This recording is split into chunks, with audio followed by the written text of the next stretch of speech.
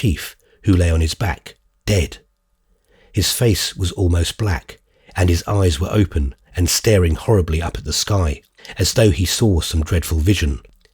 He had evidently been strangled, for on looking, I found on his throat the red marks where fingers had pressed. There seemed so many of these marks that I counted them. There were 7, and all parallel, except the thumb mark, as though made with one hand. This thrilled me as I thought of the mummy hand with the 7 fingers. Even there, in the open desert, it seemed as if there could be enchantments. In my surprise, as I bent over him, I opened my right hand, which, up to now, I'd held shut, with the feeling, instinctive even in sleep, of keeping safe that which it held. As I did so, the star jewel held there fell out and struck the dead man on the mouth. Mirabile dictu, there came forth at once from the dead mouth a great gush of blood, in which the red jewel was for the moment lost. I turned the dead man over to look for it, and found that he lay with his right hand bent under him, as though he had fallen on it, and in it he held a great knife, keen of point and edge, such as Arabs carry at the belt. It may have been that he was about to murder me when vengeance came on him, whether from man or God, or the gods of old, I know not. Suffice it that when I found my ruby jewel, which shone up as a living star from the mess of blood wherein it lay, I paused not, but fled from the place. I journeyed on alone through the hot desert, till, by God's grace, I came upon an Arab tribe camping by a well, who gave me salt. With them I rested till they had set me on my way. I know not what became of the mummy hand, or of those who had it. What strife or suspicion or disaster or greed went with it, I know not. But some such cause there must have been, since those who had it fled with it. It doubtless is used as a charm of potence by some desert tribe. At the earliest opportunity I made examination of the star ruby, as I wished to try to understand what was graven on it. The symbols, whose meaning, however, I could not understand, were as follows. Twice, whilst I had been reading this engrossing narrative, I had thought that I had seen across the page streaks of shade, which the weirdness of the subject had made seem like the shadow of a hand. On the first of these occasions, I found that the illusion came from the fringe of green silk around the lamp. But on the second, I had looked up, and my eyes had lit on the mummy hand across the room on which the starlight was falling under the edge of the blind. It was of little wonder that I had connected it with such a narrative, for if my eyes told me truly, here, in this room with me, was the very hand of which the traveller, Van Hoon, had written. I looked over at the bed, and it comforted me to think that the nurse still sat there, calm and wakeful. At such a time, with such surrounds, during such a narrative, it was well to have assurance of the presence of some living person. I sat looking at the book on the table before me, and so many strange thoughts crowded on me that my mind began to whirl. It was almost as if the light on the white fingers in front of me was beginning to have some hypnotic effect. All at once, all thoughts seemed to stop, and for an instant the world and time stood still. There lay a real hand across the book. What was there to so overcome me, as was the case? I knew the hand that I saw on the book, and loved it. Margaret Trelawney's hand was a joy to me to see, to touch, and yet, at that moment, coming after other marvellous things, it had a strangely moving effect on me. It was but momentary, however, and had passed even before her voice had reached me. "What disturbs you? What are you staring at the book for? I thought for an instant that you must have been overcome again." I jumped up. "I was reading," I said, "an old book from the library." As I spoke, I closed it and put it under my arm. "I shall now put it back, as I understand that your father wishes all things, especially books, kept in their proper places." My words were intentionally misleading, for I did not wish her to know what I was reading, and thought it best not to wake her curiosity by leaving the book about. I went away, but not to the library. I left the book in my room, where I could get it when I had had my sleep in the day. When I returned, Nurse Kennedy was ready to go to bed, so Miss Trelawney watched with me in the room. I did not want any book whilst she was present. We sat close together and talked in a whisper while the moments flew by. It was with huge surprise that I noted the edge of the curtains changing from grey to yellow light. What we talked of had nothing to do with the sick man, except in so far that all which concerned his daughter must ultimately concern him. But it had nothing to say to Egypt, or mummies, or the dead, or caves, or Bedouin chiefs. I could well take note, in the growing light, that Margaret's hand had not 7 fingers, but 5, for it lay in mine. When Dr. Winchester arrived in the morning, and he had made his visit to his patient, he came to see me as I sat in the dining room having a little meal, breakfast or supper. I hardly knew which it was, before I went to lie down. Mr. Corbeck came in at the same time, and we resumed our conversation where we had left it the night before. I told Mr. Corbeck that I had read the chapter about the finding of the tomb, and that I thought Dr. Winchester should read it too. The latter said that if he might, he would take it with him. He had that morning to make a railway journey to Ipswich, and would read it on the train. He said he would bring it back with him when he came again in the evening. I went up to my room to bring it down, but could not find it anywhere. I had a distinct recollection of having left it on the table beside my bed when I had come up after Miss Trelawney's going on duty in the sick room. It was very strange, for the book was not a kind that any of the servants would be likely to take. I had to come back and explain to the others that I could not find it. When Dr. Winchester had gone, Mr. Corbeck, who seemed to know the Dutchman's work by heart, talked the whole matter over with me. I told him that I was interrupted by a change of nurses, just as I had come to the description of the ring. He smiled as he said, "So far as that is concerned, you need not be disappointed. Not in Van Hoon's time, nor for nearly 2 centuries later, could the meaning of that engraving have been understood. It was only when the work was taken up and followed by Young and Champollion, by Birch and Lepsius and Rossellini and Salvolini, by Mariette Bay, Hollis Budge and Flinders Petrie, and the other scholars of their times, that great results ensued, and that the true meaning of hieroglyphic was known. Later, I shall explain to you, if Mr. Trelawney does not explain it himself, or if he does not forbid me to, what it means in that particular place. I think it will be better for you to know what followed Van Hoon's narrative, for with the description of the stone and the account of his bringing it to Holland at the termination of his travels, the episode ends. Ends so far as his book is concerned. The chief thing about the book is that it sets others thinking and acting. Among them were Mr. Trelawney and myself. Mr. Trelawney is a good linguist of the Orient, but he does not know northern tongues. As for me, I have a faculty for learning languages, and when I was pursuing my studies in Leiden, I learned Dutch so that I might more easily make references in the library there. Thus it was that at the very time when Mr. Trelawney, who, in making his great collection of works on Egypt, had, through a bookseller's catalogue, acquired this volume with the manuscript translation, was studying it, I was reading another copy, in original Dutch, in Leiden. We were both struck by the description of the lonely tomb in the rock, cut so high up as to be inaccessible to ordinary seekers, with all means of reaching it carefully obliterated, and yet with such an elaborate ornamentation of the smooth surface of the cliff as Van Hoon had described. It also struck us both as an odd thing, for in the years between Van Hoon's time and our own, the general knowledge of Egyptian curios and records has increased marvellously.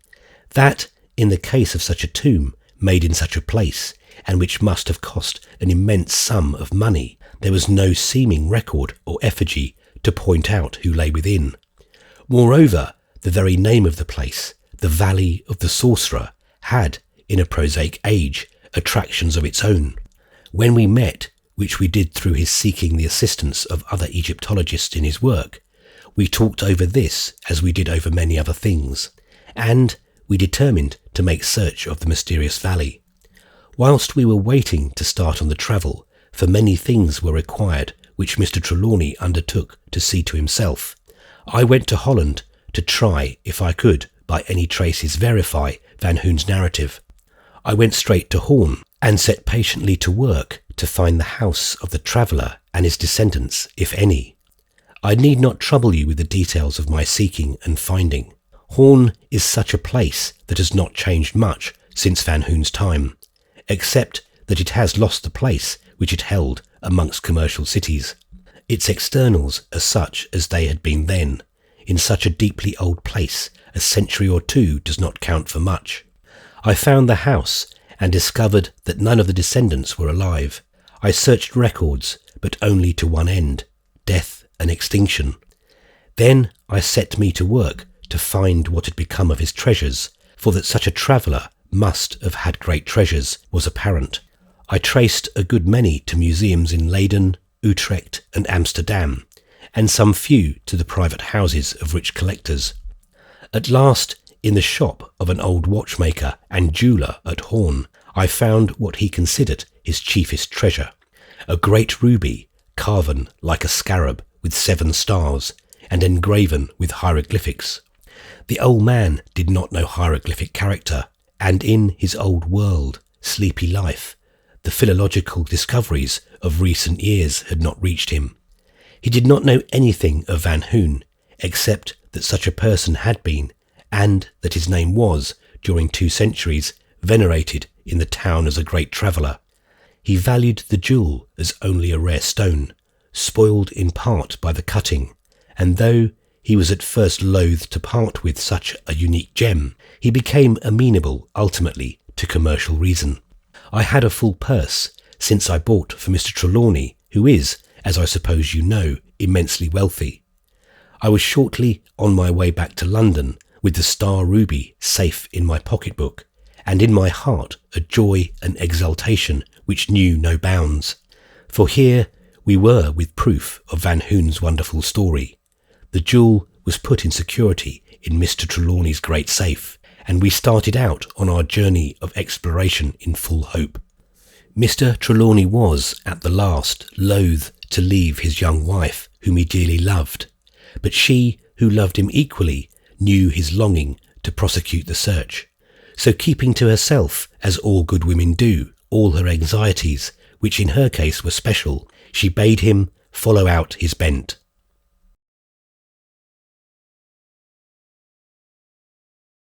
Chapter 11. A Queen's Tomb.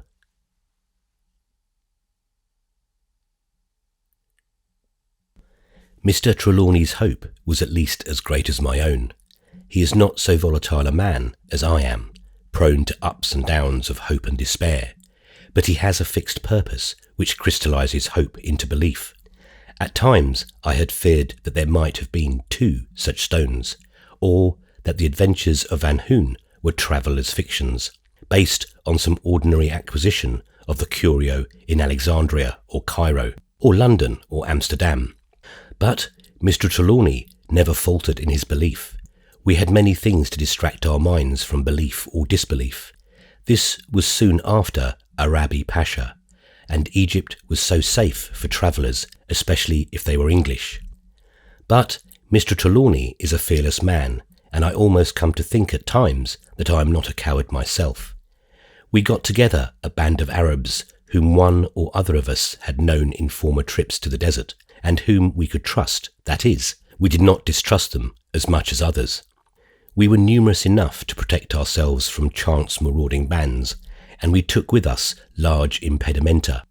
We had secured the consent and passive cooperation of the officials still friendly to Britain, in the acquiring of which consent I need hardly say that Mr. Trelawney's riches were of chief importance.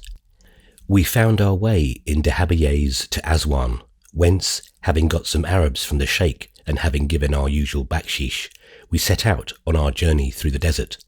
Well, after much wandering and trying every winding in the interminable jumble of hills, we came at last at nightfall on just such a valley as Van Hoon described, a valley with high steep cliffs, narrowing in the centre and widening out to the eastern and western ends.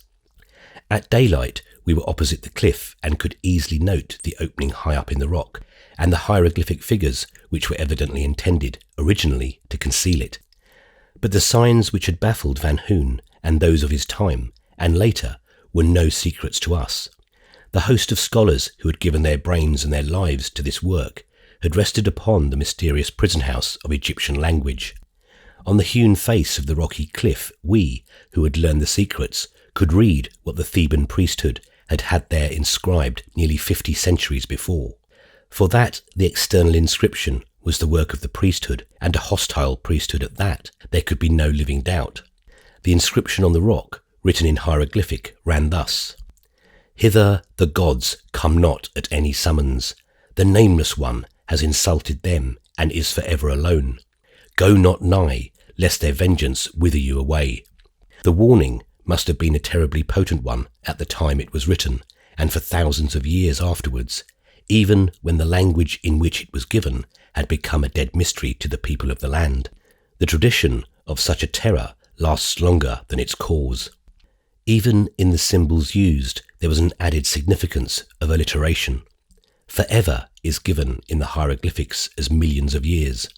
This symbol was repeated 9 times in 3 groups of 3, and after each group, a symbol of the upper world, the underworld, and the sky, so that for this lonely one there could be, through the vengeance of all the gods, resurrection in neither the world of sunlight, in the world of the dead, or for the soul in the region of the gods. Neither Mr. Trelawney nor I dared to tell any of our people what the writing meant, for though they did not believe in the religion whence the curse came, or in the gods whose vengeance was threatened, yet they were so superstitious that they would probably, had they known it, have thrown up the whole task and run away. Their ignorance, however, and our discretion preserved us. We made an encampment close at hand, but behind a jutting rock a little further along the valley, so that they might not have the inscription always before them, for even that traditional name of the place, the Valley of the Sorcerer, had a fear for them, and for us through them. With the timber which we had bought, we made a ladder up the face of the rock.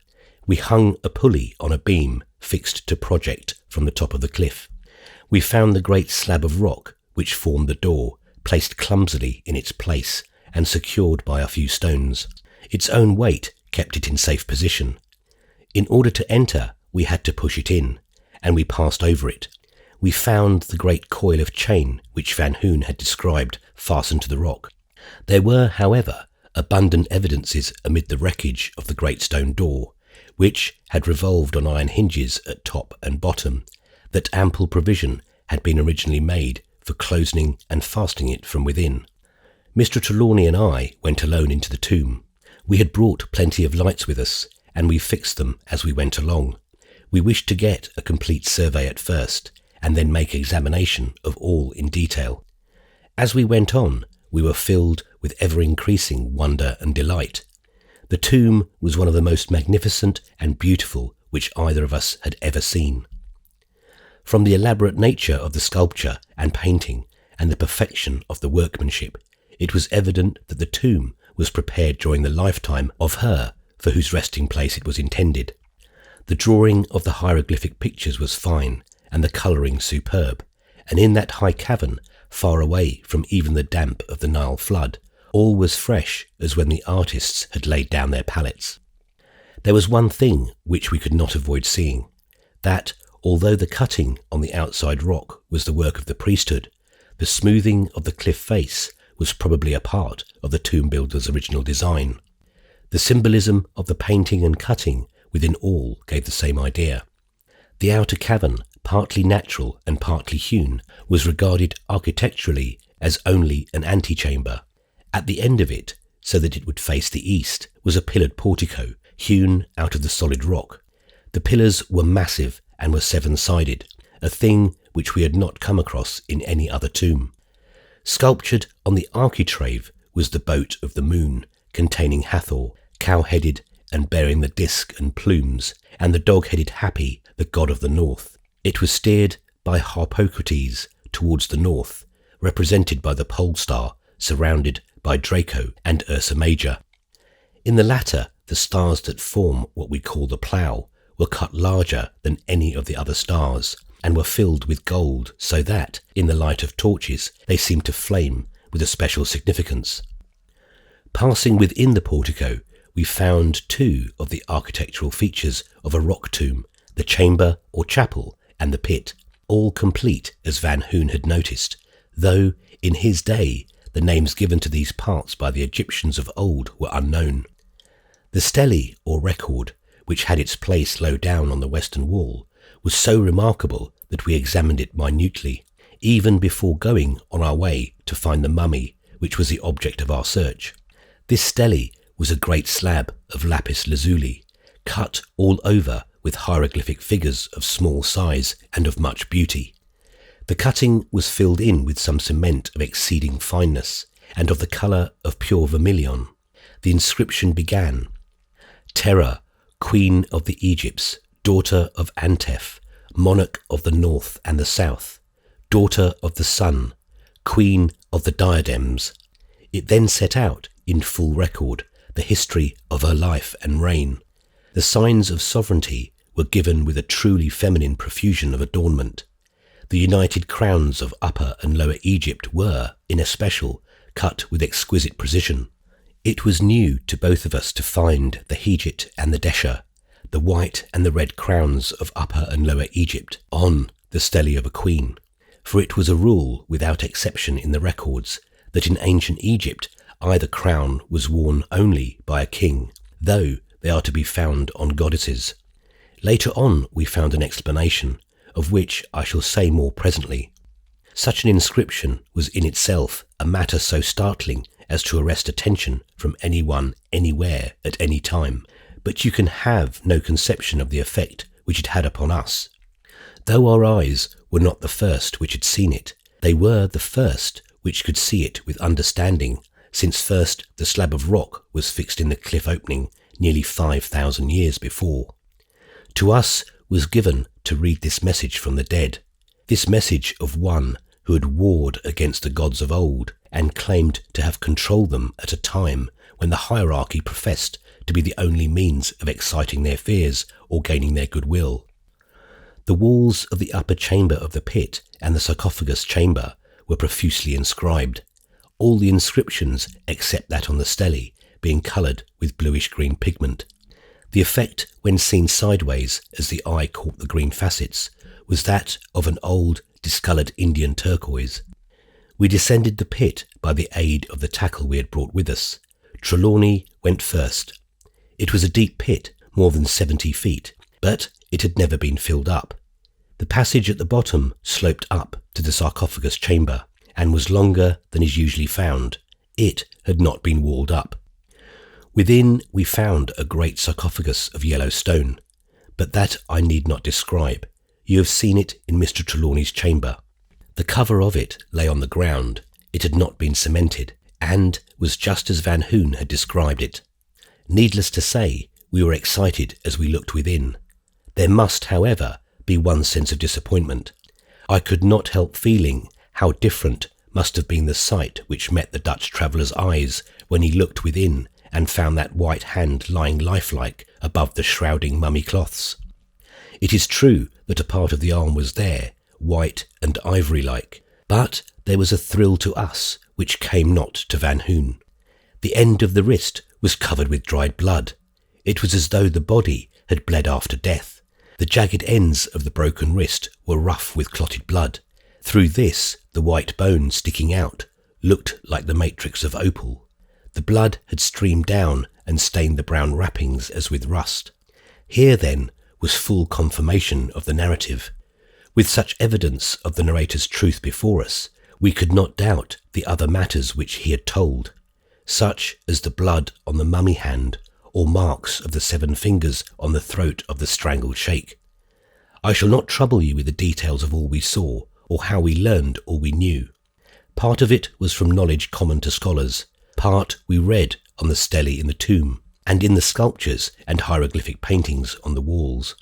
Queen Terra was of the 11th or Theban dynasty of Egyptian kings, which held sway between the 29th and 25th centuries before Christ. She succeeded as the only child of her father, Antef. She must have been a girl of extraordinary character as well as ability, for she was but a young girl when her father died. Her youth and sex encouraged the ambitious priesthood, which had then achieved immense power. By their wealth and numbers and learning, they dominated all Egypt, more especially the upper portion. They were then secretly ready to make an effort for the achievement of their bold and long-considered design, that of transferring the governing power from a kingship to a hierarchy.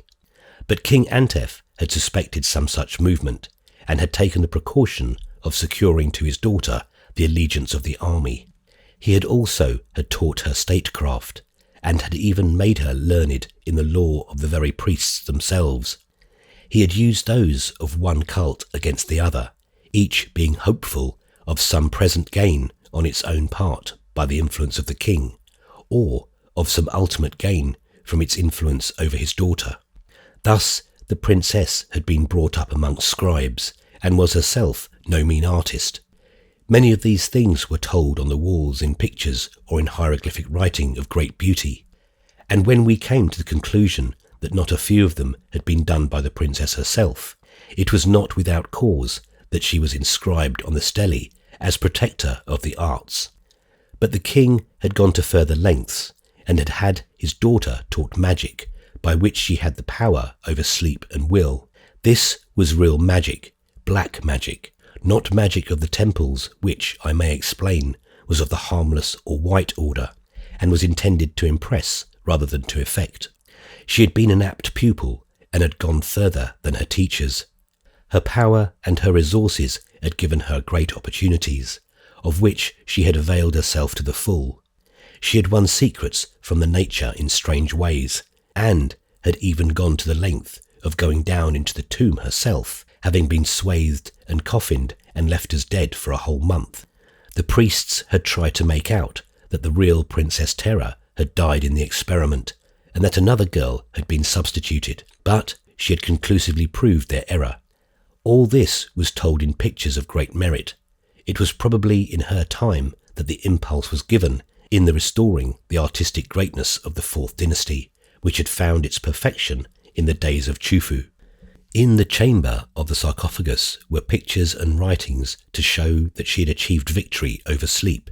Indeed, there was everywhere a symbolism, wonderful even in a land and an age of symbolism. Prominence was given to the fact that she, though a queen, claimed all the privileges of kingship and masculinity. In one place, she was pictured in man's dress and wearing the white and red crowns.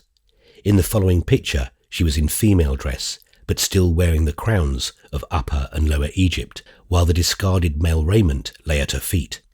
In every picture where hope or aim of resurrection was expressed, there was the added symbol of the North, and in many places, always in representations of important events, past, present or future, was a grouping of the stars of the plough.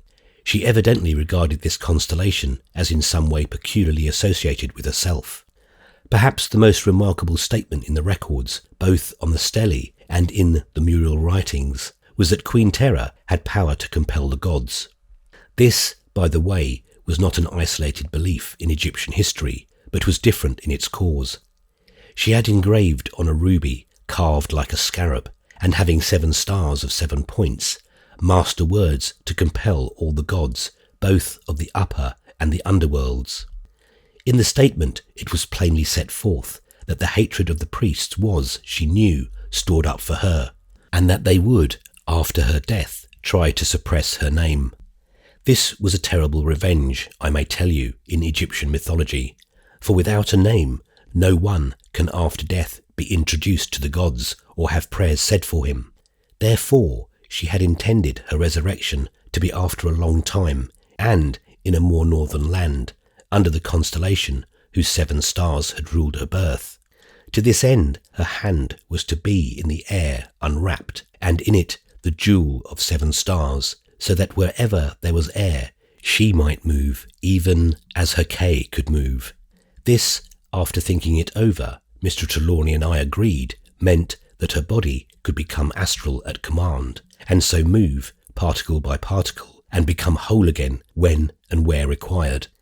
Then there was a piece of writing in which allusion was made to a chest or casket in which were contained all the gods, and will, and sleep, the two latter being personified by symbols. The box was mentioned as with 7 sides. It was not much of a surprise to us when, underneath the feet of the mummy, we found the 7-sided casket, which you have also seen in Mr. Trelawney's room. On the underneath part of the wrapping, linen of the left foot was painted in the same vermilion colour as that used on the stele, the hieroglyphic symbol for much water, and underneath the right foot the symbol of the earth. We made out the symbolism to be that her body, immortal and transferable at will, ruled both the land and water, air and fire, the latter being exemplified by the light of the jewel stone, and further by the flint and iron which lay outside the mummy wrappings. As we lifted the casket from the sarcophagus, we noticed on its sides the strange protuberances which you have already seen, but we were unable at the time to account for them. There were a few amulets in the sarcophagus, but none of any special worth or significance. We took it that, if there were such, they were within the wrappings, or more probably in the strange casket underneath the mummy's feet. This, however, we could not open. There were signs of there being a cover. Certainly, the upper portion and lower were each in one piece. The fine line, a little way from the top, appeared to be where the cover was fixed, but it was made of such exquisite fineness and finish that the joining could hardly be seen. Certainly, the top could not be moved. We took it, and it was in some way fastened from within. I tell you all this in order that you may understand things with which you may be in contact later. You must suspend your judgment entirely. Strange things have happened regarding this mummy and all around it, that there is a necessity for new belief somewhere.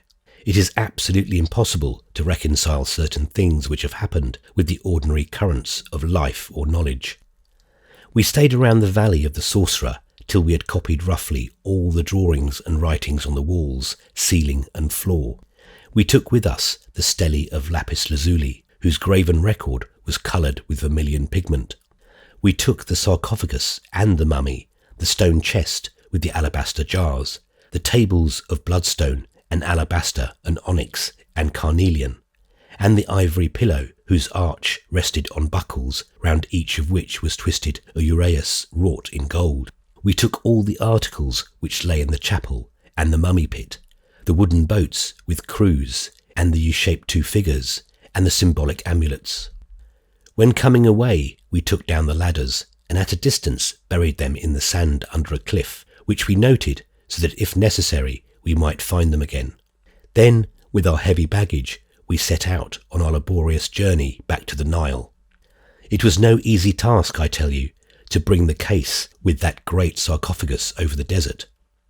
We had a rough cart and sufficient men to draw it, but the progress seemed terribly slow, for we were anxious to get our treasures into a place of safety. The night was an anxious time with us, for we feared attack from some marauding band. But more still, we feared some of those with us.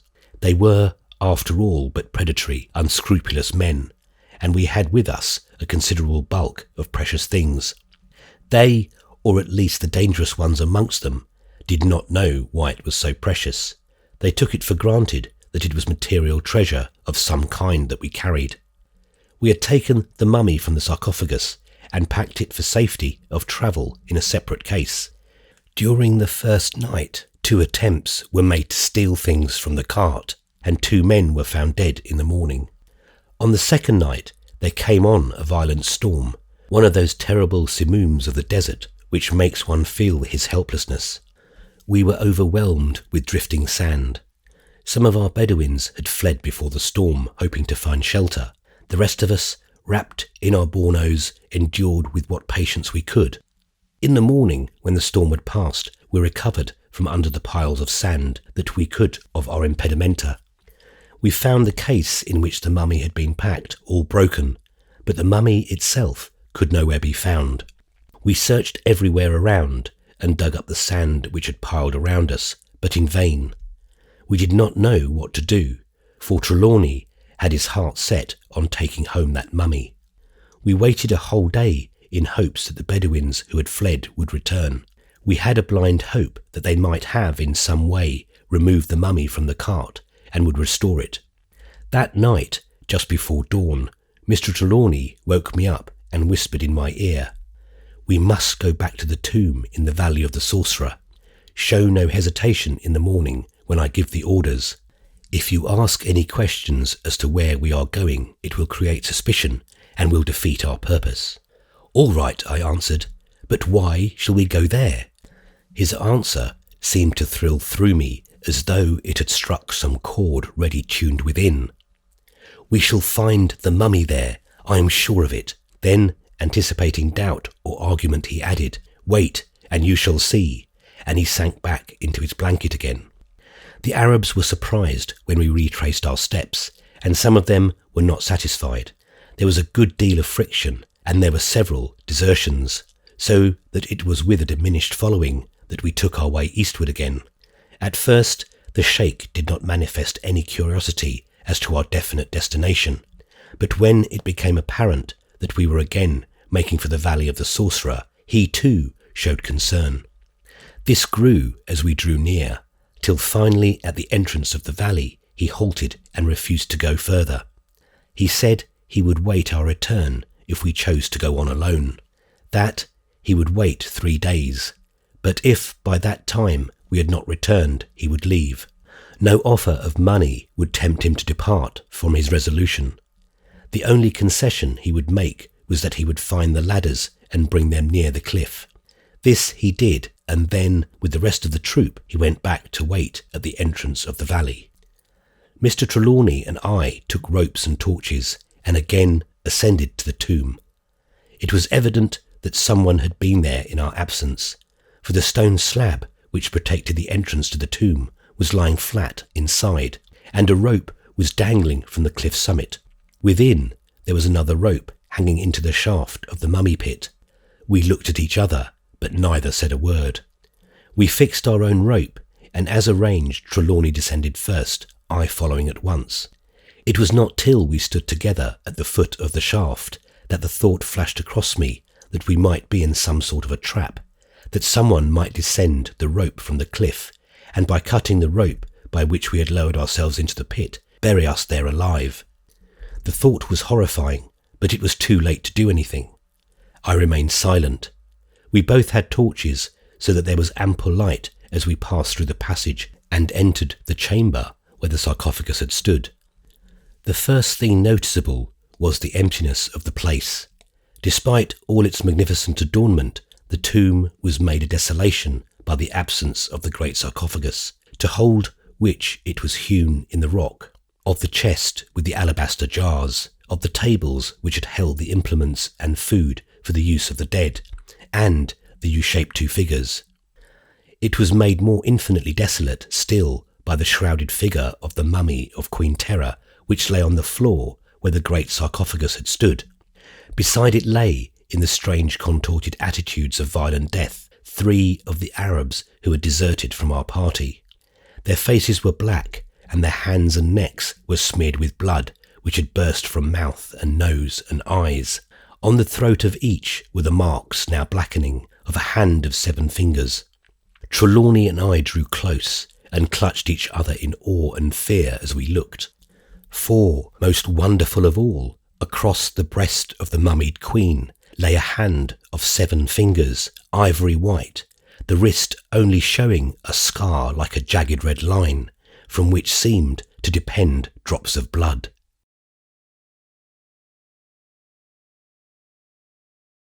Chapter 12. The Magic Coffer.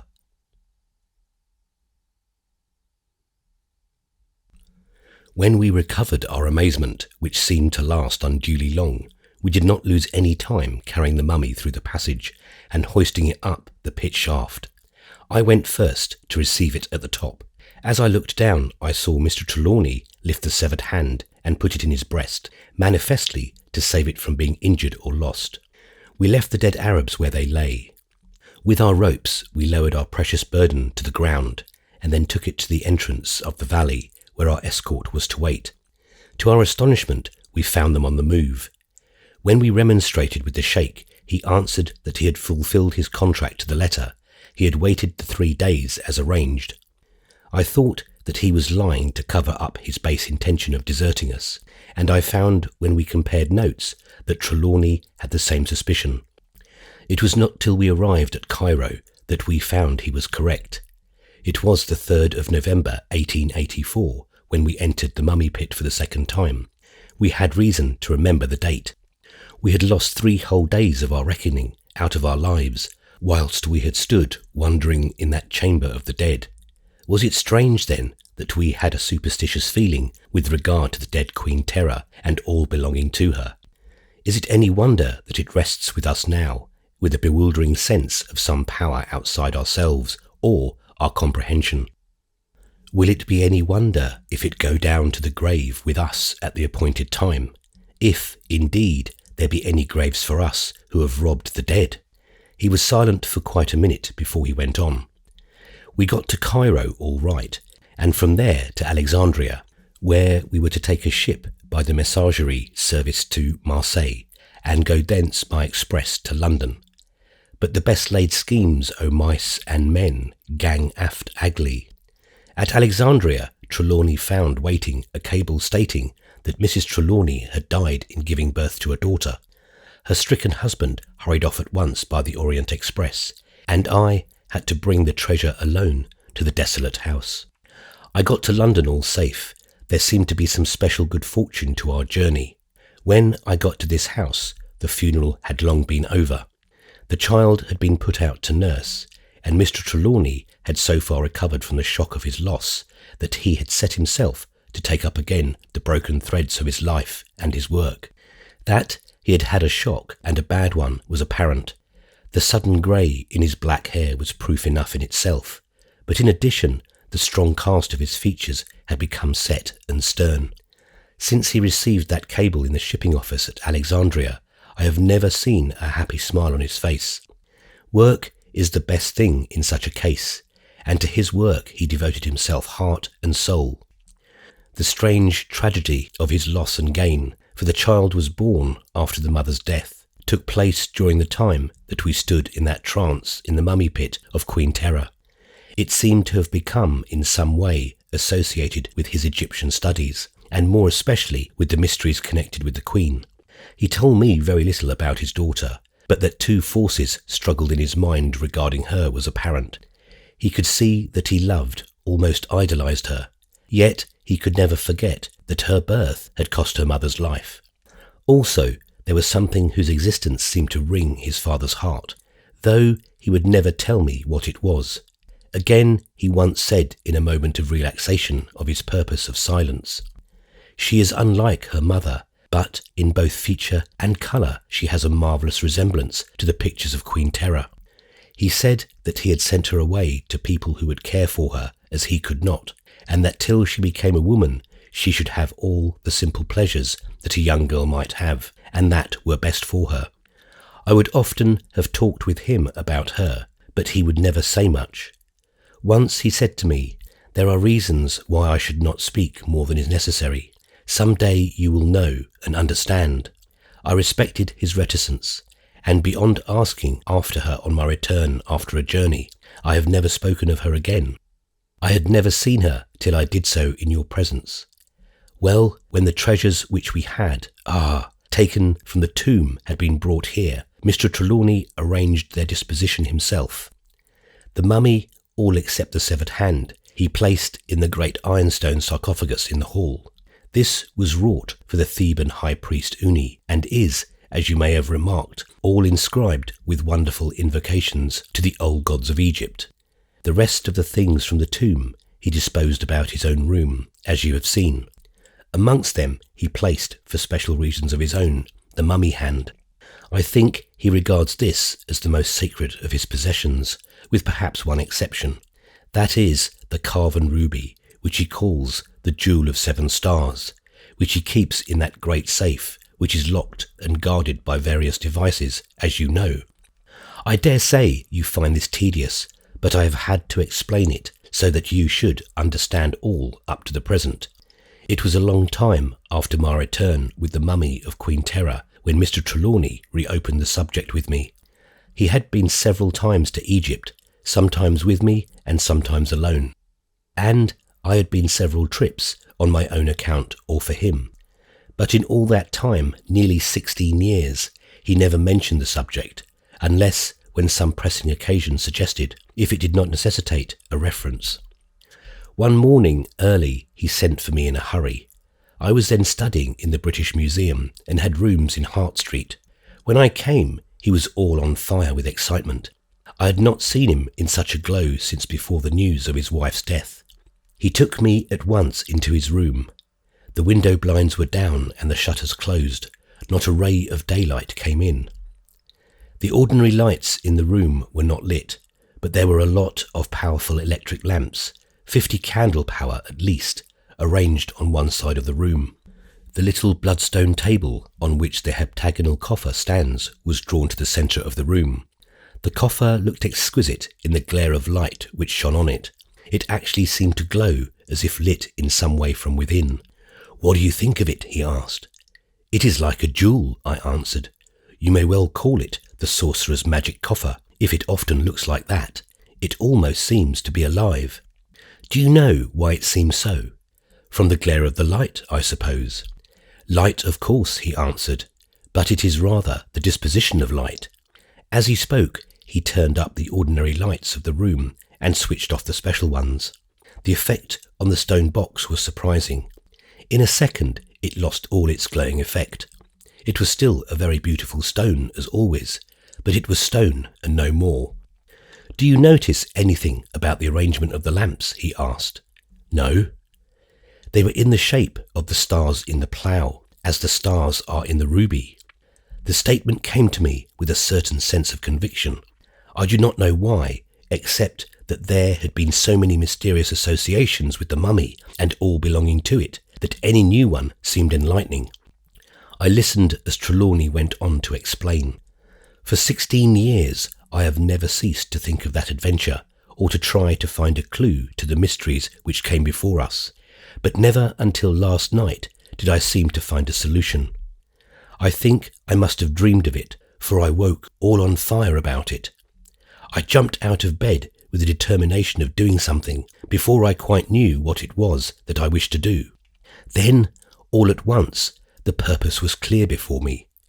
There were allusions in the writing on the walls of the tomb to the 7 stars of the Great Bear that go to make up the plough, and the north was again and again emphasized. The same symbols were repeated with regard to the magic box, as we called it. We had already noticed those peculiar translucent spaces in the stone of the box. You remember the hieroglyphic writing had told that the jewel came from the heart of an aerolite, and that the coffer was cut from it also. It might be, I thought, that the light of the 7 stars, shining in the right direction, might have some effect on the box or something within it.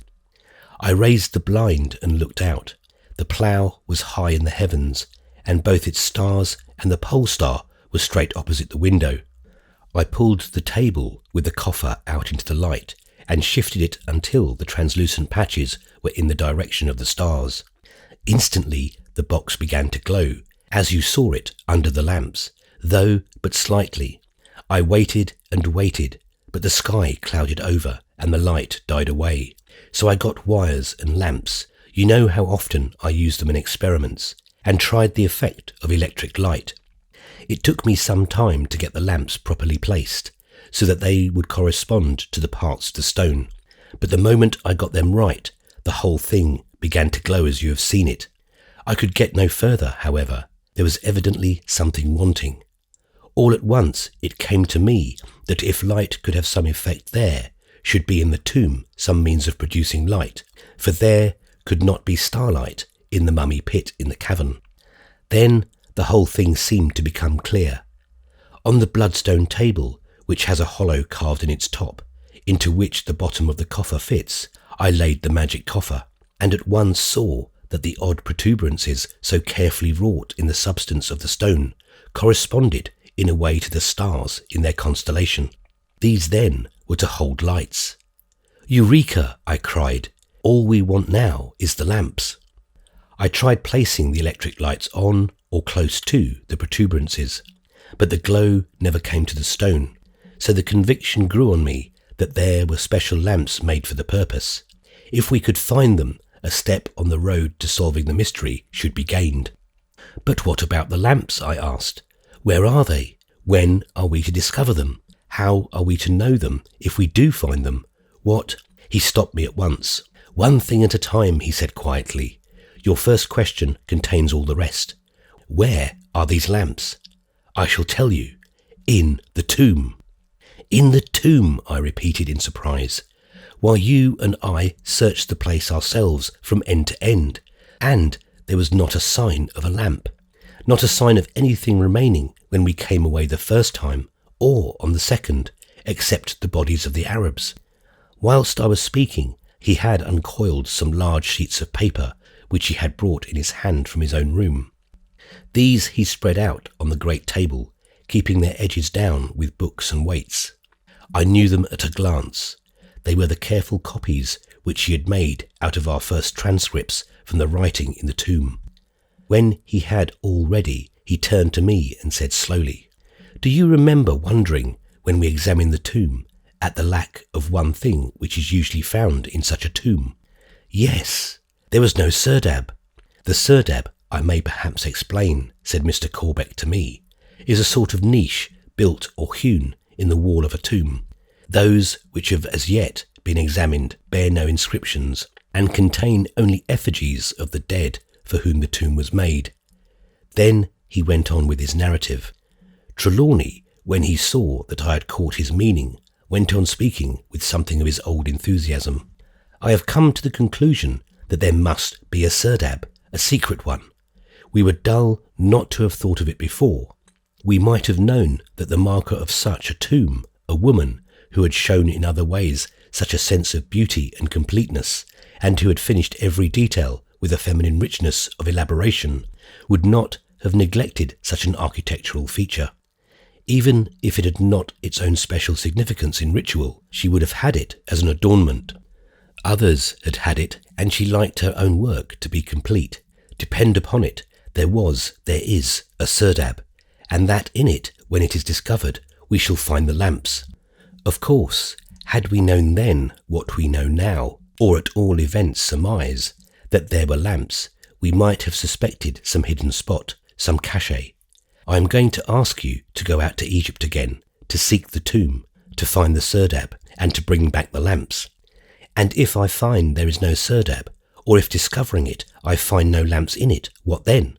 He smiled grimly with that saturine smile of his, so rarely seen for years past, as he spoke slowly. Then you will have to hustle till you find them. Good, I said. He pointed to one of the sheets. Here are the transcripts from the chapel at the south and the east. I have been looking over the writings again, and I find that in 7 places round this corner are the symbols of the constellation which we call the Plough, which Queen Terra held to rule her birth and her destiny. I have examined them carefully, and I notice that they are all representations of the grouping of the stars, as the constellation appears in different parts of the heavens. They are all astronomically correct, and, as in the real sky, the pointers indicate the pole star. So these all point to one spot in the wall, where usually the serdab is to be found. Bravo, I shouted, for such a piece of reasoning demanded applause. He seemed pleased as he went on. When you are in the tomb, examine this spot. There is probably some spring or mechanical contrivance for opening the receptacle. What it may be, there is no use guessing. You will know what best to do when you are on the spot. I started the next week for Egypt, and never rested till I stood again in the tomb. I had found some of our old following, and was fairly well provided with help. The country was now in a condition very different to that in which it had been 16 years before. There was no need for troops or armed men. I climbed the rock face alone. There was no difficulty, for in that fine climate the woodwork of the ladder was still dependable. It was easy to see that in the years that had elapsed there had been other visitors to the tomb, and my heart sank within me when I thought that some of them might by chance have come across the secret place. It would be a bitter discovery indeed to find that they had forestalled me and that my journey had been in vain. The bitterness was realised when I lit my torches and passed between the 7-sided columns of the chapel of the tomb. There, in the very spot where I had expected to find it, was the opening of a serdab, and the serdab was empty. But the chapel was not empty, for the dried-up body of a man in Arab dress lay close under the opening, as though he had been stricken down. I examined all around the walls to see if Trelawney's surmise was correct, and I found that in all the positions of the stars as given, the pointers of the plough indicated a spot to the left hand or south side of the opening of the serdab. There was a single star in gold. I pressed this, and it gave way. The stone which had marked the front of the serdab and which lay back against the wall within moved slightly. On further examining the other side of the opening, I found a similar spot, indicated by other representations of the constellation, but this was itself a figure of the 7 stars, and each was wrought in burnished gold. I pressed each star in turn, but without result. Then it struck me that if the opening spring was on the left, this on the right might have been intended for the simultaneous pressure of all the stars by one hand of 7 fingers. By using both my hands, I managed to effect this. With a loud click, a metal figure seemed to dart from close to the opening of the serdab. The stone slowly swung back to its place and shut with a click. The glimpse which I had of the descending figure appalled me for the moment. It was like that grim guardian which, according to the Arabian historian Ibn Abd al-Hokin, the builder of the pyramids, King Sorid ibn Salhuk, placed in the western pyramid to defend its treasure, a marble figure, upright, with lance in hand, with on his head a serpent wreathed. When any approached, the serpent would bite him on one side, and twining about his throat and killing him, would return again to his place. I knew well that such a figure was not wrought to pleasantry, and that to brave it was no child's play. The dead Arab at my feet was proof of what could be done. So I examined again along the wall, and found here and there chippings as if someone had been tapping with a heavy hammer. This then had been what happened. The grave robber, more expert at his work than we had been, and suspecting the presence of a hidden serdab, had made essay to find it. He had struck the spring by chance, had released the avenging treasurer, as the Arabian writer designated him. The issue spoke for itself. I got a piece of wood, and, standing at a safe distance, pressed with the end of it upon the star. Instantly the stone flew back. The hidden figure within darted forward and thrust out its lance. Then it rose up and disappeared. I thought I might now safely press on the 7 stars, and did so. Again the stone rolled back, and the treasurer flashed by to his hidden lair. I repeated both experiments several times, with always the same result. I should have liked to examine the mechanism of that figure of such malignant mobility, but it was not possible without such tools as could not easily be had. It might be necessary to cut into a whole section of the rock. Some day I hope to go back, properly equipped, and attempt it. Perhaps you do not know that the entrance to a serdab is almost always very narrow. Sometimes a hand can hardly be inserted. 2 things I learned from this serdab. The first was that the lamps, if lamps at all there had been, could not have been of large size, and secondly, that they would be in some way associated with Hathor, whose symbol, the hawk in a square with the right top corner forming a smaller square, was cut in relief on the wall within, and coloured the bright vermilion which we had found on the stele. Hathor is the goddess who in Egyptian mythology answers to Venus of the Greeks, in as far as she is the presiding deity of beauty and pleasure. In the Egyptian mythology, however, each god has many forms, and in some aspects Hathor has to do with the idea of resurrection. There are 7 forms or variants of the goddess. Why should not these correspond in some way to the 7 lamps? That there had been such lamps I was convinced. The first grave robber had met his death. The second had found the contents of the serdab. The first attempt had been made years since. The state of the body proved this. I had no clue to the second attempt. It might have been long ago, or it might have been recently. If, however, others had been to the tomb, it was probable that the lamps had been taken long ago. Well, all the more difficult would be my search, for undertaken it must be. That was nearly 3 years ago, and for all that time I have been like the man in the Arabian Nights, seeking old lamps, not for new, but for cash. I dared not say what I was looking for or attempt to give any description, for such would have defeated my purpose. But I had in my own mind at the start a vague idea of what I must find. In process of time, this grew more and more clear, till at last I almost overshot my mark by searching for something which might have been wrong. The disappointments I suffered and the wild goose chases I made would fill a volume, but I persevered. At last, not 2 months ago, I was shown by an old dealer in Mosul one lamp such as I had looked for. I had been tracing it for nearly a year, always suffering disappointment, but always buoyed up to further endeavour by a growing hope that I was on the track. I do not know how I restrained myself when I realised that, at last, I was at least close to success. I was skilled, however, in the finesse of Eastern trade, and the Jew, Arab, Portuguese trader met his match. I wanted to see all his stock before buying, and one by one he produced, amongst masses of rubbish, 7 different lamps. Each of them had a distinguishing mark, and each and all was some form of the symbol of Hathor. I think I shook the imperturbability of my swarthy friend by the magnitude of my purchases, for in order to prevent him guessing what form of goods I sought, I nearly cleared out his shop. At the end he nearly wept, and said I had ruined him, for now he had nothing to sell.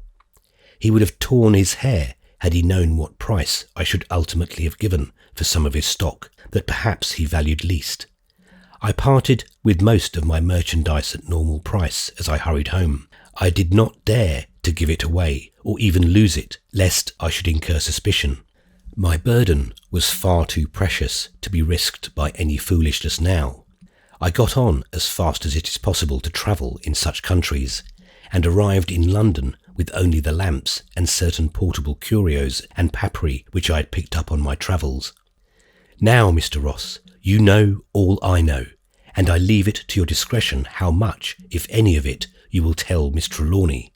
As he finished, a clear young voice said behind us, "What about Miss Trelawney? She is here." We turned, startled, and looked at each other inquiringly. Miss Trelawney stood in the doorway. We did not know how long she had been present, or how much she had heard.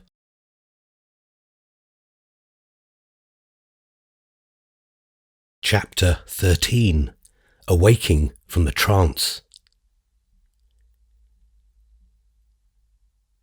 The first unexpected words may always startle a hearer, but when the shock is over, the listener's reason has asserted itself, and he can judge of the manner as well as of the matter of speech. Thus it was on this occasion. With intelligence now alert, I could not doubt of the simple sincerity of Margaret's next question. "What have you 2 men been talking about all this time, Mr. Ross? I suppose Mr. Corbeck has been telling you all his adventures in finding the lamps. I hope you will tell me too some day, Mr. Corbeck, but that must not be till my poor father is better. He would like, I am sure, to tell me about all these things himself, or to be present when I heard them." She glanced sharply from one to the other. "Oh, that was what you were saying as I came in. All right, I shall wait, but I hope it won't be too long. The continuance of father's condition is, I feel, breaking me down. A little while ago I felt that my nerves were giving out, so I determined to go out for a walk in the park. I am sure it will do me good. I want you, if you will, Mr. Ross, to be with father whilst I'm away. I shall feel secure then." I rose with alacrity, rejoicing that the poor girl was going out, even for half an hour. She was looking terribly wearied and haggard, and the sight of her pale cheeks made my heart ache. I went to the sick room and sat down in my usual place. Mrs. Grant was then on duty. We had not found it necessary to have more than one person in the room during the day. When I came in, she took occasion to go about some household duty. The blinds were up, but the north aspect of the room softened the hot glare of the sunlight without. I sat for a long time thinking over all that Mr. Corbeck had told me, and weaving its wonders into the tissue of strange things which had come to pass since I had entered the house. At times I was inclined to doubt everything and every one, to doubt even the evidence of my own five senses. The warnings of the skilled detective kept coming back to my mind. He had put down Mr. Corbeck as a clever liar and a confederate of Miss Trelawney, of Margaret. That settled it. Face to face with such a proposition as that, doubt vanished. Each time when her image, her name, the merest thought of her came before my mind, each event stood out stark as a living fact, my life upon her faith. I was recalled from my reverie, which was fast becoming a dream of love, in a startling manner. A voice came from the bed, a deep, strong, masterful voice. The first note of it called up like a clarion my eyes and my ears. The sick man was awake and speaking. "Who are you? What are you doing here?" Whatever ideas any of us had ever formed of his waking, I am quite sure that none of us expected to see him start up, all awake and full master of himself. I was so surprised that I answered almost mechanically, "Ross is my name. I have been watching you." He looked surprised for an instant, and then I could see that his habit of judging for himself came into play. "Watching by me? How do you mean? Why watching by me?" His eye had now lit on his heavily bandaged wrist. He went on in a different tone, less aggressive, more genial, as of one accepting facts. "Are you a doctor?" I felt myself almost smiling as I answered. The relief from the long pressure of anxiety regarding his life was beginning to tell. "No, sir." "Then why are you here? If you are not a doctor, what are you?" His tone was again more dictatorial. Thought is quick. The whole train of reasoning on which my answer must be based flooded through my brain before the words could leave my lips. Margaret, I must think of Margaret. This was her father, who as yet knew nothing of me, even of my very existence.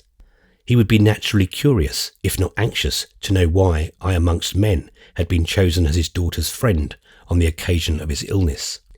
Fathers are naturally a little jealous in such matters as a daughter's choice, and in the undeclared state of my love for Margaret, I must do nothing which could ultimately embarrass her. I am a barrister.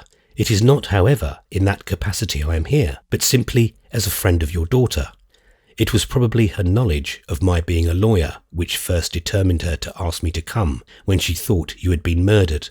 Afterwards, she was good enough to consider me to be a friend, and to allow me to remain in accordance with your expressed wish that someone should remain to watch. Mr. Trelawney was manifestly a man of quick thought and of few words. He gazed at me keenly as I spoke, and his piercing eyes seemed to read my thought. To my relief, he said no more on the subject just then, seemed to accept my words in simple faith. There was evidently in his own mind some cause for the acceptance deeper than my own knowledge.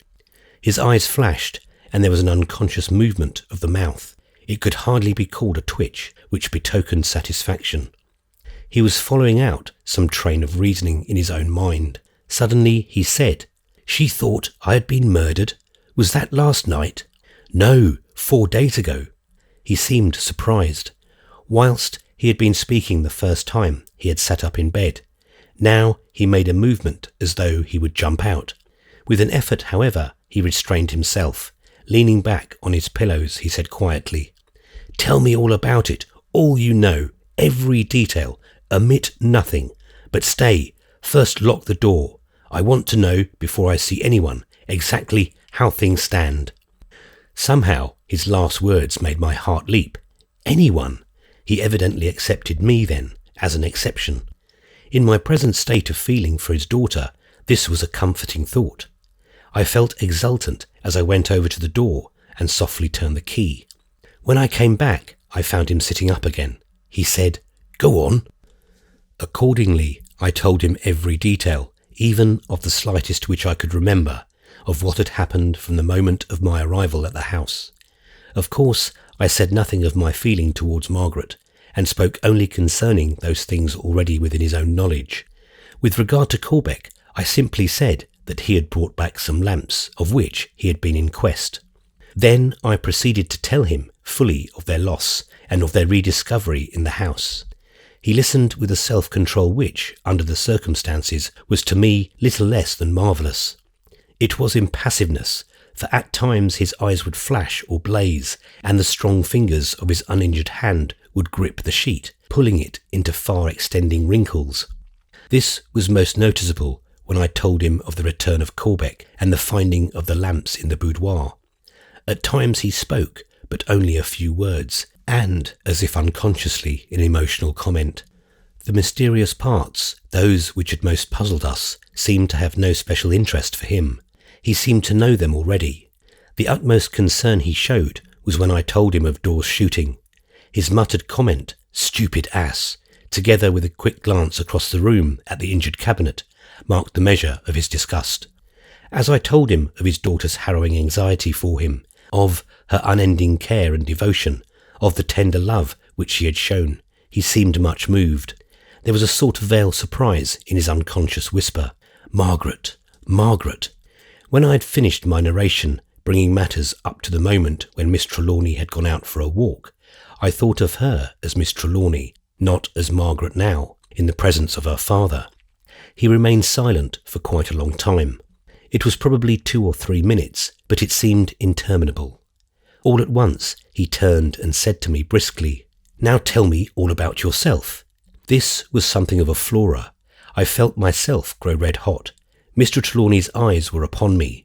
They were now calm and inquiring, but never ceasing in their soul-searching scrutiny. There was just a suspicion of a smile on the mouth which, though it added to my embarrassment, gave me a certain measure of relief. I was, however, face to face with difficulty, and the habit of my life stood me in good stead. I looked him straight in the eyes as I spoke. "My name, as I told you, is Ross, Malcolm Ross. I am, by profession, a barrister. I was made a QC in the last year of the Queen's reign. I have been fairly successful in my work." To my relief, he said, "Yes, I know. I have always heard well of you.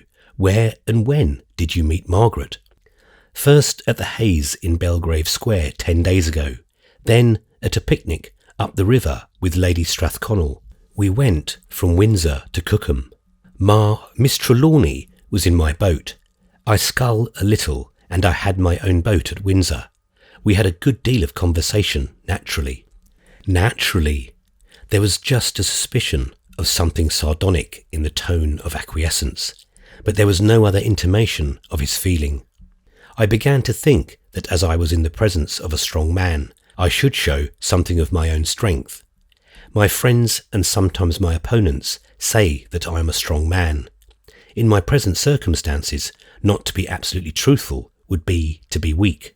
So I stood up to the difficulty before me, always bearing in mind, however, that my words might affect Margaret's happiness through her love for her father. I went on. In conversation, at a place and time and amid surroundings so pleasing, and in a solitude inviting to confidence, I got a glimpse of her inner life, such a glimpse as a man of my years and experience may get from a young girl. The father's face grew graver as I went on, but he said nothing. I was committed now to a definite line of speech, and went on with such mastery of my mind as I could exercise. The occasion might be fraught with serious consequences to me too. I could not but see that there was over her spirit a sense of loneliness which was habitual to her. I thought I understood it. I am myself an only child. I ventured to encourage her to speak to me freely, and was happy enough to succeed. A sort of confidence became established between us.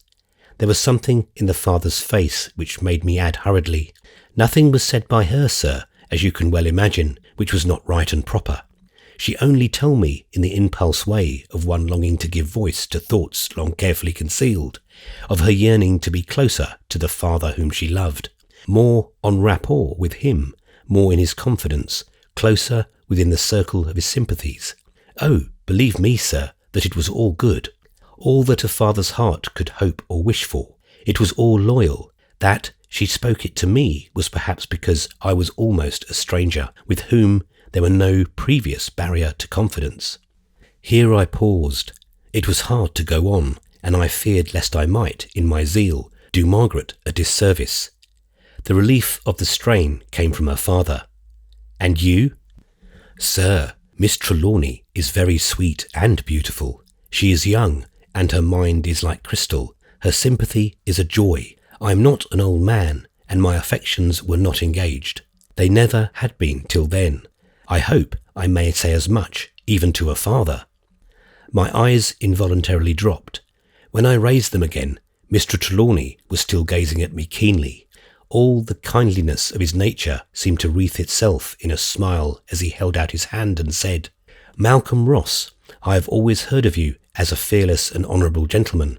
I am glad my girl has such a friend. Go on." My heart leaped. The first step to the winning of Margaret's father was gained. I dare say I was somewhat more effusive in my words and my manner as I went on. I certainly felt that way. One thing we gain as we grow older, to use our age judiciously. I have had much experience. I have fought for it and worked for it all my life, and I felt that I was justified in using it. I ventured to ask Miss Trelawney to count on me as a friend, to let me serve her should occasion arise. She promised me that she would. I had little idea that my chance of serving her should come so soon or in such a way, but that very night you were stricken down. In her desolation and anxiety, she sent for me. I paused. He continued to look at me as I went on. "When your letter of instructions was found, I offered my services. They were accepted, as you know. And these days, how did they pass for you?" The question startled me. There was in it something of Margaret's own voice and manner, something so greatly resembling her lighter moments that it brought out all the masculinity in me. I felt more sure of my ground now as I said, "These days, sir, despite all the harrowing anxiety, despite all the pain they held for the girl whom I grew to love more and more with each passing hour, have been the happiest of my life." He kept silence for a long time, so long that, as I waited for him to speak, with my heart beating, I began to wonder if my frankness had been too effusive. At last he said, "I suppose it is hard to say so much vicariously. Her poor mother should have heard you. It would have made her heart glad." Then a shadow swept across his face, and he went on more hurriedly. "But are you quite sure of all this?" "I know my own heart, sir, or at least I think I do." "No, no," he answered, "I don't mean you. That is all right. But you spoke of my girl's affection for me, and yet she's been living here in my house a whole year. Still, she spoke to you of her loneliness, her desolation. It grieves me to say, but it is true. I never saw sign of such affection towards myself in all the year." His voice trembled away into sad, reminiscent introspection. "Then, sir," I said, "I have been privileged to see more in a few days than you in her whole lifetime." My words seemed to call him up from himself, and I thought it was with pleasure as well as surprise that he said, "I had no idea of it. I thought that she was indifferent to me, that what seemed like the neglect of her youth was revenging itself on me, that she was cold of heart. It is a joy unspeakable to me that her mother's daughter loves me too."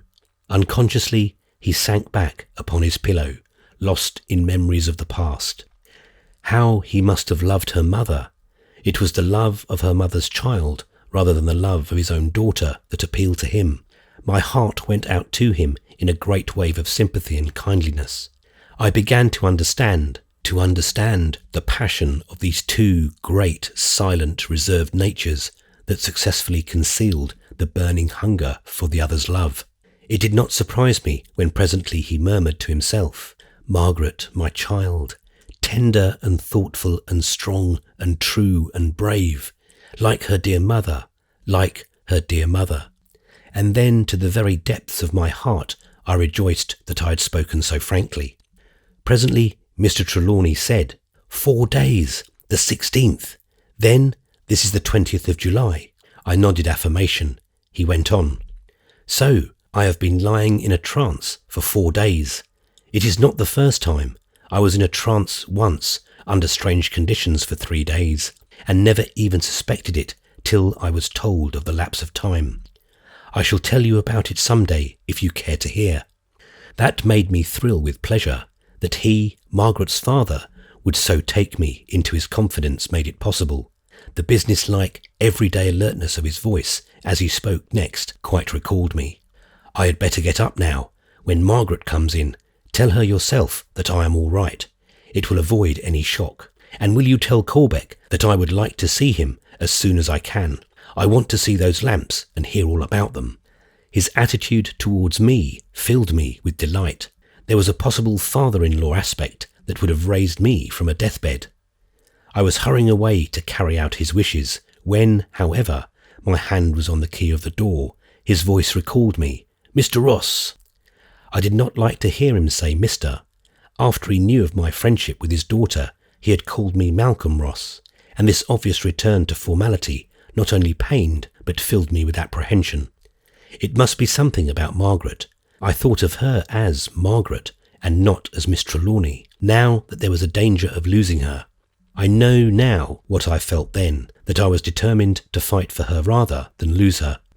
I came back, unconsciously holding myself erect. Mr. Trelawney, the keen observer of men, seemed to read my thought. His face, which was set in a new anxiety, relaxed as he said, "Sit down a minute. It is better that we speak now than later. We are both men, and men of the world. All this about my daughter is very new to me and very sudden, and I want to know exactly how and where I stand. Mind, I am making no objection, but as a father I have duties which are grave and may prove to be painful. He seemed slightly at a loss how to begin, and this gave me hope. I suppose I am to take it from what you have said to me of your feelings towards my girl, that it is in your mind to be a suitor for a hand later on."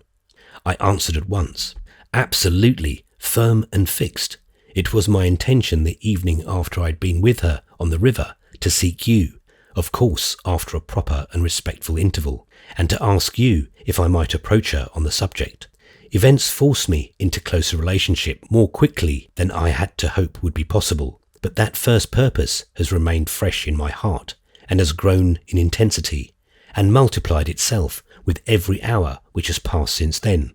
His face seemed to soften as he looked at me. The memory of his own youth was coming back to him instinctively. After a pause he said, "I suppose I may take it too, Malcolm Ross." The return to the familiarity of address swept through me with a glorious thrill. "That as yet you have not made any protestation to my daughter." "Not in words, sir." The arrière-pensée of my phrase struck me, not by its own humour, but through the grave, kindly smile on the father's face. There was a pleasant sarcasm in his comment. "Not in words? That is dangerous." She might have doubted words, or even disbelieved them. I felt myself blushing to the roots of my hair as I went on. The duty of delicacy in her defenceless position, my respect for her father, I did not know you then, sir, as yourself, but only as her father, restrained me. But even had not these barriers existed, I should not have dared, in the presence of such grief and anxiety, to have declared myself. "Mr. Trelawney, I assure you on my word of honour that your daughter and I are, as yet, on her part, but friends and nothing more." Once again he held out his hands, and we clasped each other warmly. Then he said heartily, "I am satisfied, Malcolm Ross. Of course, I take it that until I have seen her and have given you permission, you will not make any declaration to my daughter in words," he added with an indulgent smile. But his face became stern again as he went on. "Time presses, and I have to think of some matters so urgent and so strange that I dare not lose an hour. Otherwise, I should not have been prepared to enter at so short a notice and to so new a friend on the subject of my daughter's settlement in life and of her future happiness." There was a dignity and a certain proudness in his manner which impressed me much. "I shall respect your wishes, sir," I said as I went back and opened the door. I heard him lock it behind me. When I told Mr. Corbeck that Mr. Trelawney had quite recovered, he began to dance about like a wild man.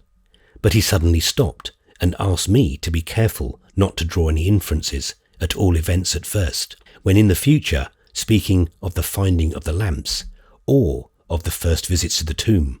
This was in case Mr. Trelawney should speak to me on the subject, as of course he will, he added, with a sidelong look at me, which meant knowledge of the affairs of my heart.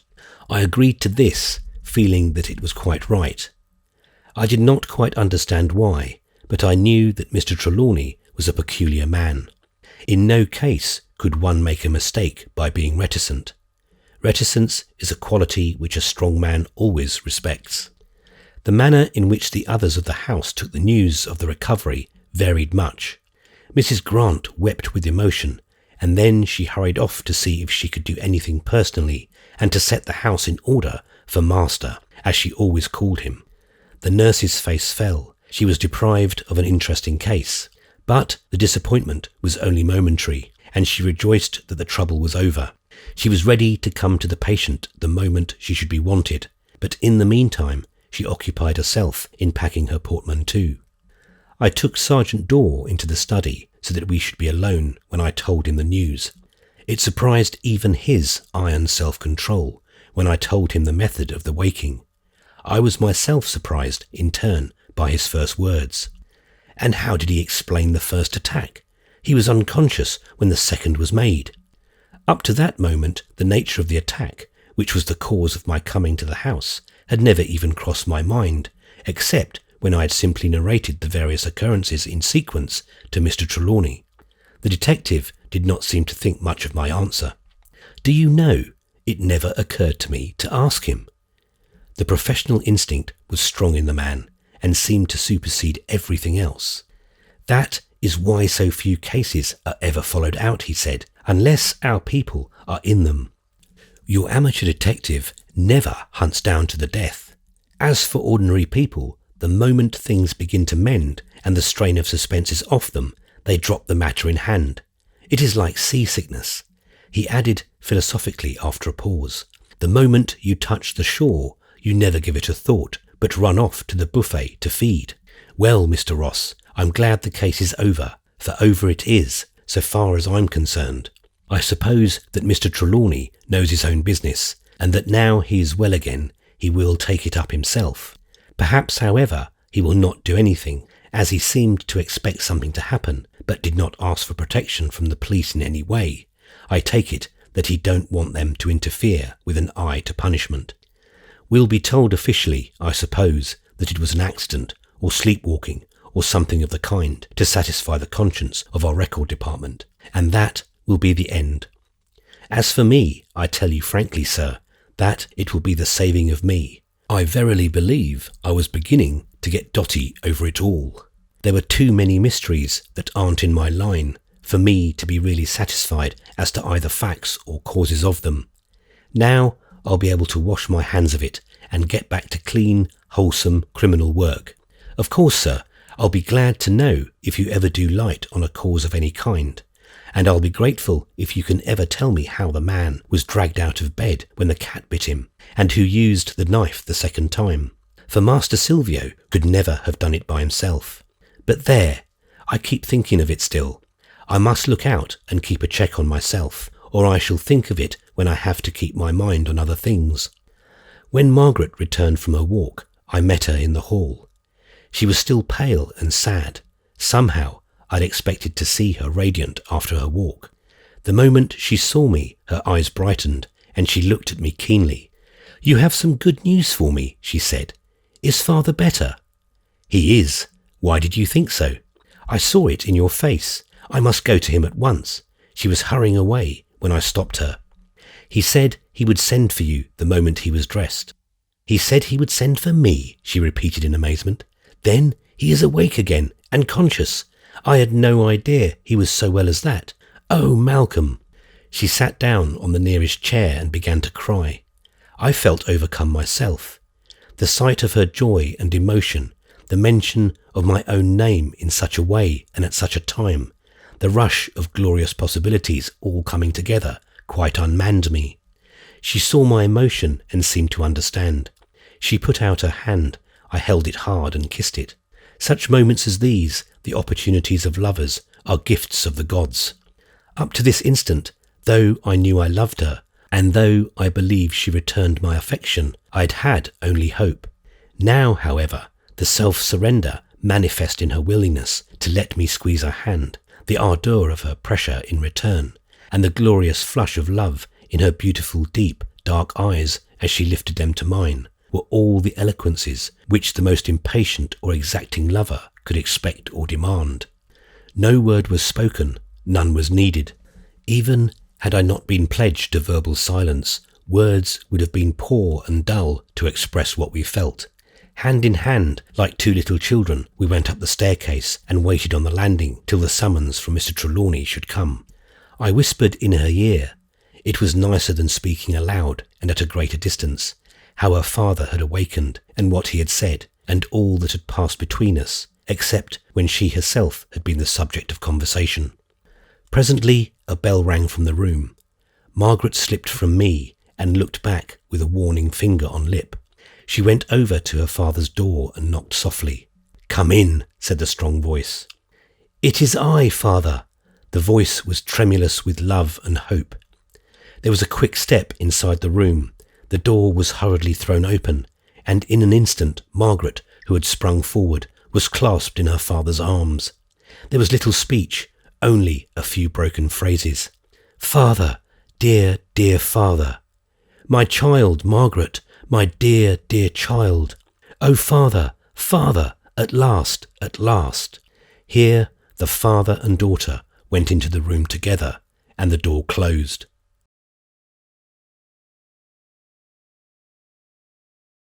Chapter 14. The Birthmark. During my waiting for the summons to Mr. Trelawney's room, which I knew would come, the time was long and lonely. After the first few moments of emotional happiness at Margaret's joy, I somehow felt apart and alone, and for a little time the selfishness of a lover possessed me. But it was not for long. Margaret's happiness was all to me, and in the conscious sense of it I lost my baser self. Margaret's last words as the door closed on them gave me the key to the whole situation, as it had been and as it was.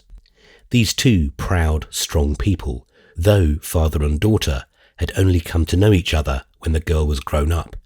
Margaret's nature was of that kind which matures early. The pride and strength of each, and the reticence which was their corollary, made a barrier at the beginning. Each had respected the other's reticence too much thereafter, and the misunderstanding grew to habit. And so these two loving hearts, each of which yearned for sympathy from the other, were kept apart. But now all was well, and in my heart of hearts I rejoiced that at last Margaret was happy. Whilst I was still musing on the subject, the dreaming dreams of a personal nature, the door was opened, and Mr. Trelawney beckoned to me. "Come in, Mr. Ross," he said cordially, but with a certain formality which I dreaded.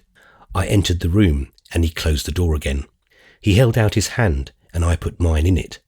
He did not let it go, but still held it as he drew me over toward his daughter. Margaret looked from me to him and back again, and her eyes fell. When I was close to her, Mr. Trelawney let go of my hand, and, looking his daughter straight in the face, said, "If things are as I fancy, we shall not have any secrets between us. Malcolm Ross knows so much of my affairs already that I take it he must either let matters stop where they are or go away in silence, or else he must know more. Margaret, are you willing to let Mr. Ross see your wrist?" She threw one swift look of appeal in his eyes, but even as she did so, she seemed to make up her mind. Without a word, she raised her right hand, so that the bracelet of spreading wings which covered the wrist fell back, leaving the flesh bare. Then an icy chill shot through me. On her wrist was a thin, red, jagged line, from which seemed to hang red stains like drops of blood. She stood there, a veritable figure of patient pride. Oh, but she looked proud. Through all her sweetness, all her dignity, all her high-souled negation of self which I had known, and which never seemed more marked than now, through all the fire that seemed to shine from the dark depths of her eyes into my very soul, pride shone conspicuously. The pride that has faith, the pride that is born of conscious purity, the pride of a veritable queen of old time, when to be royal was to be the first and greatest and bravest in all high things. As we stood thus for some seconds, the deep, grave voice of her father seemed to sound a challenge in my ears. "What do you say now?" My answer was not in words. I caught Margaret's right hand in mine as it fell, and, holding it tight, whilst with the other I pushed back the golden cincture, stooped and kissed the wrist. As I looked up at her, but never letting go her hand, there was a look of joy on her face, such as I dream of when I think of heaven. Then I faced her father. "You have my answer, sir." His strong face looked gravely sweet. He only said one word as he laid his hand on our clasped ones, whilst he bent over and kissed his daughter. "Good." We were interrupted by a knock at the door. In answer to an impatient "Come in" from Mr. Trelawney, Mr. Corbeck entered. When he saw us grouped, he would have drawn back, but in an instant Mr. Trelawney had sprung forth and dragged him forward. As he shook him by both hands, he seemed a transformed man. All the enthusiasm of his youth, of which Mr. Corbeck had told us, seemed to have come back to him in an instant. "So, you have got the lamps," he almost shouted. "My reasoning was right after all. Come to the library, where we will be alone, and tell me all about it. And while he does it, Ross," said he, turning to me, "do you, like a good fellow, get the key from the safe deposit, so that I may look at the lamps." Then the three of them, the daughter lovingly holding her father's arm, went into the library, whilst I hurried off to Chancery Lane. When I returned with the key, I found them still engaged in the narrative, but Dr. Winchester, who had arrived soon after I left, was with them. Mr. Trelawney, on hearing from Margaret of his great attention and kindness, and how he had, under much pressure to the contrary, steadfastly obeyed his written wishes, had asked him to remain and listen. "It will interest you, perhaps," he said, "to learn the end of the story." We all had an early dinner together. We sat after it a good while, and then Mr. Trelawney said, "Now, I think we had all better separate and go quietly to bed early. We may have much to talk about tomorrow, and tonight I want to think." Dr. Winchester went away, taking, with a courteous forethought, Mr. Corbeck with him, and leaving me behind. When the others had gone, Mr. Trelawney said, "I think it would be well if you, too, will go home for tonight. I want to be quite alone with my daughter. There are many things I wish to speak of to her, and to her alone. Perhaps even tomorrow I will be able to tell you also of them, but in the meantime there will be less distraction to us both if we are alone in the house." I quite understood and sympathised with his feelings, but the experiences of the last few days were strong on me, and with some hesitation I said, "But may not it be dangerous? If you knew as we do—" To my surprise, Margaret interrupted me. "There will be no danger, Malcolm. I shall be with father." As she spoke, she clung to him in a protective way. I said no more, but stood up to go at once. Mr. Trelawney said heartily, "Come as early as you please, Ross. Come to breakfast. After it, you and I will want to have a word together." He went out of the room quietly, leaving us together. I clasped and kissed Margaret's hands, which she held out to me, and then drew her close to me, and our lips met for the first time. I did not sleep much that night. Happiness on the one side of my bed and anxiety on the other kept sleep away. But if I had anxious care, I had also happiness, which had no equal in my life, or ever can have. The night went by so quickly that the dawn seemed to rush on me, not stealing, as is its wont. Before 9 o'clock I was at Kensington. All anxiety seemed to float away like a cloud as I met Margaret, and saw that already the pallor of her face had given to the rich bloom which I knew. She told me that her father had slept well, and that he would be with us soon. "I do believe," she whispered, "that my dear and thoughtful father has kept back on purpose, so that I might meet you first and alone." After breakfast, Mr. Trelawney took us into the study, saying as he passed in, "I have asked Margaret to come too." When we were seated, he said gravely, "I told you last night that we might have something to say to each other. I dare say that you might have thought that it was about Margaret and yourself. Isn't that so?" "I thought so." "Well, my boy, that is all right. Margaret and I have been talking, and I know her wishes. He held out his hand. When I wrung it and had kissed Margaret, who drew her chair close to mine, so that we could hold hands as we listened, he went on, but with a certain hesitation. It could hardly be called nervousness, which was new to me. You know a good deal of my hunt after this mummy and her belongings, and I dare say you have guessed a good deal of my theories, but these, at any rate, I shall explain later, concisely and categorically, if it be necessary.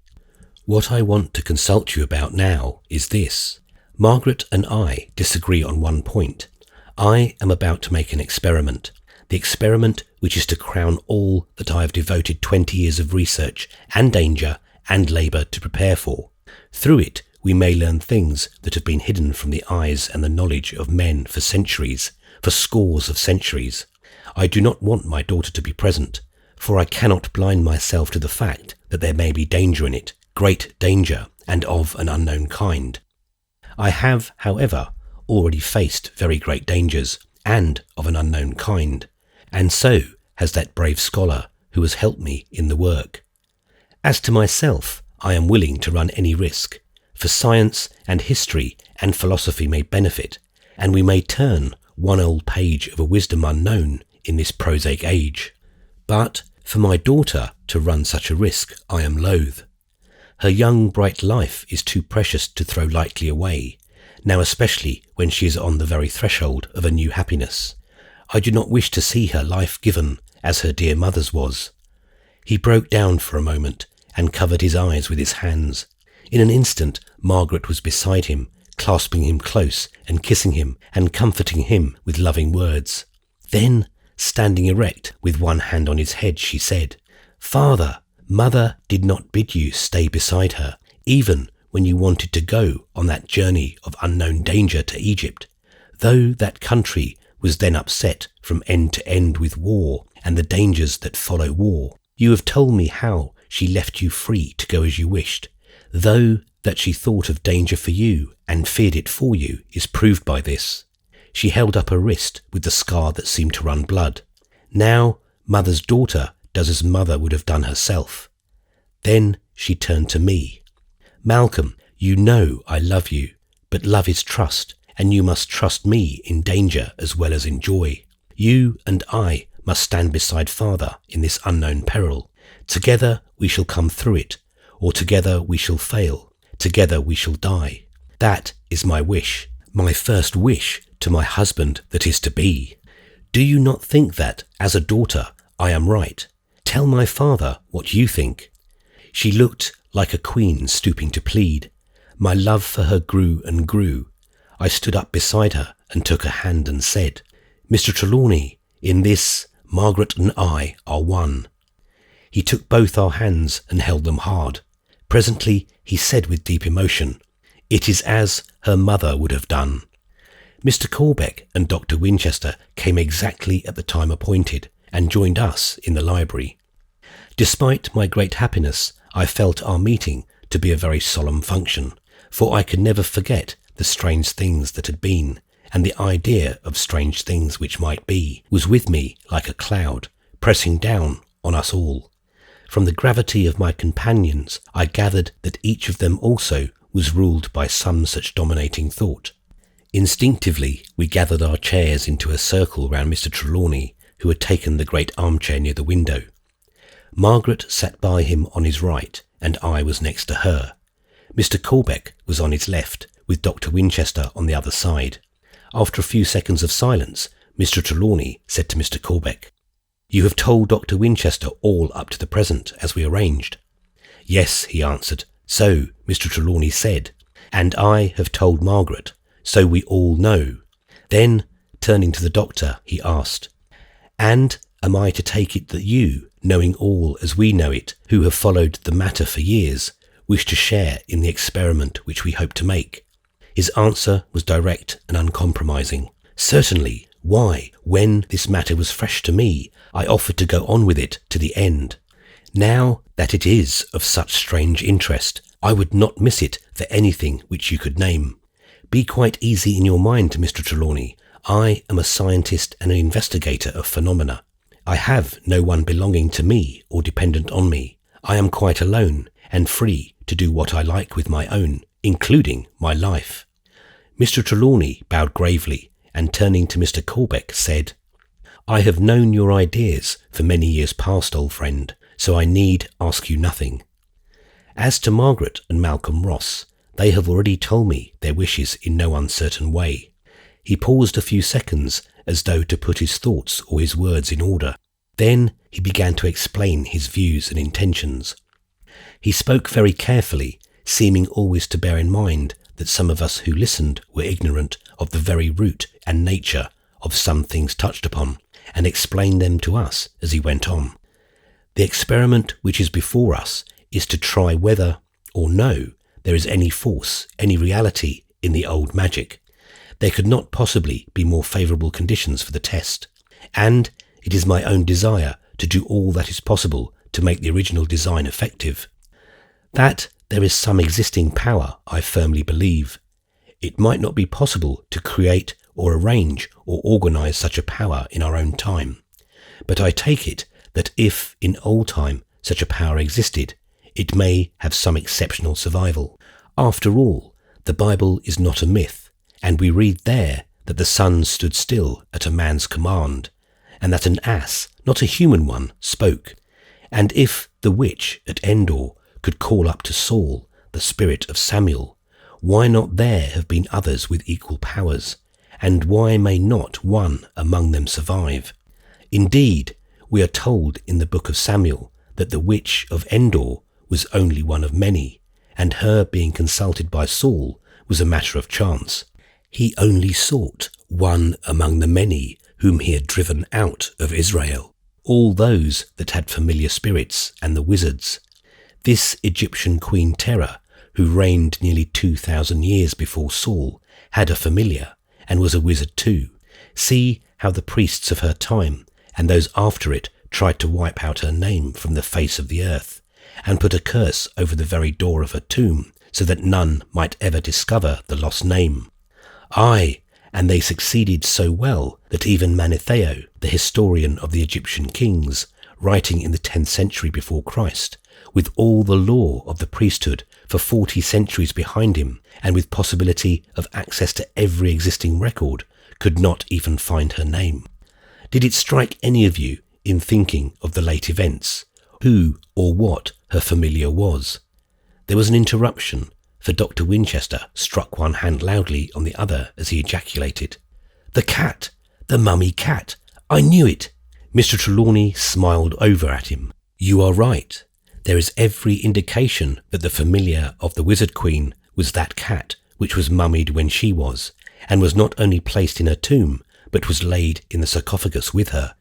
That was what bit into my wrist, what cut me with sharp claws." He paused. Margaret's comment was a purely girlish one.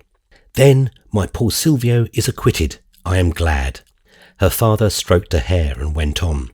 "This woman seems to have had an extraordinary foresight far, far beyond her age and the philosophy of her time. She seems to have seen through the weakness of her own religion, and even prepared for emergence into a different world. All her aspirations were for the north, the point of the compass whence blew the cool, invigorating breezes that made life a joy.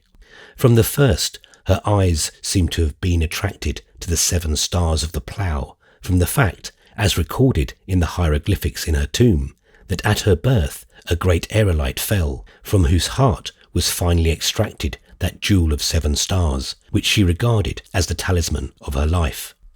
It seems to have so far ruled her destiny that all her thought and care circled round it.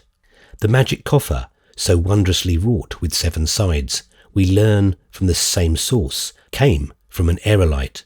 7 was to her a magic number, and no wonder. With 7 fingers on one hand and 7 toes on one foot, with a talisman of a rare ruby with 7 stars in the same position as in that constellation which ruled her birth, each star of the 7 having 7 points, in itself a geological wonder. It would have been odd if she had not been attracted by it. Again, she was born, we learn, in the stele of her tomb, in the 7th month of the year, the month beginning with the inundation of the Nile, of which month The presiding goddess was Hathor, the goddess of her own house, of the Antephs of the Theban line, the goddess who in various forms symbolises beauty and pleasure and resurrection. Again, in this 7th month, which, by later Egyptian astronomy, began on October 28th and ran to the 27th of our November. On the 7th day, the pointer of the plough just rises above the horizon of the sky at Thebes. In a marvellously strange way, therefore, are grouped into this woman's life these various things. The number 7, the pole star, with the constellation of 7 stars, the god of the month, Hathor, who was her own particular god, the god of her family, the Antephs of the Theban dynasty, whose king's symbol it was, and whose 7 forms ruled love and the delights of life and resurrection. If ever there was ground for magic, for the power of symbolism carried it into mystic use, for a belief in finite spirits in an age which knew not the living God, it is here. Remember too that this woman was skilled in all the science of her time. Her wise and cautious father took care of that, knowing that by her own wisdom she must ultimately combat the intrigues of the hierarchy. Bear in mind that in old Egypt the science of astronomy began and was developed to an extraordinary height, and that astrology followed astronomy in its progress. And it is possible that in the later developments of science with regard to light rays, we may yet find that astrology is on a scientific basis. Our next wave of scientific thought may deal with this. I shall have something special to call your minds to on this point presently. Bear in mind also that the Egyptians knew sciences of which today, despite all our advantages, we are profoundly ignorant. Acoustics, for instance, an exact science with the builders of the temples of Karnak, of Luxor, of the pyramids, is today a mystery to Bell and Kelvin, and Edison and Marconi. Again, these old miracle workers probably understood some practical way of using other forces, and amongst them the forces of light that at present we do not dream of. But of this matter I shall speak later. That magic coffer of Queen Terra is probably a magic box in more ways than one. It may, possibly it does, contain forces that we wot not of. We cannot open it. It must be closed from within. How then was it closed? It is a coffer of solid stone, of amazing hardness, more like a jewel than an ordinary marble, with a lid equally solid, and yet all is so finely wrought that the finest tool made today cannot be inserted under the flange. How was it wrought to such perfection? How was the stone so chosen that those translucent patches match the relations of the 7 stars of the constellation? How is it, or from what cause, that when the starlight shines on it, it glows from within? That when I fix the lamps in similar form, the glow grows greater still, and yet the box is irresponsive to ordinary light, however great? I tell you that that box hides some great mystery of science. We shall find that the light will open it in some way, either by striking on some substance sensitive in a peculiar way to its effect, or in releasing some greater power. I only trust that in our ignorance we may not so bungle things as to do harm to its mechanism, and so deprive the knowledge of our time of a lesson handed down, as by a miracle, through nearly 5,000 years. In another way too, there may be hidden in that box secrets which, for good or ill, may enlighten the world. We know from their records, and inferentially also, that the Egyptians studied the properties of herbs and minerals for magic purposes, white magic as well as black. We know that some of the wizards of old could induce from sleep dreams of any given kind. That this purpose was mainly effected by hypnotism, which was another art or science of old Nile, I have little doubt. But still, they must have had a mastery of drugs that is far beyond anything we know. With our own pharmacopoeia, we can, to a certain extent, induce dreams. We may even differentiate between good and bad, dreams of pleasure, or disturbing and harrowing dreams. But these old practitioners seem to have been able to command at will any form or colour of dreaming, could work around any subject or thought in almost any way required. In that coffer which you have seen may rest a very armoury of dreams.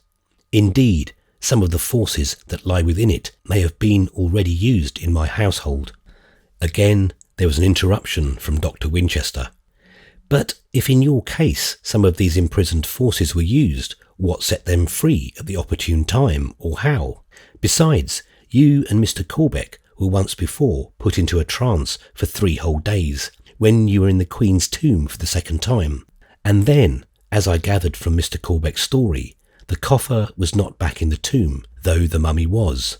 Surely, in both these cases, there must have been some active intelligence awake, and with some other power to wield. Mr. Trelawney's answer was equally to the point. There was some active intelligence awake, I am convinced of it, and it wielded a power which it never lacks. I believe that on both those occasions hypnotism was the power wielded. And wherein is that power contained? What view do you hold on the subject? Dr. Winchester's voice vibrated with the intensity of his excitement as he leaned forward, breathing hard and with eyes staring. Mr. Trelawney said solemnly, "In the mummy of the Queen Terra. I was coming to that presently. Perhaps we had better wait till I clear the ground a little. What I hold is that the preparation of that box was made for a special occasion, as indeed were all the preparations of the tomb and all belonging to it. Queen Terra did not trouble herself to guard against snakes and scorpions in that rocky tomb cut in the sheer cliff face 100 feet above the level of the valley and 50 down from the summit. Her precautions were against the disturbances of human hands, against the jealousy and hatred of the priests, who, had they known of her real aims, would have tried to baffle them. From her point of view, she made all ready for the time of resurrection, whenever that might be. I gather from the symbolic pictures in the tomb that she so far differed from the belief of her time that she looked for a resurrection in the flesh. It was doubtless this that intensified the hatred of the priesthood and gave them an acceptable cause for obliterating the very existence, present and future, of one who had outraged their theories and blasphemed their gods. All that she might require, either in the accomplishment of the resurrection or after it, were contained in that almost hermetically sealed suite of chambers in the rock. In the great sarcophagus, which, as you know, is of a size quite unusual, even for kings, was the mummy of her familiar, the cat, which, from its great size, I take to be a sort of tiger cat. In the tomb, also in a strong receptacle, were the canopic jars, usually containing those internal organs which are separately embalmed, but which, in this case, had no such contents, so that, I take it, there was in her case a departure of embalming, and that the organs were restored to the body, each in its proper place, if, indeed, they had ever been removed. If this surmise be true, we shall find that the brain of the Queen either was never extracted in the usual way, or, if so taken out, that it was duly replaced, instead of being enclosed within the mummy wrappings. Finally, in the sarcophagus, there was the magic coffer on which her feet rested. Mark you also the care taken in the preservance of her powers to control the elements. According to her belief, the open hand outside the wrappings controlled the air, and the strange jewel stone with the shining stars controlled fire. The symbolism inscribed on the soles of her feet gave sway over land and water. About the starstone I shall tell you later, but whilst we are speaking of the sarcophagus, mark how she guarded her secret in case of grave wrecking or intrusion. None could open her magic coffer without the lamps, for we know now that ordinary light will not be effective. The great lid of the sarcophagus was not sealed down as usual, because she wished to control the air, but she hid the lamps, which in structure belong to the magic coffer, in a place where none could find them, except by following the secret guidance which she had prepared for only the eyes of wisdom. And even here she had guarded against chance discovery, by preparing a bolt of death for the unwary discoverer. To do this, she had applied the lesson of the tradition of the avenging guard of the treasures of the pyramid, built by her great predecessor of the 4th dynasty of the throne of Egypt. You have noted, I suppose, how there were, in the case of her tomb, certain deviations from the usual rules. For instance, the shaft of the mummy pit which is usually filled up solid with stones and rubbish, was left open. Why was this? I take it that she had made arrangements for leaving the tomb when, after her resurrection, she should be a new woman, with a different personality, and less inured to the hardships that in her first existence she had suffered. So far as we can judge of her intent, all things needful for her exit into the world had been thought of, even to the iron chain, described by Van Hoon, close to the door in the rock, by which she might be able to lower herself to the ground. That she expected a long period to elapse was shown in the choice of material. An ordinary rope would be rendered weaker or unsafe in process of time, but she imagined, and rightly, that iron would endure. What her intentions were when once she trod the open earth afresh we do not know, and we never shall, unless her own dead lips can soften and speak.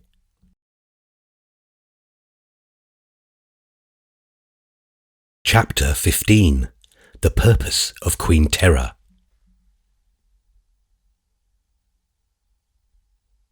Now, as to the star jewel, this she manifestly regarded as the greatest of her treasures. On it she'd engraven words which none of her time dared to speak. In the old Egyptian belief, it was held that there were words which, if used properly, for the method of speaking them was as important as the words themselves, could command the lords of the upper and lower worlds. The Heku, or word of power, was all important in certain ritual. On the jewel of 7 stars, which, as you know, is carved into the image of a scarab, are graven in hieroglyphic 2 such Heku, one above, the other underneath. But you will understand better when you see it. Wait here, do not stir. As he spoke, he rose and left the room. A great fear for him came over me, but I was in some strange way relieved when I looked at Margaret. Whenever there had been any possibility of danger to her father, she had shown great fear for him. Now she was calm and placid. I said nothing, but waited. In 2 or 3 minutes, Mr. Trelawney returned. He held in his hand a little golden box. This, as he resumed his seat, he placed before him on the table. We all leaned forward as he opened it. On a lining of white satin lay a wondrous ruby of immense size, almost as big as the top joint of Margaret's little finger. It was carven. It could not possibly have been its natural shape, but jewels do not show the working of the tool. Into the shape of a scarab with its wings folded and its legs and feelers pressed back to its sides. Shining through its wondrous pigeon's blood colour were 7 different stars, each of 7 points, in such position that they reproduced exactly the figure of the plough. There could be no possible mistake as to this in the mind of anyone who had ever noted the constellation. On it were some hieroglyphic figures, cut with the most exquisite precision, as I could see when it came to my turn to use the magnifying glass, which Mr. Trelawney took from his pocket and handed to us. When we had all seen it fully, Mr. Trelawney turned it over so that it rested on its back in a cavity made to hold it in the upper half of the box. The reverse was no less wonderful than the upper, being carved to resemble the underside of the beetle. It, too, had some hieroglyphic figures cut on it. Mr. Trelawney resumed his lecture as we all sat with our heads close to this wonderful jewel. As you see, there are 2 words, one on the top, the other underneath. The symbols on the top represent a single word, composed of 1 syllable prolonged, with its determinatives. You know, all of you, I suppose, that the Egyptian language was phonetic, and that the hieroglyphic symbol represented the sound. The first symbol here, the ho, means myrrh, and the 2 pointed ellipses, the prolongation of the final R. Myrrh. The sitting figure with the hand to its face is what we call the determinative of thought, and the role of papyrus that of abstraction. Thus, we get the word myrrh, love, in its abstract, general and fullest sense. This is the Heku which can command the upper world. Margaret's face was a glory as she said in a deep, low, ringing tone, "Oh, but it is true. How the old wonder-workers guessed at almighty truth." Then a hot blush swept her face and her eyes fell. Her father smiled at her lovingly as he resumed, "The symbolization of the word on the reverse is simpler. though the meaning is more abstruse. The first symbol means men, abiding, and the second, ab, the heart, so that we get abiding of heart. In our own language, patience, and this is the heku to control the lower world. He closed the box, and motioning us to remain as we were, he went back to his room to replace the jewel in the safe. When he had returned and resumed his seat, he went on. That jewel, with its mystic words, and which Queen Terra held under her hand in the sarcophagus, was to be an important factor, probably the most important, in the working out of the act of her resurrection. From the first I seemed by a sort of instinct to realise this. I kept the jewel within my great safe, whence none could extract it, not even Queen Terra herself with her astral body. Her astral body? What is that, Father? What does that mean? There was a keenness in Margaret's voice as she asked the question, which surprised me a little, but Trelawney smiled, a sort of indulgent parental smile, which came through his grim solemnity like sunshine through a rifted cloud as he spoke. The astral body, which is a part of Buddhist belief, long subsequent to the time I speak of, and which is an accepted fact of modern mysticism, had its rise in ancient Egypt, at least so far as we know. It is that the gifted individual can at will, quick as thought itself, transfer his body whithersoever he chooses, by the dissolution and reincarnation of particles. In the ancient belief there were several parts of a human being. You may as well know them, so that you will understand matters relative to them or dependent on them as they occur. First, there is the ka, or double, which, as Dr. Budge explains, may be defined as an abstract individuality of personality, which was imbued with all the characteristic attributes of the individual it represented, and possessed an absolute independent existence. It was free to move from place to place on earth at will, and it could enter into heaven and hold converse with the gods. Then there was the ba, or soul, which dwelt in the ka, and had the power of becoming corporeal or incorporeal at will. It had both substance and form. It had power to leave the tomb. It could revisit the body in the tomb, and could reincarnate it and hold converse with it. Again, there was the ku, the spiritual intelligence, or spirit. It took the form of a shining, luminous, intangible shape of the body. Then again, there was the sachem, or power, of a man, his strength or vital force personified. These were the kabit, or shadow, the ren, or name, the cat, or physical body, the ab, the heart, in which life was seated, went to the full makeup of a man. Thus you will see that if this division of functions, spiritual and bodily, ethereal and corporeal, ideal and actual, be accepted as exact, there are all the possibilities and capabilities of corporeal transference, guided always by an unprisonable will or intelligence. As he paused, I murmured the lines from Shelley's Prometheus Unbound. The Magnus Zoroaster met his own image walking in the garden. Mr. Trelawney was not displeased. Quite so, he said, in his quiet way. Shelley had a better conception of ancient beliefs than any of our poets. With a voice changed again, he resumed his lecture, for so it was to some of us. There is another belief of the ancient Egyptian, which you must bear in mind, that regarding the Ushaptu figures of Osiris, which were placed with the dead to its work in the underworld.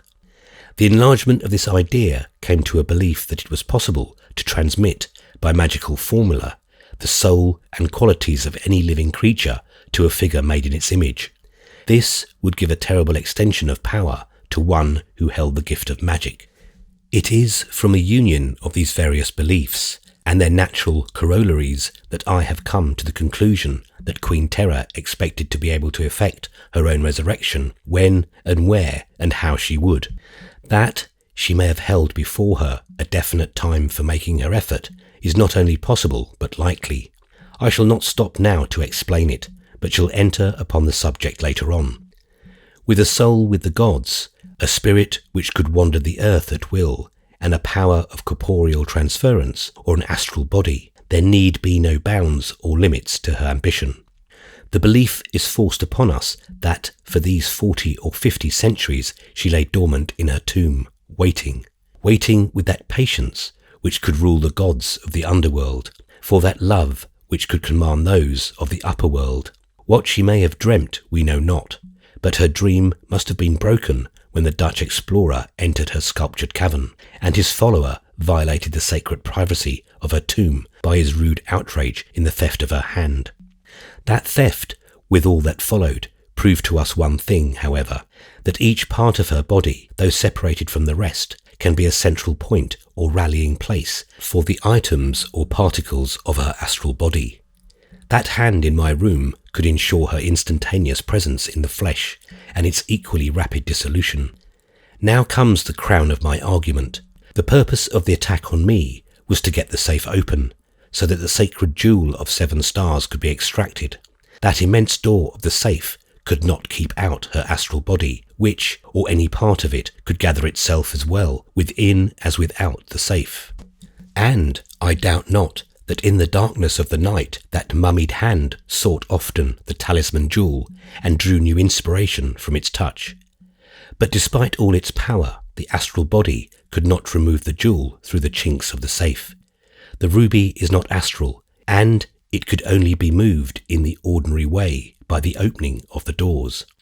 To this end, the Queen used her astral body and the fierce force of a familiar to bring to the keyhole of the safe the master key which debarred her wish.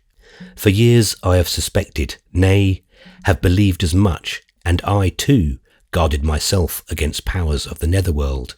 I, too, waited in patience till I should have gathered together all the factors required for the opening of the magic coffer and the resurrection of the mummied queen. He paused, and his daughter's voice came out sweet and clear and full of intense feeling.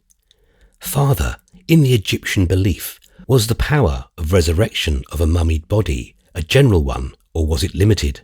That is, could it achieve resurrection many times in the course of ages, or only once, and that one final? There was but one resurrection, he answered. There were some who believed that this was to be a definite resurrection of the body into the real world. But, in the common belief, the spirit found joy in the Elysian fields, where there was plenty of food and no fear of famine, where there was moisture and deep-rooted reeds, and all the joys that are to be expected by the people of an arid land and burning clime. Then Margaret spoke with an earnestness which showed the conviction of her innermost soul. To me, then, it is given to understand what was the dream of this great and far-thinking and high-souled lady of old, the dream that held a soul impatient waiting for its realization through the passing of all those tens of centuries, the dream of a love that might be, a love that she felt she might, even under new conditions, herself evoke, the love that is the dream of every woman's life, of the old and of the new, pagan or Christian, under whatever sun, in whatever rank or calling, however may have been the joy or pain of her life in other ways. Oh, I know it, I know it.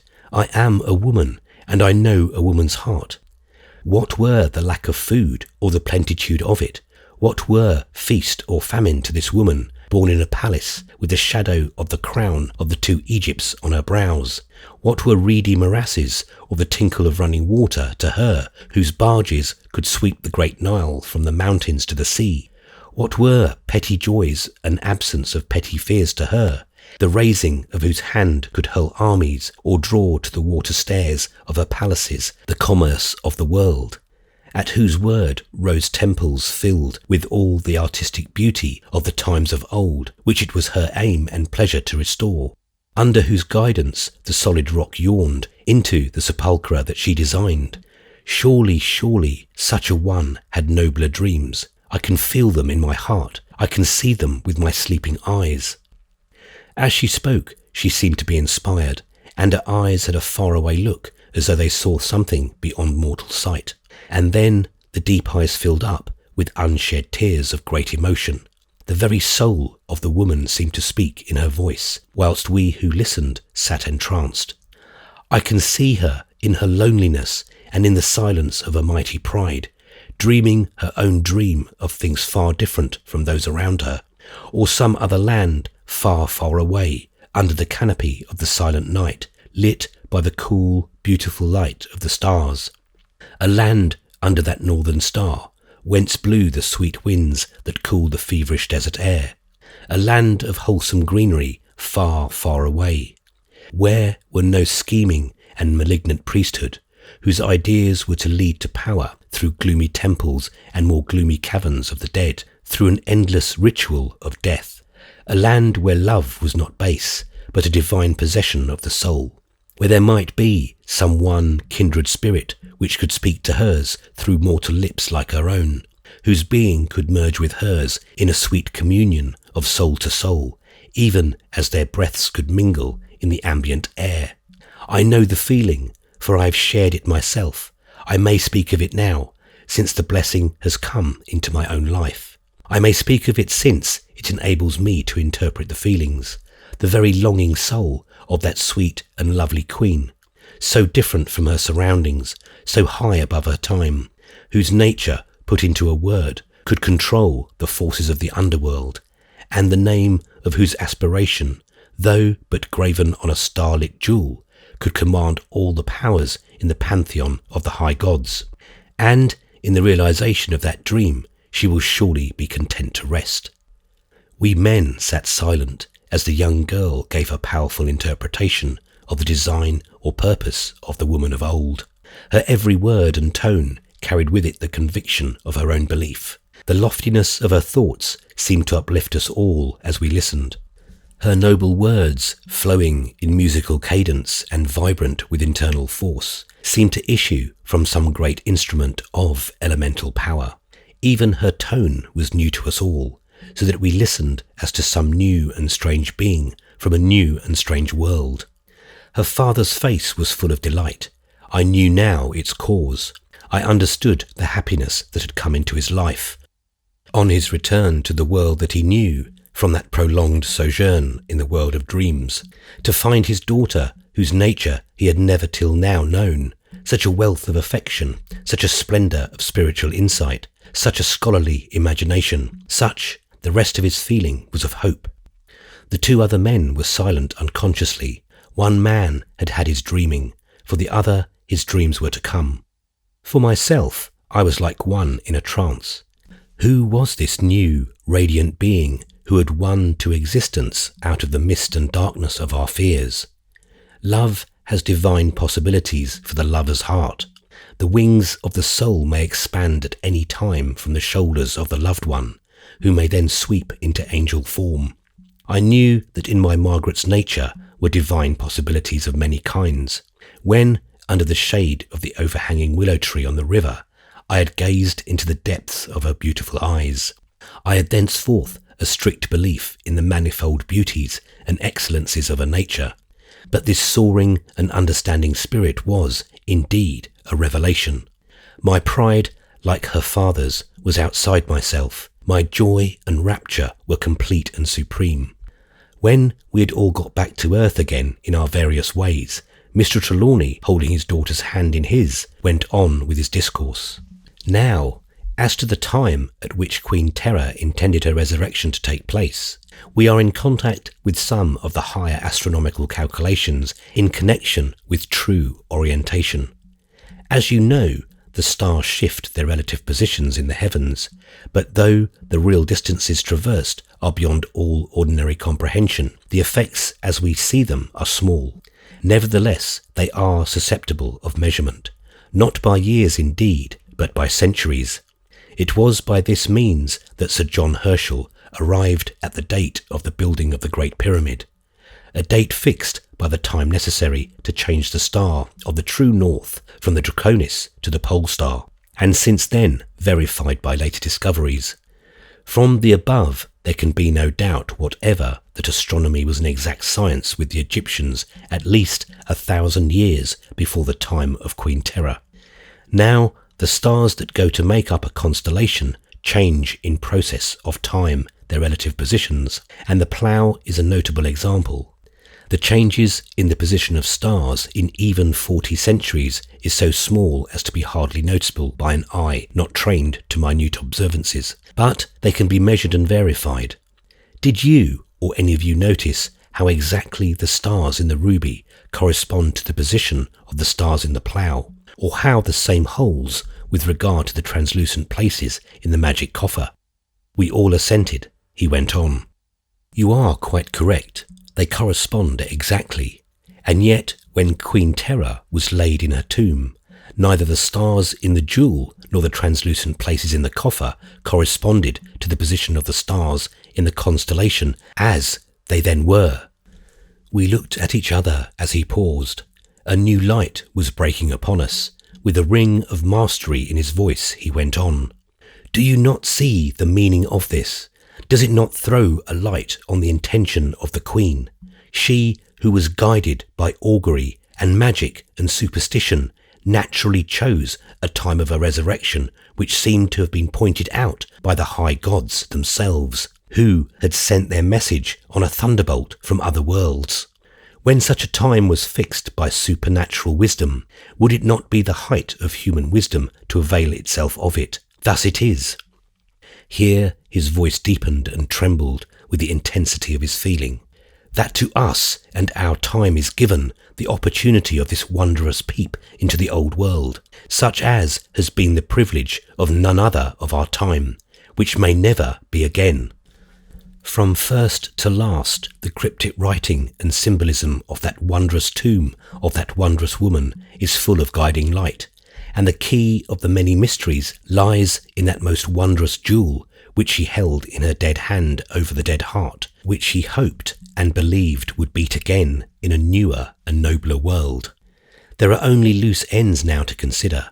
Margaret has given us the true inwardness of the feeling of the other queen. He looked at her fondly and stroked her hand as he said it.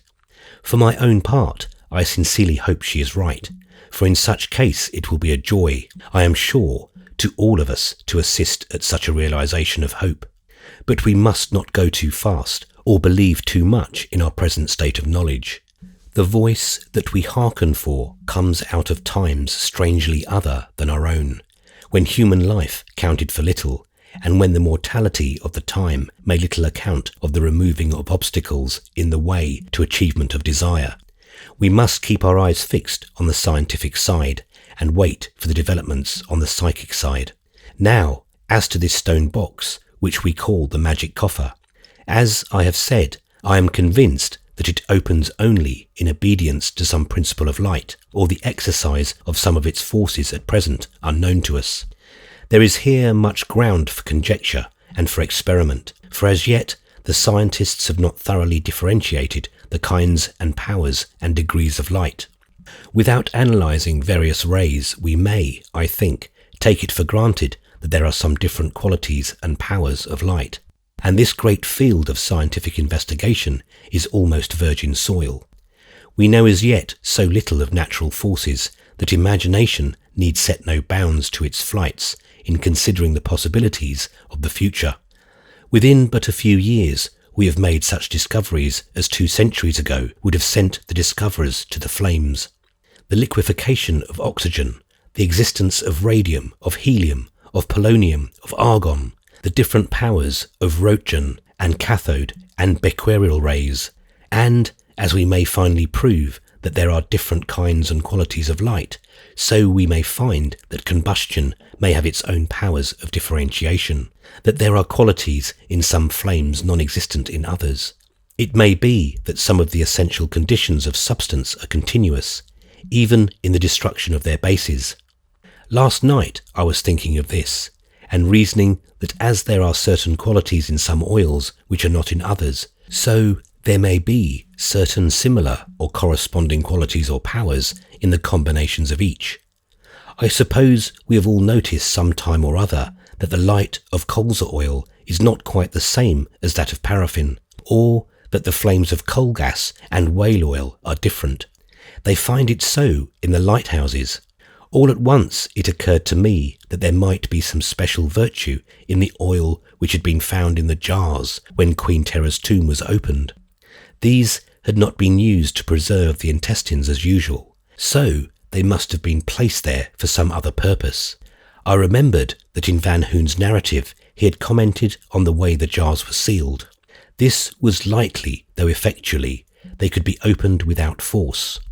The jars were themselves preserved in a sarcophagus which, though of immense strength and hermetically sealed, could be opened easily. Accordingly, I went at once to examine the jars. A very little of the oil still remained, but it had grown thick in the 2.5 centuries in which the jars had been open.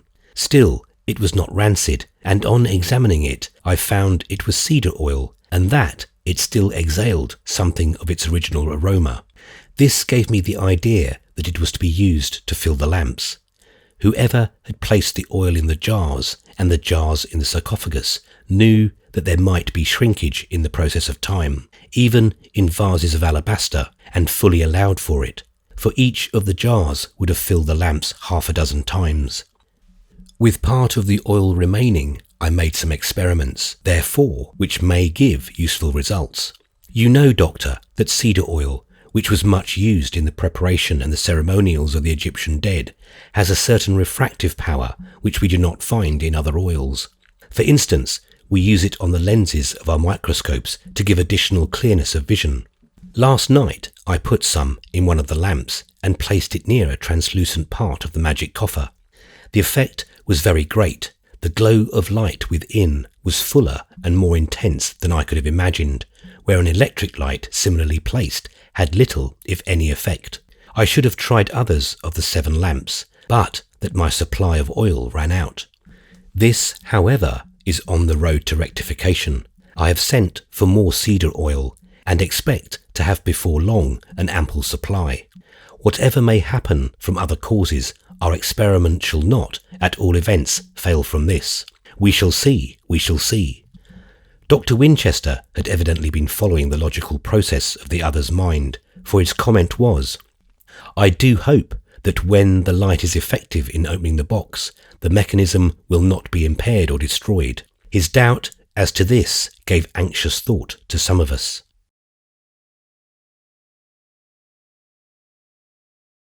Chapter 16. The Cavern.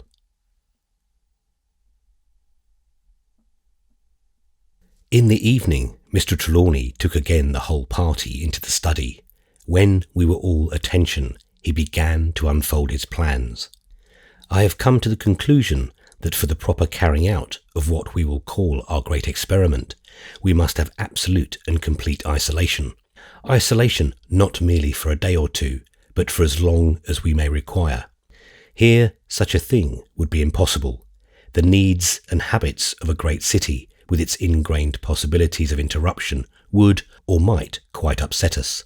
Telegrams, registered letters, or express messengers would alone be sufficient, but the great army of those who want to get something would make disaster certain. In addition, the occurrences of the last week have drawn police attention to this house. Even if special instructions to keep an eye on it have not been issued from Scotland Yard or the district station, you may be sure that the individual policeman on his rounds will keep it well under observation. Besides, the servants who have discharged themselves will before long begin to talk. They must, for they have, for the sake of their own characters, to give some reason for the termination of a service which has, I should say, a position in the neighbourhood. The servants of the neighbours will begin to talk, and perhaps the neighbours themselves. Then the active and intelligent press will, with its usual zeal for the enlightenment of the public and its eye to increase of circulation, get hold of the matter.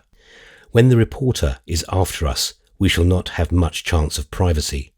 Even if we were to bar ourselves in, we should not be free from interruption, possibly from intrusion. Either would ruin our plans, and so we must take measures to effect a retreat, carrying all our impedimenta with us. For this I am prepared.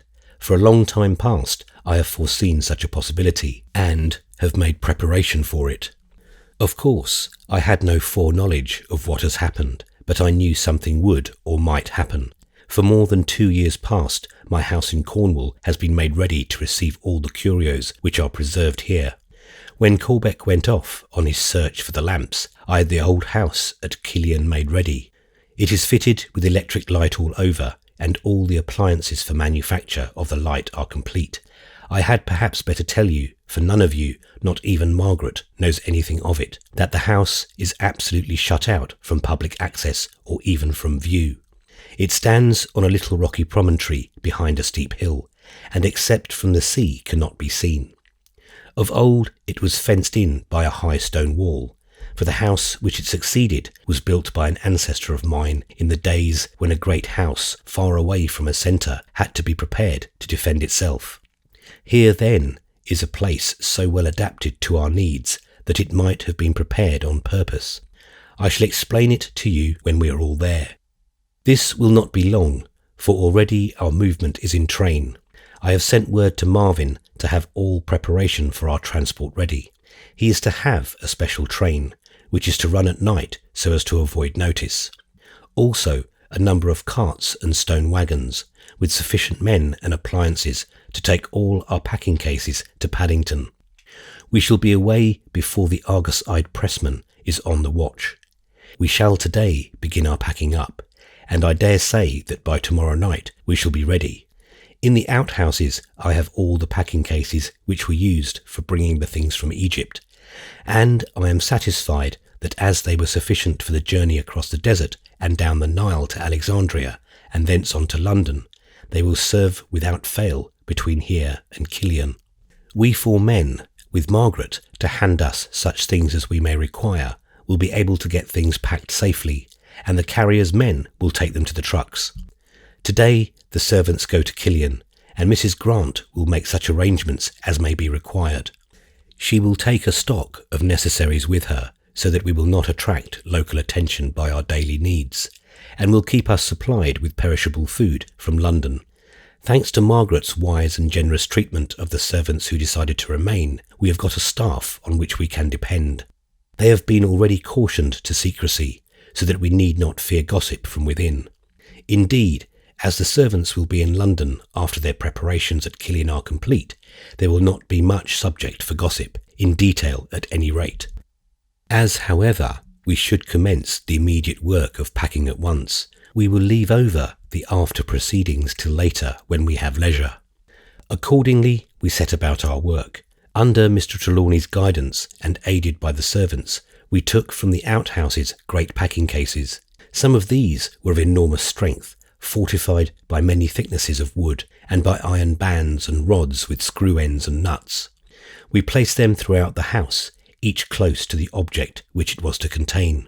When this preliminary work had been effected, and there had been placed in each room, and in the hall great masses of new hay, cotton waste and paper, the servants were sent away. Then we set about packing.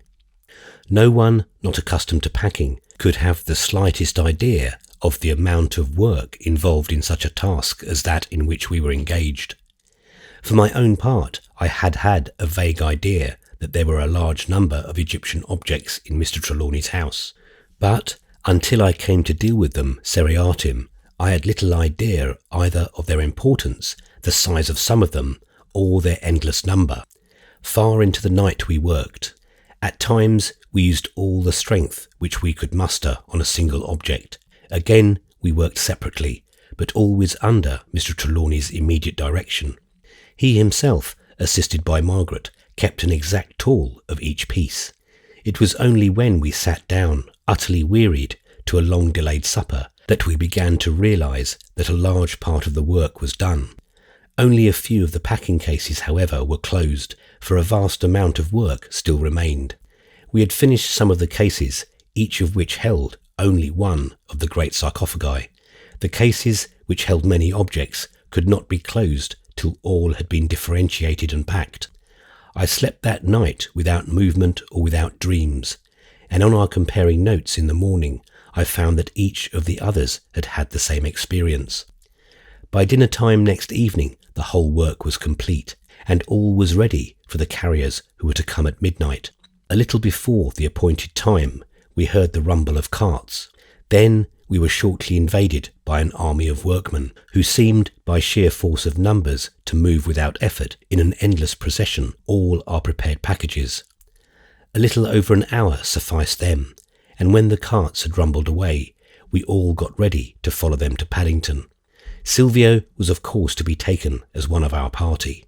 Before leaving, we went in a body over the house, which looked desolate indeed. As the servants had all gone to Cornwall, there had been no attempt at tidying up. Every room and passage in which we had worked, and all the stairways, were strewn with paper and waste, and marked with dirty feet. The last thing which Mr. Trelawney did before coming away was to take from the great safe the ruby with the 7 stars. As he put it safely into his pocket-book, Margaret, who had all at once seemed to grow deadly tired, and stood beside her father pale and rigid, suddenly became all aglow, as though the sight of the jewel had inspired her. She smiled at her father approvingly as she said, "You are right, father. There will not be any more trouble tonight. She will not wreck your arrangements for any cause. I would stake my life upon it." She, or something, wrecked us in the desert when we had come from the tomb in the Valley of the Sorcerer, was the grim comment of Corbeck, who was standing by. Margaret answered him like a flash. Ah, she was then near her tomb, from which for thousands of years her body had not been moved. She must know that things are different now. How must she know? Asked Corbeck keenly. If she has that astral body that father spoke of, surely she must know. How can she fail to, with an invisible presence and an intellect that can roam abroad, even to the stars and the worlds beyond us? She paused, and her father said solemnly, "It is on that supposition that we are proceeding. We must have the courage of our convictions and act on them to the last." Margaret took his hand and held it in a dreamy kind of way as we filed out of the house. She was holding it still when he locked the hall door, and when he moved up the road to the gateway, whence we took a cab to Paddington. When all the goods were loaded at the station, the whole of the workmen went on to the train. This took also some of the stone wagons used for carrying the cases with the great sarcophagi. Ordinary carts and plenty of horses were to be found at Westerton, which was our station for Killian. Mr. Trelawney had ordered a sleeping carriage for our party. As soon as the train had started, we all turned into our cubicles. That night I slept sound. There was over me a conviction of security which was absolute and supreme. Margaret's definite announcement, "There will not be any trouble tonight," seemed to carry assurance with it. I did not question it, nor did anyone else. It was only afterwards that I began to think as to how she was so sure. The train was a slow one, stopping many times and for considerable intervals. As Mr. Trelawney did not wish to arrive at Westerton before dark, there was no need to hurry, and arrangements had been made to feed the workmen at certain places on the journey. We had our own hamper with us in the private car. All that afternoon we talked over the great experiment, which seemed to have become a definite entity in our thoughts. Mr. Trelawney became more and more enthusiastic as the time wore on. Hope was with him becoming certainty. Dr. Winchester seemed to become imbued with some sort of his spirit, though at times he would throw out some scientific fact, which would either make an impasse to the other's line of argument, or would come as an arresting shock. Mr. Corbeck, on the other hand, seemed slightly antagonistic to this theory. It may have been that whilst the opinions of the others advanced, his own stood still, but the effect was an attitude which appeared negative, if not wholly one of negation. As for Margaret, she seemed to be in some way overcome. Either it was some new phase of feeling with her, or else she was taking the issue more seriously than she had yet done.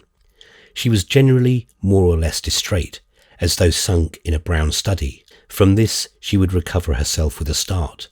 This was usually when there occurred some marked episode in the journey, such as stopping at a station, or when the thunderous rumble of crossing a viaduct woke the echoes of the hills or cliffs around us. On each such occasion she would plunge into conversation, taking such a part in it as to show that, whatever had been her abstracted thought, her senses had taken in fully all that had gone on around her. Towards myself her manner was strange. Sometimes it was marked by a distance, half shy, half haughty, which was new to me. At other times there were moments of passion in look and gesture, which almost made me dizzy with delight. Little, however, of a marked nature transpired during the journey. There was but one episode which had in it any element of alarm, but as we were all asleep at the time, it did not disturb us. We only learned it from a communicative guard in the morning. Whilst running between Dawlish and Teignmouth, the train had stopped by a warning given by someone who moved a torch to and fro right on the very track. The driver had found on pulling up that just ahead of the train a small landslip had taken place, some of the red earth from the high bank having fallen away. It did not, however, reach to the metals, and the driver had resumed his way, none too well pleased at the delay. To use his own words, the guard thought, there was too much bally caution on this here line. We arrived at Westerton about 9 o'clock in the evening. Carts and horses were in waiting, and the work of unloading the train began at once. Our own party did not wait to see the work done, as it was in the hands of competent people. We took the carriage which was in waiting, and through the darkness of the night sped on to Killian. We were all impressed by the house as it appeared in the bright moonlight. A great grey stone mansion of the Jacobean period, vast and spacious, standing high over the sea on the very verge of a high cliff. When we had swept round the curve of the avenue cut through the rock and come out on the high plateau on which the house stood, the crash and murmur of waves breaking against rock far below us came with an invigorating breath of moist sea air. We understood then in an instant how well we were shut out from the world on that rocky shelf above the sea. Within the house we found all ready. Mrs. Grant and her staff had worked well, and all was bright and fresh and clean. We took a brief survey of the chief rooms, and then separated to have a wash and to change our clothes after our long journey of more than 24 hours. We had supper in the great dining room on the south side, the walls of which actually hung over the sea. The murmur came up muffled, but it never ceased. As the little tree stood well out into the sea, the northern side of the house was open, and the due north was in no way shut out by the great mass of rock, which, reared high above us, shut out the rest of the world. Far off across the bay, we could see the trembling lights of the castle, and here and there along the shore the faint light of a fisher's window. For the rest, the sea was a dark blue plain with an occasional flicker of light as the gleam of starlight fell on the slope of a swelling wave. When supper was over, we all adjourned to the room which Mr. Trelawney had set aside as his study, his bedroom being close to it. As we entered, the first thing I noticed was a great safe, somewhat similar to that which stood in his room in London. When we were in the room, Mr. Trelawney went over to the table and, taking out his pocket-book, laid it on the table. As he did so, he pressed down on it with the palm of his hand. A strange pallor came over his face. With fingers that trembled, he opened the book, saying as he did so, "Its bulk does not seem the same. I hope nothing has happened." All three of us men crowded round close. Margaret alone remained calm. She stood erect and silent and still as a statue. She had a faraway look in her eyes, as though she did not either know or care what was going on around her. With a despairing gesture, Trelawney threw open the pouch of the pocket-book, wherein he had placed the jewel of 7 stars. As he sank down on the chair which stood close to him, he said in a hoarse voice, "My God, it is gone. Without it, the great experiment can come to nothing." His words seemed to wake Margaret from her introspective mood. An agonized spasm swept her face, but almost on the instant she was calm. She almost smiled as she said, "You may have left it in your room, Father. Perhaps it has fallen out of the pocket-book whilst you were changing." Without a word, we all hurried into the next room, through the open door between the study and the bedroom, and then a sudden calm fell on us like a cloud of fear. There, on the table, lay the jewel of 7 stars, shining and sparkling with lurid light, as though each of the 7 points of each the 7 stars gleamed through blood. Timidly, we each looked behind us and then at each other. Margaret was now like the rest of us. She had lost her statuesque calm. All the introspective rigidity had gone from her, and she clasped her hands together till the knuckles were white. Without a word, Mr. Trelawney raised the jewel and hurried with it into the next room. As quietly as he could, he opened the door of the safe with the key fastened to his wrist and placed the jewel within. When the heavy doors were closed and locked, he seemed to breathe more freely.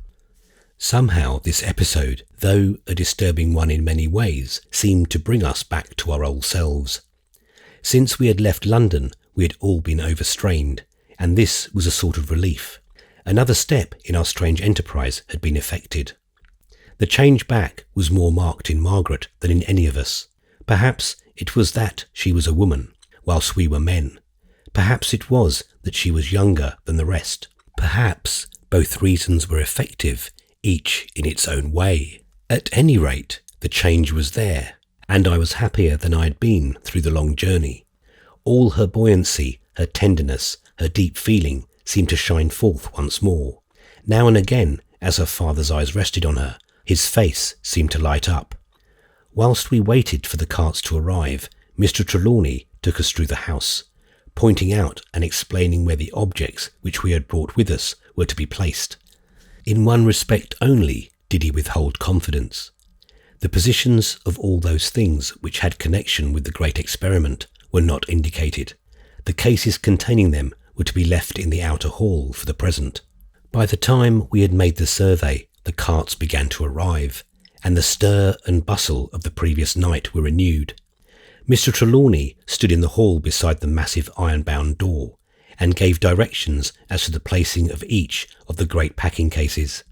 Those containing many items were placed in the inner hall, where they were to be unpacked. In an incredibly short time, the whole consignment was delivered, and the men departed with a ducat for each given through their foreman, which made them effusive in their thanks. Then we all went to our own rooms. There was a strange confidence over us all. I do not think that any one of us had a doubt as to the quiet passing of the remainder of the night. The faith was justified, for on our reassembling in the morning we found that all had slept well and peaceably. During that day all the curios, except those required for the great experiment, were put into the places designed for them. Then it was arranged that all the servants should go back with Mrs. Grant to London on the next morning. When they had all gone, Mr. Trelawney, having seen the doors locked, took us into the study. "Now," said he, when we were seated, "I have a secret to impart, but according to an old promise, which does not leave me free, I must ask you each to give me a solemn promise not to reveal it.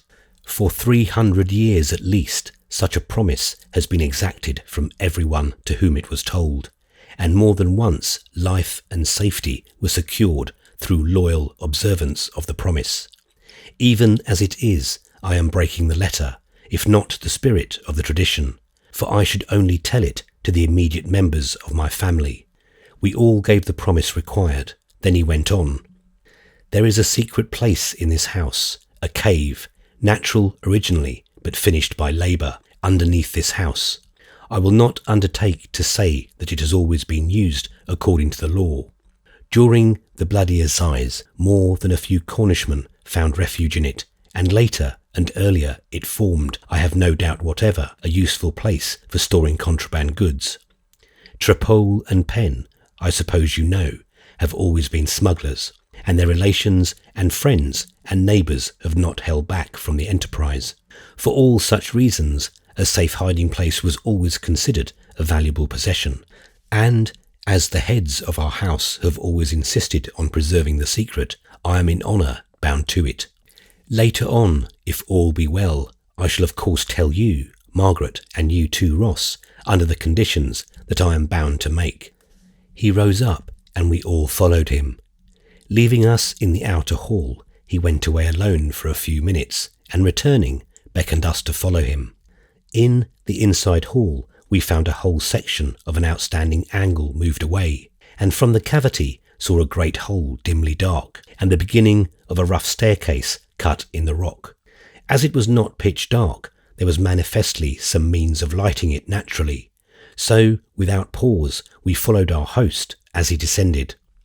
After some 40 or 50 steps cut in a winding passage, we came to a great cave whose further end tapered away into blackness. It was a huge place, dimly lit by a few irregular slits of eccentric shape. Manifestly, these were faults in the rock which could readily allow the windows be disguised. Close to each of them was a hanging shutter which could be easily swung across by means of a dangling rope. The sound of the ceaseless beat of the waves came up muffled from far below. Mr. Trelawney at once began to speak. "This is the spot which I have chosen, as the best I know, for the scene of our great experiment. In 100 different ways it fulfills the conditions which I am led to believe are primary with regard to success. Here we are and shall be, as isolated as Queen Terra herself should have been in her rocky tomb in the Valley of the Sorcerer, and still in a rocky cavern. For good or ill, we must here stand by our chances and abide by the results. If we are successful, we shall be able to let in on the world of modern science such a flood of light from the old world as will change every condition of thought and experiment and practice. If we fail, then even the knowledge of our attempt will die with us. For this and all else which may come, I believe we are prepared." He paused. No one spoke, but we all bowed our heads gravely in acquiescence. He resumed, but with a certain hesitancy. "It is not yet too late. If any of you have a doubt or misgiving, for God's sake, speak it now. Whoever it may be can go hence without let or hindrance. The rest of us can go on our way alone." Again he paused and looked keenly at us in turn. We looked at each other, but no one quailed. For my own part, if I had had any doubt as to going on, the look on Margaret's face would have reassured me. It was fearless, it was intense, it was full of a divine calm. Mr. Trelawney took a long breath, and in a more cheerful, as well as in a more decided tone, went on. "As we are all of one mind, the sooner we get the necessary matters in train, the better. Let me tell you that this place, like all the rest of the house, can be lit with electricity. We could not join the wires to the mains lest our secret should become known. But I have a cable here which we can attach in the hall and complete the circuit." As he was speaking, he began to ascend the steps. From close to the entrance, he took the end of a cable. This he drew forward and attached to a switch in the wall. Then, turning on a tap, he flooded the whole vault and the staircase below with light.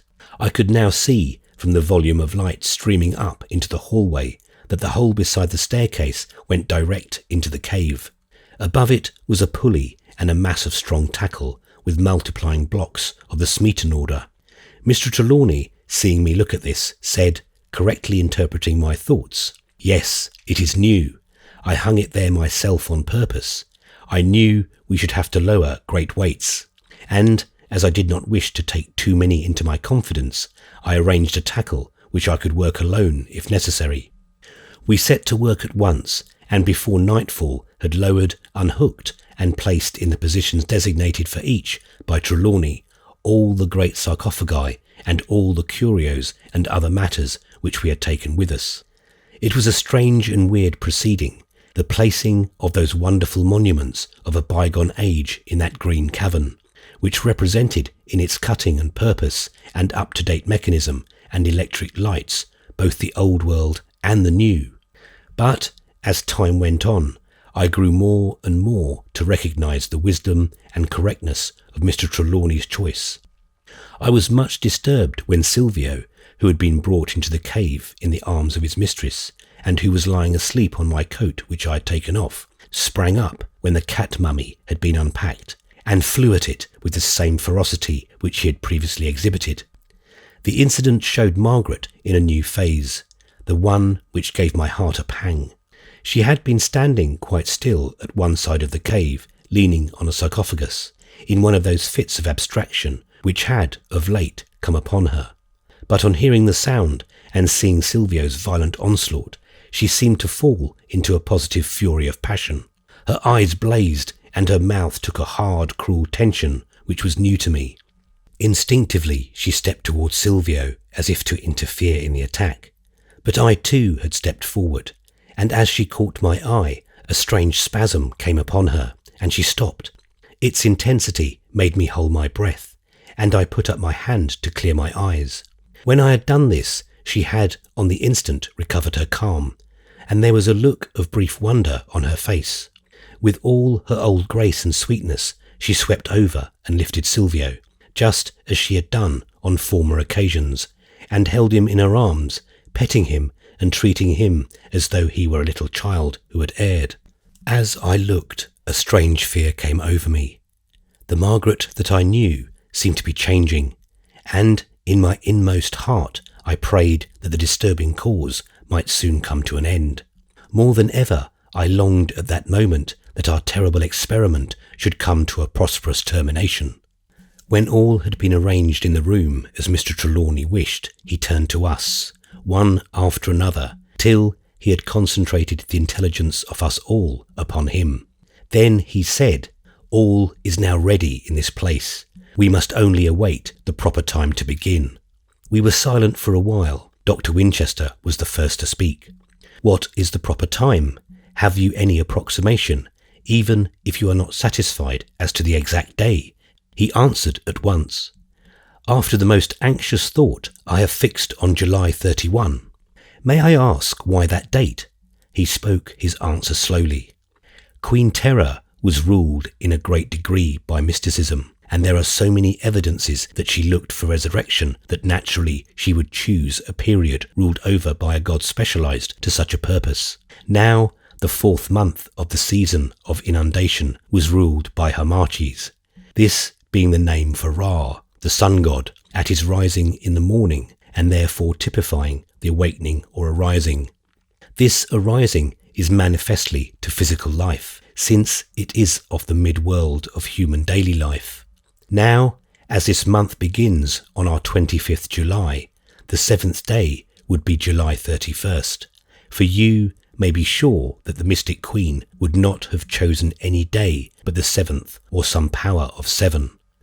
I dare say that some of you have wondered why our preparations have been so deliberately undertaken. This is why. We must be ready in every possible way when the time comes, but there was no use in having to wait round for a needless number of days, and so we waited only for the 31st of July, the next day but one, when the great experiment would be made.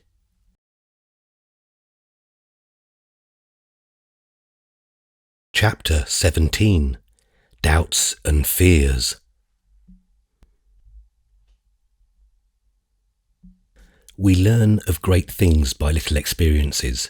The history of ages is but an indefinite repetition of the history of hours. The record of a soul is but a multiple of a story of a moment. The recording angel writes in the great book in no rainbow tints. His pen is dipped in no colours, but light and darkness. For the eye of infinite wisdom there is no need of shading. All things, all thoughts, all emotions, all experiences, all doubts and hopes and fears, all intentions, all wishes, seen down to the lower strata of their concrete and multitudinous elements, are finally resolved into direct opposites. Did any human being wish for the epitome of a life wherein were gathered and grouped all the experiences that a child of Adam could have, the history, fully and frankly written, of my own mind during the next 48 hours would afford him all that could be wanted, and the recorder could have wrought as usual in sunlight and shadow, which may be taken to represent the final expressions of heaven and hell. For in the highest heaven is faith, and doubt hangs over the yawning blackness of hell. There were of course times of sunshine in those 2 days, moments when, in the realization of Margaret's sweetness and her love for me, all doubts were dissipated like morning mist before the sun. But the balance of the time, and an overwhelming balance it was, gloom hung over me like a pall. The hour in whose coming I had acquiesced was approaching so quickly and was already so near that the sense of finality was bearing upon me. The issue was perhaps life or death to any of us, but for this we were all prepared. Margaret and I were one as to the risk. The question of the moral aspect of the case, which involved the religious belief in which I had been reared, was not one to trouble me, for the issues and the causes that lay behind them were not within my power even to comprehend. The doubt of the success of the great experiment was such a doubt as exists in all enterprises which have great possibilities. To me, whose life was passed in a series of intellectual struggles, this form of doubt was a stimulus rather than deterrent. What then was it that made me for a trouble which began an anguish when my thoughts dwelt long on it? I was beginning to doubt Margaret. What it was that I doubted I knew not. It was not her love, or her honour, or her truth, or her kindness, or her zeal. What then was it? It was herself. Margaret was changing. At times during the past few days I had hardly known her as the same girl whom I had met at the picnic and whose vigils I had shared in the sick room of her father. Then, even in her moments of greatest sorrow or fright or anxiety, she was all life and thought and keenness. Now she was generally distrait, and at times in a sort of negative condition, as though her mind, her very being, was not present. At such moments she would have full possession of observation and memory. She would know and remember all that was going on and had gone on around her, but her coming back to her old self had to me something of the sensation of a new person coming into the room. Up to the time of leaving London, I had been content whenever she was present. I had over me that delicious sense of security which comes with the consciousness that love is mutual, but now doubt had taken its place. I never knew whether the personality present was my Margaret, the Margaret of old, whom I had loved at the first glance, or the other new Margaret, whom I hardly understood, and whose intellectual aloofness made an impalpable barrier between us. Sometimes she would become, as it were, awake all at once. At such times, though, she would say to me sweet and pleasant things, which, she had often said before, she would seem most unlike herself. It was almost as if she were speaking parrot-like or at dictation of one who could read words or acts, but not thoughts. After one or two experiences of this kind, my own doubting began to make a barrier, for I could not speak with the ease and freedom which were usual to me, and so hour by hour we drifted apart. Were it not for the few odd moments when the old Margaret was back with me, full of her charm, I do not know what would have happened. As it was, each such moment gave me a fresh start and kept my love from changing. I would have given the world for a confidant, but this was impossible. How could I speak a doubt of Margaret to anyone, even her father? How could I speak a doubt to Margaret when Margaret herself was the theme? I could only endure and hope, and of the two the endurance was the lesser pain. I think that Margaret must have at times felt that there was some cloud between us, for towards the end of the first day she began to shun me a little, or perhaps it was that she'd become more diffident than usual about me. Hitherto she had sought every opportunity of being with me, just as I had tried to be with her, so that now any avoidance one of the other made a new pain to us both. On this day the household seemed very still. Each one of us was about his own work, or occupied with his own thoughts. We only met at meal times, and then, though we talked, all seemed more or less preoccupied. There was not in the house even the stir of the routine of service. The precaution of Mr. Trelawney in having 3 rooms prepared for each of us had rendered servants unnecessary.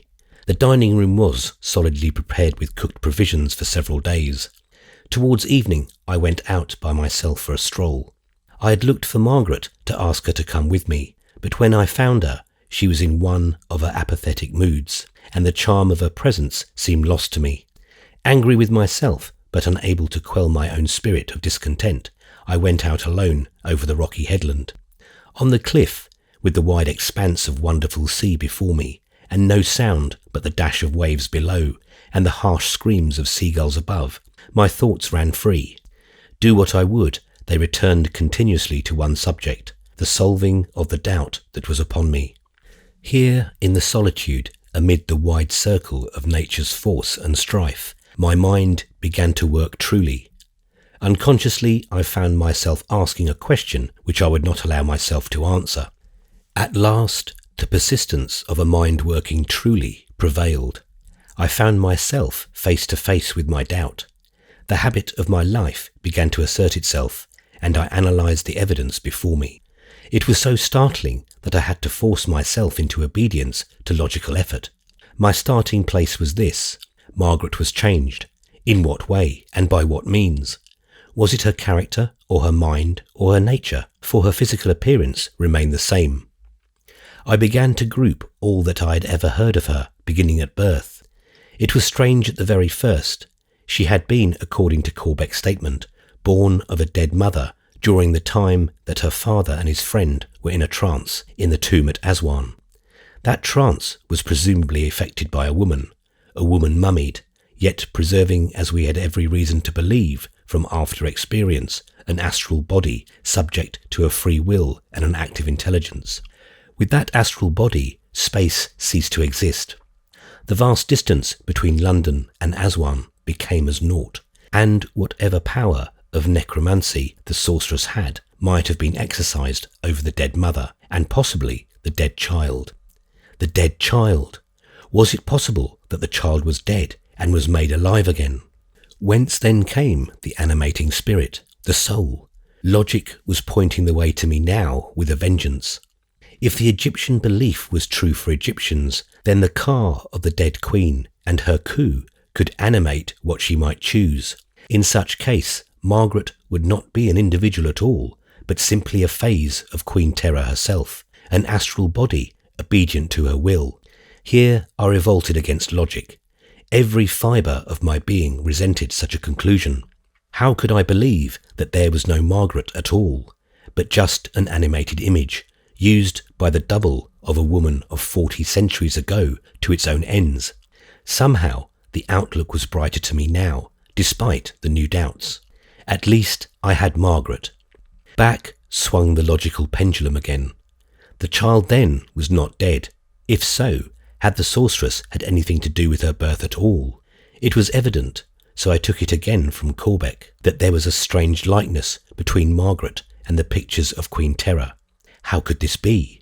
It could not be any birthmark reproducing what had been in her mother's mind, for Mrs. Trelawney had never seen the pictures. Nay, even her father had not seen them till he had found his way into the tomb, only a few days before her birth. This phase I could not get rid of so easily as the last. The fibres of my being remained quiet. There remained to me the horror of doubt, and even then, so strange is the mind of man, doubt itself took a concrete image, a vast and impenetrable gloom, through which flickered irregularly and spasmodically tiny points of effervescent light, which seemed to quicken the darkness into a positive existence. The remaining possibility of relations between Margaret and the mummied queen was that, in some occult way, the sorceress had power to change places with the other. This view of things could not be so lightly thrown aside. There were too many suspicious circumstances to warrant this. Now that my attention was fixed on it, and my intelligence recognized the possibility. Hereupon there began to come into my mind all the strange incomprehensible matters which had whirled through our lives in the last few days.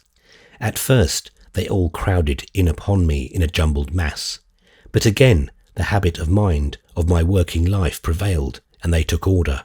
I found it now easier to control myself, for there was something to grasp, some work to be done, though it was of a sorry kind, for it was, or might be, antagonistic to Margaret. But Margaret was herself at stake. I was thinking of her and fighting for her, and yet, if I were to work in the dark, I might be even harmful to her. My first weapon in her defence was truth. I must know and understand. I might then be able to act. Certainly, I could not act beneficently without a just conception and recognition of the facts. Arranged in order, these were as follows. Firstly, the strange likeness of Queen Terra to Margaret, who had been born in another country 1,000 miles away, where her mother could not possibly have had even a passing knowledge of her appearance. Secondly, the disappearance of Van Hoon's book, when I had read up to the description of the star ruby. Thirdly, the finding of the lamps in the boudoir. Terra, with her astral body, could have unlocked the door of Corbeck's room in the hotel, and have locked it again after her exit with the lamps. She could, in some way, have opened the window and put the lamps in the boudoir. It need not have been that Margaret in her own person should have had any hand in this, but it was at least strange. Fourthly, Here, the suspicions of the detective and the doctor came back to me with renewed force and with a larger understanding. Fifthly, there were occasions on which Margaret foretold with accuracy the coming occasions of quietude, as though she had some conviction or knowledge of the intentions of the astral-bodied queen. Sixthly, there was her suggestion of the finding of the ruby which her father had lost. As I thought, now afresh, over this episode in the light of suspicion, in which her own powers were involved, the only conclusion I could come to was, always supposing that the theory of the Queen's astral power was correct, that Queen Terra, being anxious that all should go well in the movement from London to Killian, had, in her own way, taken the jewel from Mr. Trelawney's pocketbook, finding it of some use in her supernatural guardianship of the journey. Then, in some mysterious way, she had, through Margaret, made the suggestion of its loss and finding. Seventhly, and lastly, was the strange dual existence which Margaret seemed of late to be leading, and which in some way seemed a consequence or corollary of all that had gone before. The dual existence. This was indeed the conclusion which overcame all difficulties and reconciled opposites. If indeed Margaret were not in all ways a free agent, but could be compelled to speak or act as she might be instructed, or if a whole being could be changed for another without the possibility of anyone noticing the doing of it, then all things were possible. All would depend on the spirit of the individuality by which she could be so compelled. If this individuality were just and kind and clean, all might be well, but if not, the thought was too awful for words. I ground my teeth with futile rage as the ideas of horrible possibilities swept through me. Up to this morning, Margaret's lapses into a new self had been few and hardly noticeable, save when once or twice her attitude towards myself had been marked by a bearing strange to me. But today the contrary was the case, and the change presaged badly. It might be that the other individuality was of the lower, not of the better sort. Now that I thought of it, I had reason to fear. In the history of the mummy, from the time of Van Hoon's breaking into the tomb, the record of deaths that we knew of, presumably affected by her will and agency, was a startling one. The Arab who had stolen the hand from the mummy, the one who had taken it from his body, the Arab chief who had tried to steal the jewel from Van Hoon, and whose throat bore the marks of 7 fingers, the 2 men found dead on the first night of Trelawney's taking away the sarcophagus, and the 3 on the return to the tomb, the Arab who had opened the secret serdab, 9 dead men, one of them slain manifestly by the Queen's own hand, and beyond this again, the several savage attacks on Mr. Trelawney in his own room, in which, aided by her familiar, she had tried to open the safe and to extract the talisman jewel. His device of fastening the key to his wrist by a steel bangle, though successful in the end, had well nigh cost him his life. If then the Queen, intent on her resurrection under her own conditions, had, so to speak, waded to it through blood, what might she not do, were her purpose thwarted? What terrible step might she not take to effect her wishes? Nay, what were her wishes? What was her ultimate purpose? As yet we had had only Margaret's statement of them, given in all the glorious enthusiasm of her lofty soul. In her record there was no expression of love to be sought or found. All we knew for certain was that she had set before her the object of resurrection, and that in it the North which she had manifestly loved was to have a special part, but that the resurrection was to be accomplished in the lonely tomb in the Valley of the Sorcerer was apparent. All preparations had been carefully made for accomplishment from within, and for her ultimate exit in her new and living form. The sarcophagus was unlidded. The oil jars, though hermetically sealed, were to be easily opened by hand, and in them provision was made for shrinkage through a vast period of time. Even flint and steel were provided for the production of flame. The mummy pit was left open in violation of usage, and beside the stone door on the cliff side was fixed an imperishable chain by which she might in safety descend to earth. But as to what her after intentions were, we had no clue. If it was that she meant to begin life again as a humble individual, there was something so noble in the thought that it even warmed my heart to her and turned my wishes to her success.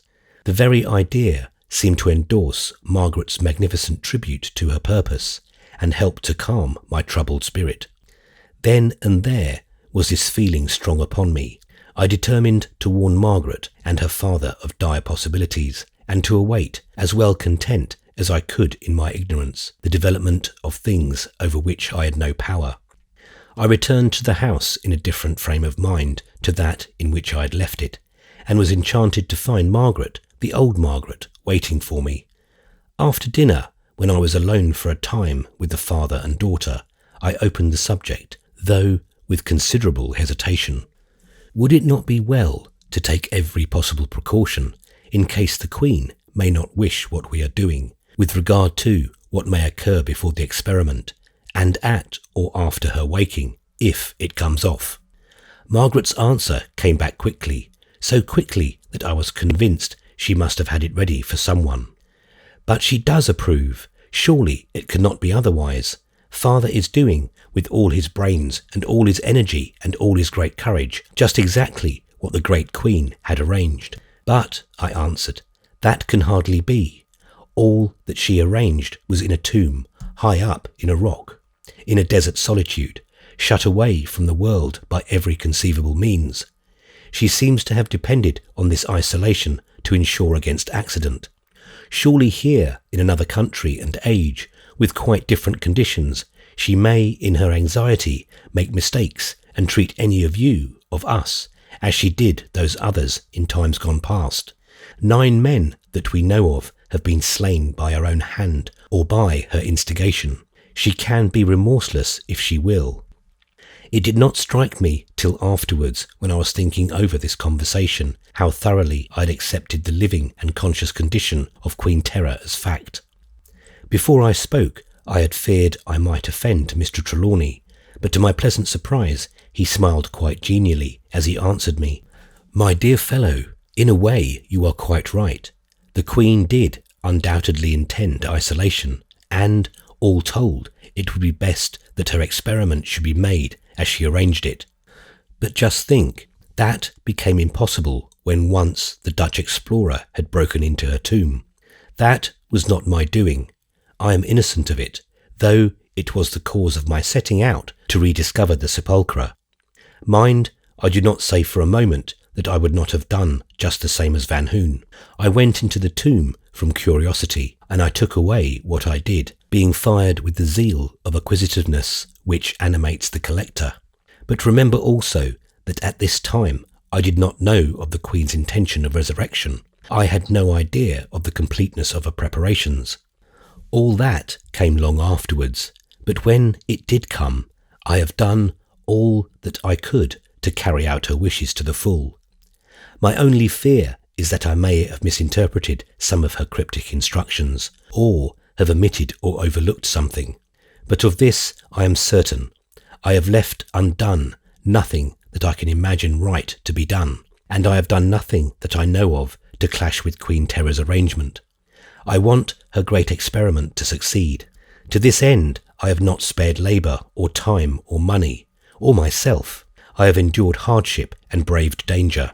All my brains, all my knowledge and learning, such as they are, all my endeavours, such as they can be, have been, are, and shall be devoted to this end, till we either win or lose the great stake that we play for. The great stake, I repeated, the resurrection of the woman and the woman's life, the proof that the resurrection can be accomplished by magical powers, by scientific knowledge, or by use of some force which at present the world does not know. Then Mr. Trelawney spoke out the hopes of his heart, which up to now he had indicated rather than expressed.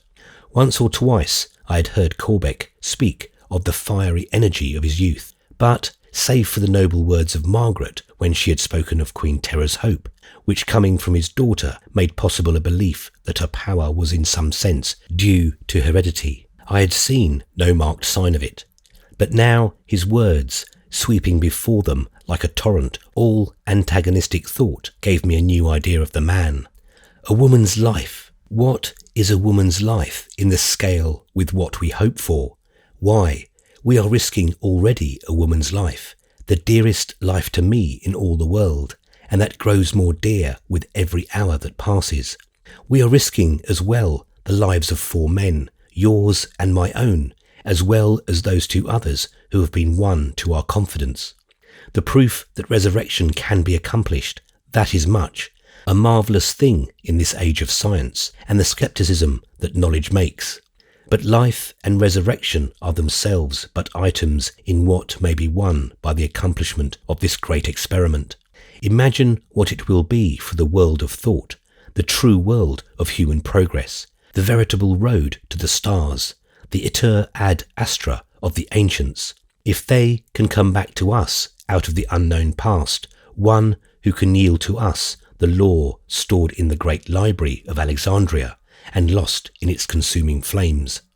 Not only history can be set right and the teachings of science made veritable from their beginnings, but we can be placed on the road to the knowledge of lost arts, lost learning, lost sciences, so that our feet may tread on the indicated path to their ultimate and complete restoration. Why, this woman can tell us what the world was like before what it is called the flood, can give us the origin of that vast astounding myth, can set the mind back to the consideration of things which to us now seem primeval, but which were old stories before the days of the patriarchs. But this is not the end, no, not even the beginning.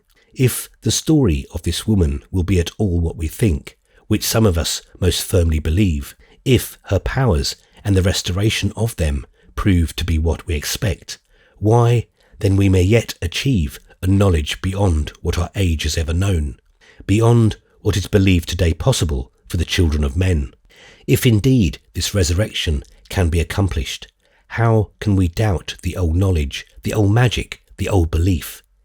And if this be so, we must take it that the car of this great and learned queen has won secrets of more mortal worth from her surroundings amongst the stars. This woman, in her life, voluntarily went down living to the grave and came back again, as we learn from the records in her tomb.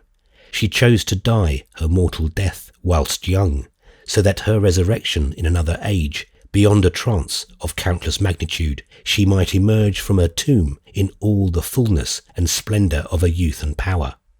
Already we have evidence that though her body slept in patience through those many centuries, her intelligence never passed away, that her resolution never flagged, that her will remained supreme, and, most important of all, that her memory was unimpaired.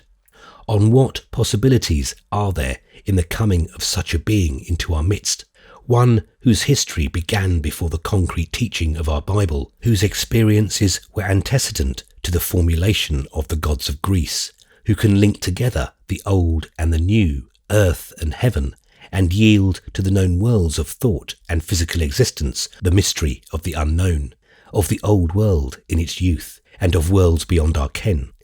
He paused, almost overcome. Margaret had taken his hand when he spoke of her being so dear to him, and held it hard. As he spoke, she continued to hold it, but there came over her face that change which I had so often seen of late, that mysterious veiling of her own personality, which gave me the subtle sense of separation from her. In his impassioned vehemence, her father did not notice, but when he stopped, she seemed all at once to be herself again. In her glorious eyes came the added brightness of unshed tears, and with a gesture of passionate love and admiration, she stooped and kissed her father's hand. Then, turning to me, she too spoke. "Malcolm, you have spoken of the deaths that came from the poor queen, or rather that justly came from meddling with her arrangements and thwarting her purpose. Do you not think that, in putting it as you have done, you have been unjust? Who would not have done just as she did? Remember, she was fighting for her life. Aye, and for more than her life. For life and love and all the glorious possibilities of that dim future in the unknown world of the north, which had such enchanting hopes for her. Do you not think that she, with all the learning of her time, and with all the great and resistless force of her mighty nature, had hopes of spreading in a wider way the lofty aspirations of her soul, that she hoped to bring to the conquering of unknown worlds and using to the advantage of her people all that she had won from sleep and death and time, all of which and could have been frustrated by the ruthless hand of an assassin or a thief. Were it you in such a case, would you not struggle by all the means to achieve the object of your life and hope, whose possibilities grew and grew in the passing of those endless years? Can you think that that active brain was at rest during all those weary centuries, whilst her free soul was flitting from world to world amongst the boundless regions of the stars? Had these stars in their myriad and varied life no lessons for her, as they have had for us since we followed the glorious path which she and her people marked for us, when they sent their winged imaginations circling amongst the lamps of the night? Here she paused. She too was overcome, and the welling tears ran down her cheeks. I was myself more moved than I can say. This was indeed my Margaret, and in the consciousness of her presence my heart leapt. Out of my happiness came boldness, and I dared to say now what I had feared would be impossible, something which would call the attention of Mr. Trelawney to what I imagined was the dual existence of his daughter. As I took Margaret's hand in mine and kissed it, I said to her father, "Why, sir, she couldn't speak more eloquently if the very spirit of Queen Terra was with her to animate her and suggest thoughts." Mr. Trelawney's answer simply overwhelmed me with surprise. It manifested to me that he too had gone through such a process of thought as my own. And what if it was, if it is? I know well that the spirit of her mother is within her. If, in addition, there be the spirit of that great and wondrous queen, then she would be no less dear to me, but doubly dear. Do not have fear for her, Malcolm Ross. At least have no more fear than you may have for the rest of us. Margaret took up the theme, speaking so quickly that her words seemed a continuation of her father's rather than an interruption of them. "Have no special fear for me, Malcolm. Queen Terra knows and will offer us no harm. I know it, as surely as I am lost in the depth of my own love for you."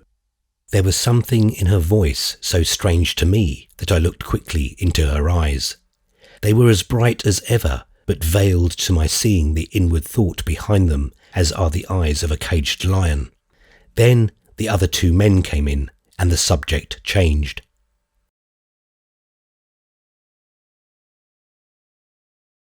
Chapter 18. The Lesson of the Car. That night we all went to bed early. The next night would be an anxious one, and Mr. Trelawney thought that we should all be fortified with what sleep we could get. The day too would be full of work. Everything in connection with the great experiment would have to be gone over, so that, at the last, we might not fail from any unthought-of flaw in our working. We made, of course, arrangements for summoning aid in case such should be needed, but I do not think that any of us had any real apprehension of danger. Certainly, we had no fear of such danger from violence as we had to guard against in London during Mr. Trelawney's long trance. For my own part, I felt a strange sense of relief in the matter. I had accepted Mr. Trelawney's reasoning that if the Queen were indeed such as we surmised, such as indeed we now took for granted, there would not be any opposition on her part, for we were carrying out her wishes to the very last. So far I was at ease, far more at ease than earlier in the day I should have thought possible, but there were other sources of trouble which I could not blot out of my mind. Chief amongst them was Margaret's strange condition. If it was indeed that she had in her own person a dual existence, what might happen when the two existences became one? Again and again and again I turned this matter over in my mind, till I could have shrieked out in nervous anxiety. It was no consolation to me to remember that Margaret was herself satisfied, and her father acquiescent. Love is, after all, a selfish thing, and it throws a black shadow on anything between which and the light it stands. I seemed to hear the hands go round the dial of the clock. I saw darkness turn to gloom, and gloom to grey, and grey to light without pause or hindrance to the succession of my miserable feelings. At last when it was decently possible without the fear of disturbing others, I got up. I crept along the passage to find if all was well with the others, for we had arranged that the door of each of our rooms should be left slightly open so that any sound of disturbance would be easily and distinctly heard. One and all slept. I could hear the regular breathing of each, and my heart rejoiced that this miserable night of anxiety was safely past. As I knelt in my own room in a burst of thankful prayer, I knew in the depths of my own heart the measure of my fear. I found my way out of the house and went down to the water by the long stairway cut in the rock. A swim in the cool bright sea braced my nerves and made me my old self again. As I came back to the top of the steps, I could see the bright sunlight rising from behind me, turning the rocks across the bay to glittering gold, and yet I felt somehow disturbed. It was all too bright, as it sometimes is before the coming of a storm. As I paused to watch it, I felt a soft hand on my shoulder, and turning, found Margaret close to me. Margaret as bright and radiant as the morning glory of the sun. It was my own Margaret this time, my old Margaret, without alloy of any other, and I felt that, at least, this last and fatal day was well begun. But alas, the joy did not last. When we got back to the house from a stroll around the cliffs, the same old routine of yesterday was resumed. Gloom and anxiety, hope, high spirits, deep depression, and apathetic aloofness. But it was to be a day of work, and we all braced ourselves to it with an energy which wrought its own salvation.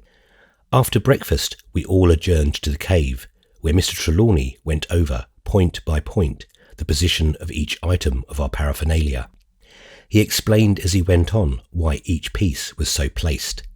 He had with him the great rolls of paper with the measured plans and the signs and drawings which he had made from his own and Corbeck's rough notes. As he had told us, these contained the whole of the hieroglyphics on walls and ceilings and floor of the tomb in the Valley of the Sorcerer. Even had not the measurements made to scale recorded the position of each piece of furniture, we could have eventually placed them by a study of the cryptic writings and symbols. Mr. Trelawney explained to us certain other things not laid down on the chart, such as, for instance, that the hollowed part of the table was exactly fitted to the bottom of the magic coffer, which was therefore intended to be placed on it. The respective legs of this table were indicated by differently shaped urae outlined on the floor, the head of each being in the direction of the similar uraes twined around the leg. Also that the mummy, when laid on the raised portion in the bottom of the sarcophagus, seemed made to fit the form, would lie head to the west and feet to the east, thus receiving the natural earth currents. If this be intended, he said, as I presume it is, I gather that the force to be used has something to do with magnetism or electricity, or both. It may be, of course, that some other force such, for instance, as that emanating from radium is to be employed. I have experimented with the latter, but only in such small quantity as I could obtain. But so far as I can ascertain, the stone of the coffer is absolutely impervious to its influence.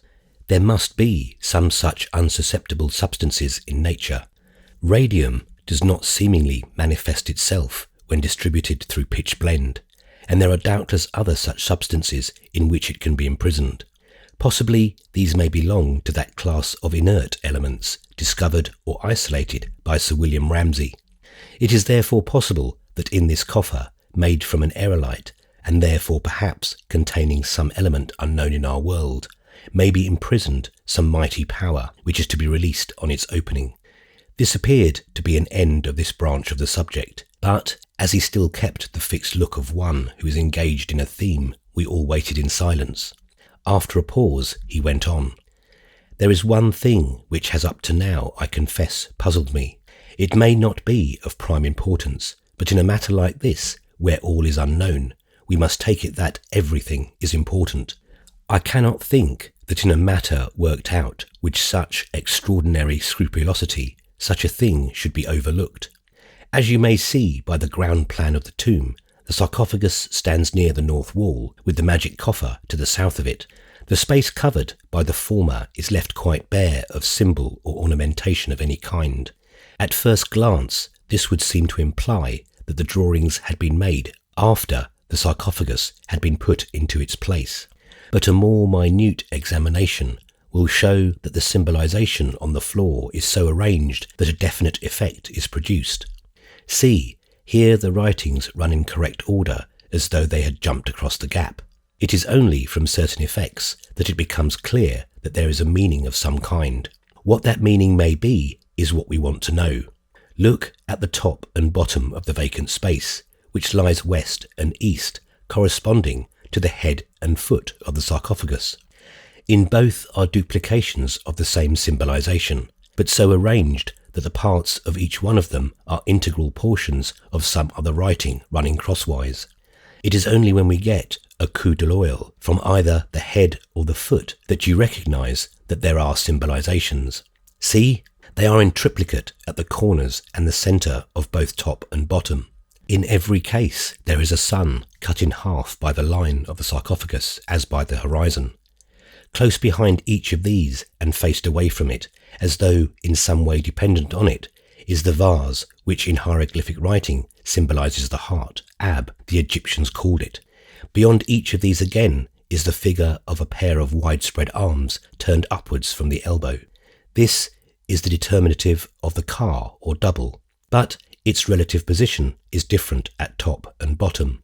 At the head of the sarcophagus, the top of the car is turned towards the mouth of the vase, but at the foot the extended arms point away from it. The symbolization seems to mean that during the passing of the sun from west to east, from sunset to sunrise, or through the underworld, otherwise night, the heart, which is material even in the tomb and cannot leave it, simply revolves, so that it can always rest on Ra, the sun god, the origin of all good, but that the double, which represents the active principle, goes whither it will, the same by night as by day. If this be correct, it is a warning, a caution, a reminder that the consciousness of the mummy does not rest but is to be reckoned with. Or it may be intended to convey that after the particular night of the resurrection, the car would leave the heart altogether, thus typifying that, in her resurrection, the queen would be restored to a lower and purely physical existence. In such case, what would become of her memory and the experiences of her wide-wandering soul? The chiefest value of her resurrection would be lost to the world. This, however, does not alarm me. It is only guesswork after all, and is contradictory to the intellectual belief of the Egyptian theology that the car is an essential portion of humanity. He paused, and we all waited. The silence was broken by Dr. Winchester. But would not all this imply that the Queen feared intrusion of her tomb? Mr. Trelawney smiled as he answered, "My dear sir, she was prepared for it. The grave robber is no modern application of endeavour. He was probably known in the Queen's own dynasty. Not only was she prepared for intrusion, but, as shown in several ways, she expected it. The hiding of the lamps in the serdab and the institution of the avenging treasurer shows that there was defence, positive as well as negative.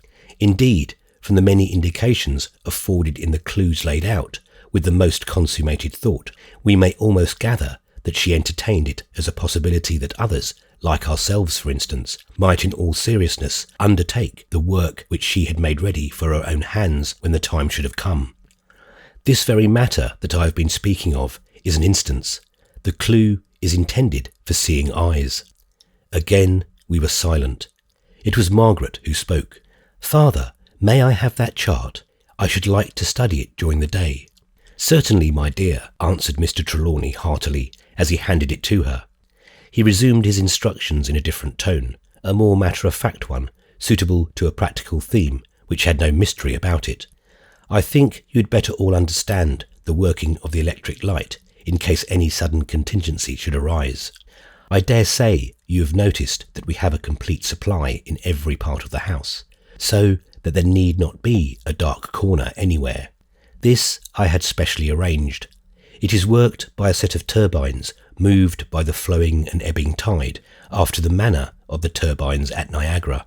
I hope by this means to nullify accident and to have without fail a full supply ready at any time. Come with me and I will explain the system of circuits and point to you the taps and the fuses.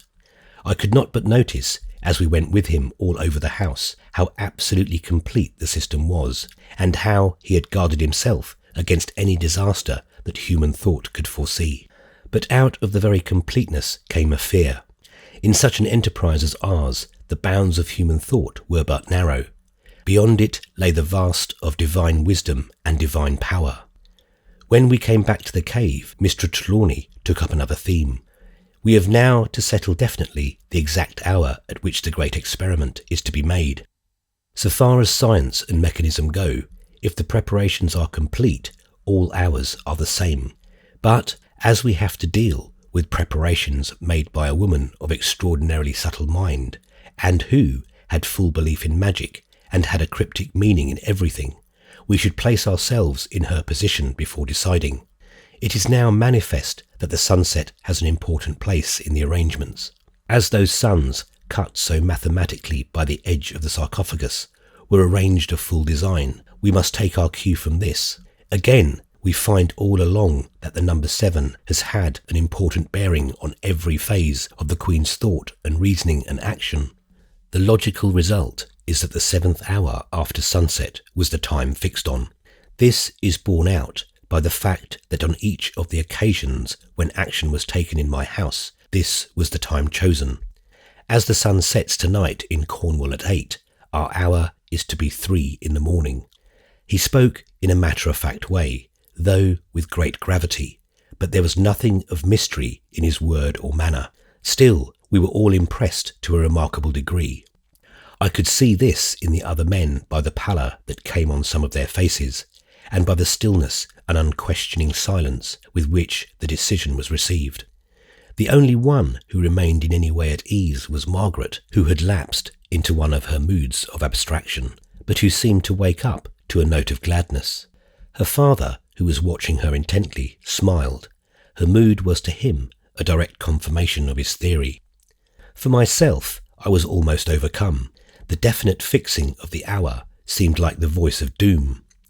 When I think of it now, I can realize how a condemned man feels at his sentence, or at the sounding of the last hour he is to hear. There could be no going back now. We were in the hands of God. The hands of God, and yet what other forces were arrayed? What would become of us all? Poor atoms of earthly dust, whirled in the wind which cometh whence and goeth whither no man may know. It was not for myself. Margaret. I was recalled by Mr. Trelawney's firm voice. Now we shall see to the lamps and finish our preparations. Accordingly, we set to work, and under his supervision made ready the Egyptian lamps, seeing that they were filled with the cedar oil, and that the wicks were adjusted and in good order. We lighted and tested them one by one, and left them ready, so that they would light at once and evenly. When this was done, we had a general look round, and fixed all in readiness for our work at night. All this had taken time, and we were, I think, all surprised when, as we emerged from the cave, we heard the great clock in the hall chime 4. We had a late lunch, a thing possible without trouble in the present state of our commissariat arrangements. After it, by Mr. Trelawney's advice, we separated, each to prepare in our own way for the strain of the coming night. Margaret looked pale and somewhat overwrought, so I advised her to lie down and try to sleep. She promised that she would. The abstraction which had been upon her fitfully all day lifted for the time. With all her old sweetness and loving delicacy, she kissed me good-bye for the present. With the sense of happiness which this gave me, I went out for a walk on the cliffs. I did not want to think, and I had an instinctive feeling that fresh air and God's sunlight and the myriad beauties of the works of his hand would be the best preparation of fortitude for what was to come. When I got back, all the party were assembling for a late tea. Coming fresh from the exhilaration of nature, it struck me as almost comic that we, who were nearing the end of so strange, almost monstrous an undertaking, should yet be bound by the needs and habits of our lives. All the men of the party were grave. The time of seclusion, even if had given them rest, had also given opportunity for thought. Margaret was bright, almost buoyant, but I missed about her something of her usual spontaneity. Towards myself there was a shadowy air of reserve which brought back something of my suspicion. When tea was over, she went out of the room, but returned in a minute with the roll of drawing which she had taken with her earlier in the day. Coming close to Mr. Trelawney, she said, "Father, I've been carefully considering what you said today about the hidden meaning of those suns and hearts and cars, and I have been examining the drawings again." "And with what result, my child?" asked Mr. Trelawney eagerly. "There is another reading possible." "And that?" His voice was now tremulous with anxiety. Margaret spoke with a strange ring in her voice, a ring that cannot be unless there is a consciousness of truth behind it. "It means that at the sunset the car is to enter the Ab, and it is only at the sunrise that it will leave it." "Go on," said her father hoarsely. "It means that for this night the Queen's double, which is otherwise free, will remain in her heart, which is mortal and cannot leave its prison place in the mummy shrouding. It means that when the sun has dropped into the sea, Queen Terra will cease to exist as a conscious power till sunrise, unless the great experiment can recall her to waking life. It means that there will be nothing whatever for you or others to fear from her in such a way as we have all cause to remember. Whatever change may come from the working of the great experiment, there can come none from the poor, helpless dead woman who has waited all those centuries for this night, who has given up to the coming hour all the freedom of eternity, won in the old way, in hope of a new life in a new world such as she longed for." She stopped suddenly. As she had gone on speaking, there had come with her words a strange, pathetic, almost pleading tone, which touched me to the quick. As she stopped, I could see, before she turned away her head, that her eyes were full of tears. For once, the heart of her father did not respond to her feeling. He looked exultant, but with a grim masterfulness which reminded me of the set look of his stern face as he had lain in the trance. He did not offer any consolation to his daughter in her sympathetic pain. He only said, "We may test the accuracy of your surmise and of her feeling when the time comes." Having said so, he went up the stone stairway and into his own room. Margaret's face had a troubled look as she gazed after him. Strangely enough, her trouble did not as usual touch me to the quick. When Mr. Trelawney had gone, silence reigned. I do not think that any of us wanted to talk. Presently, Margaret went to her room, and I went out on the terrace over the sea. The fresh air and the beauty of all before helped to restore the good spirits which I had known earlier in the day. Presently, I felt myself actually rejoicing in the belief that the danger which I had feared from the Queen's violence on the coming night was obviated. I believed in Margaret's belief so thoroughly that it did not occur to me to dispute her reasoning. In a lofty frame of mind, and with less anxiety than I had felt for days, I went to my room and lay down on the sofa. I was awaked by Corbeck calling to me hurriedly. "Come down to the cave as quickly as you can. Mr. Trelawney wants to see us all there at once. Hurry." I jumped up and ran down to the cave. All were there except Margaret, who came immediately after me carrying Silvio in her arms. When the cat saw his old enemy, he struggled to get down, but Margaret held him fast and soothed him. I looked at my watch. It was close to 8. When Margaret was with us, her father said directly, with a quiet insistence which was new to me, "You believe, Margaret, that Queen Terra has voluntarily undertaken to give up her freedom for this night, to become a mummy and nothing more till the experiment has been completed, to be content that she shall be powerless under all and any circumstances until this is all over and the act of resurrection has been accomplished, or the effort has failed?" After a pause, Margaret answered in a low voice, "Yes."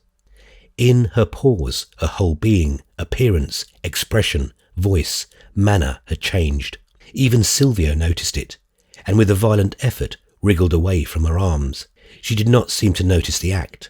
I expected that the cat, when he had achieved his freedom, would have attacked the mummy, but on this occasion he did not.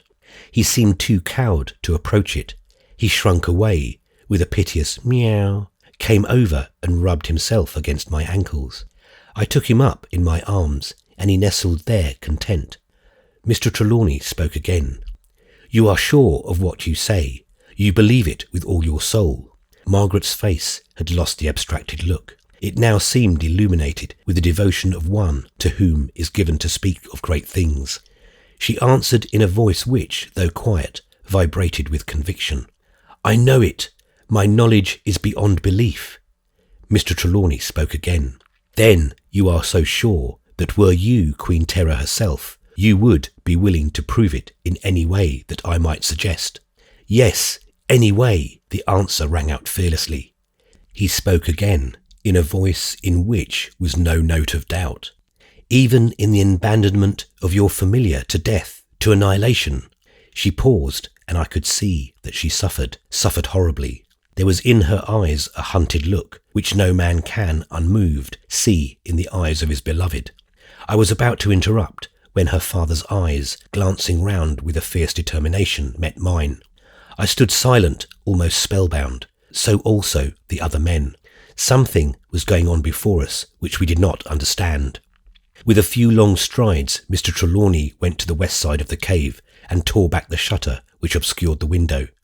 The cool air blew in, and the sunlight streamed over them both, for Margaret was now by his side. He pointed to where the sun was sinking into the sea in a halo of golden fire, and his face was as set as flint. In a voice whose absolute uncompromising hardness I shall hear in my ears at times till my dying day, he said, "Choose, speak. When the sun has dipped below the sea, it will be too late." The glory of the dying sun seemed to light up Margaret's face, till it shone as if lit from within by a noble light, and she answered, "Even that." Then stepping over to where the mummy cat stood on the little table, she placed a hand on it. She had now left the sunlight, and the shadows looked dark and deep over her. In a clear voice she said, "Were I Terra, I would say, take all I have. This night is for the gods alone." As she spoke, the sun dipped, and the cold shadow suddenly fell on us. We all stood still for a while. Silvio jumped from my arms and ran over to his mistress, rearing himself up against a dress, as if asking to be lifted. He took no notice whatever of the mummy now. Margaret was glorious with all her wonted sweetness as she said sadly, "The sun is down, father. Shall any of us see it again? The night of nights is come."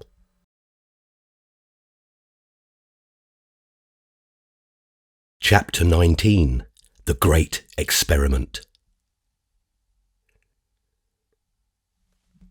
If any evidence had been wanted of how absolutely one and all of us had come to believe in the spiritual existence of the Egyptian queen, it would have been found in the change which, in a few minutes, had been effected in us by the statement of voluntary negation made, we all believed through Margaret. Despite the coming of the fearful ordeal, the sense of which it was impossible to forget, we looked and acted as though a great relief had come to us. We had indeed lived in such a state of terrorism during the days when Mr. Trelawney was lying in a trance, that the feeling had bitten deeply into us. No one knows, till he has experienced it, what it is to be in constant dread of some unknown danger, which may come at any time and in any form. The change was manifested in different ways, according to each nature. Margaret was sad.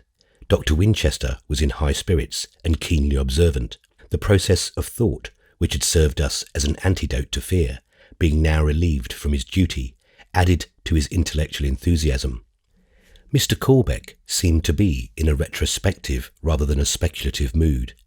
I was myself rather inclined to be gay. The relief from certain anxiety regarding Margaret was sufficient for me for the time. As to Mr. Trelawney, he seemed less changed than any. Perhaps this was only natural, as he had had in his mind the intention for so many years of doing that in which he were tonight engaged, that any event connected with it could only seem to him as an episode, a step to the end. His was that commanding nature which looks so to the end of an undertaking that all else is of secondary importance. Even now, though his terrible sternness relaxed under the relief from the strain, he never flagged nor faltered for a moment in his purpose. He asked us men to come with him, and going to the hall, we presently managed to lower into the cave an oak table, fairly long and not too wide, which stood against the wall in the hall. This we placed under the strong cluster of electric lights in the middle of the cave. Margaret looked on for a while, Then all at once her face blanched, and in an agitated voice she said, "What are you going to do, Father?" "To unroll the mummy of the cat. Queen Terra will not need her familiar tonight. If she should want him, it might be dangerous to us. So we shall make him safe. You are not alarmed, dear?" "Oh, no," she answered quickly. "But I was thinking of my Silvio and how I should feel if he had been the mummy that was to be unswathed." Mr. Trelawney got knives and scissors ready and placed the cat on the table. It was a grim beginning to our work, and it made my heart sink when I thought of what might happen in that lonely house in the mid-gloom of the night. The sense of loneliness and isolation from the world was increased by the moaning of the wind, which had now risen ominously, and by the beating of waves on the rocks below. But we had too grave a task before us to be swayed by external manifestations.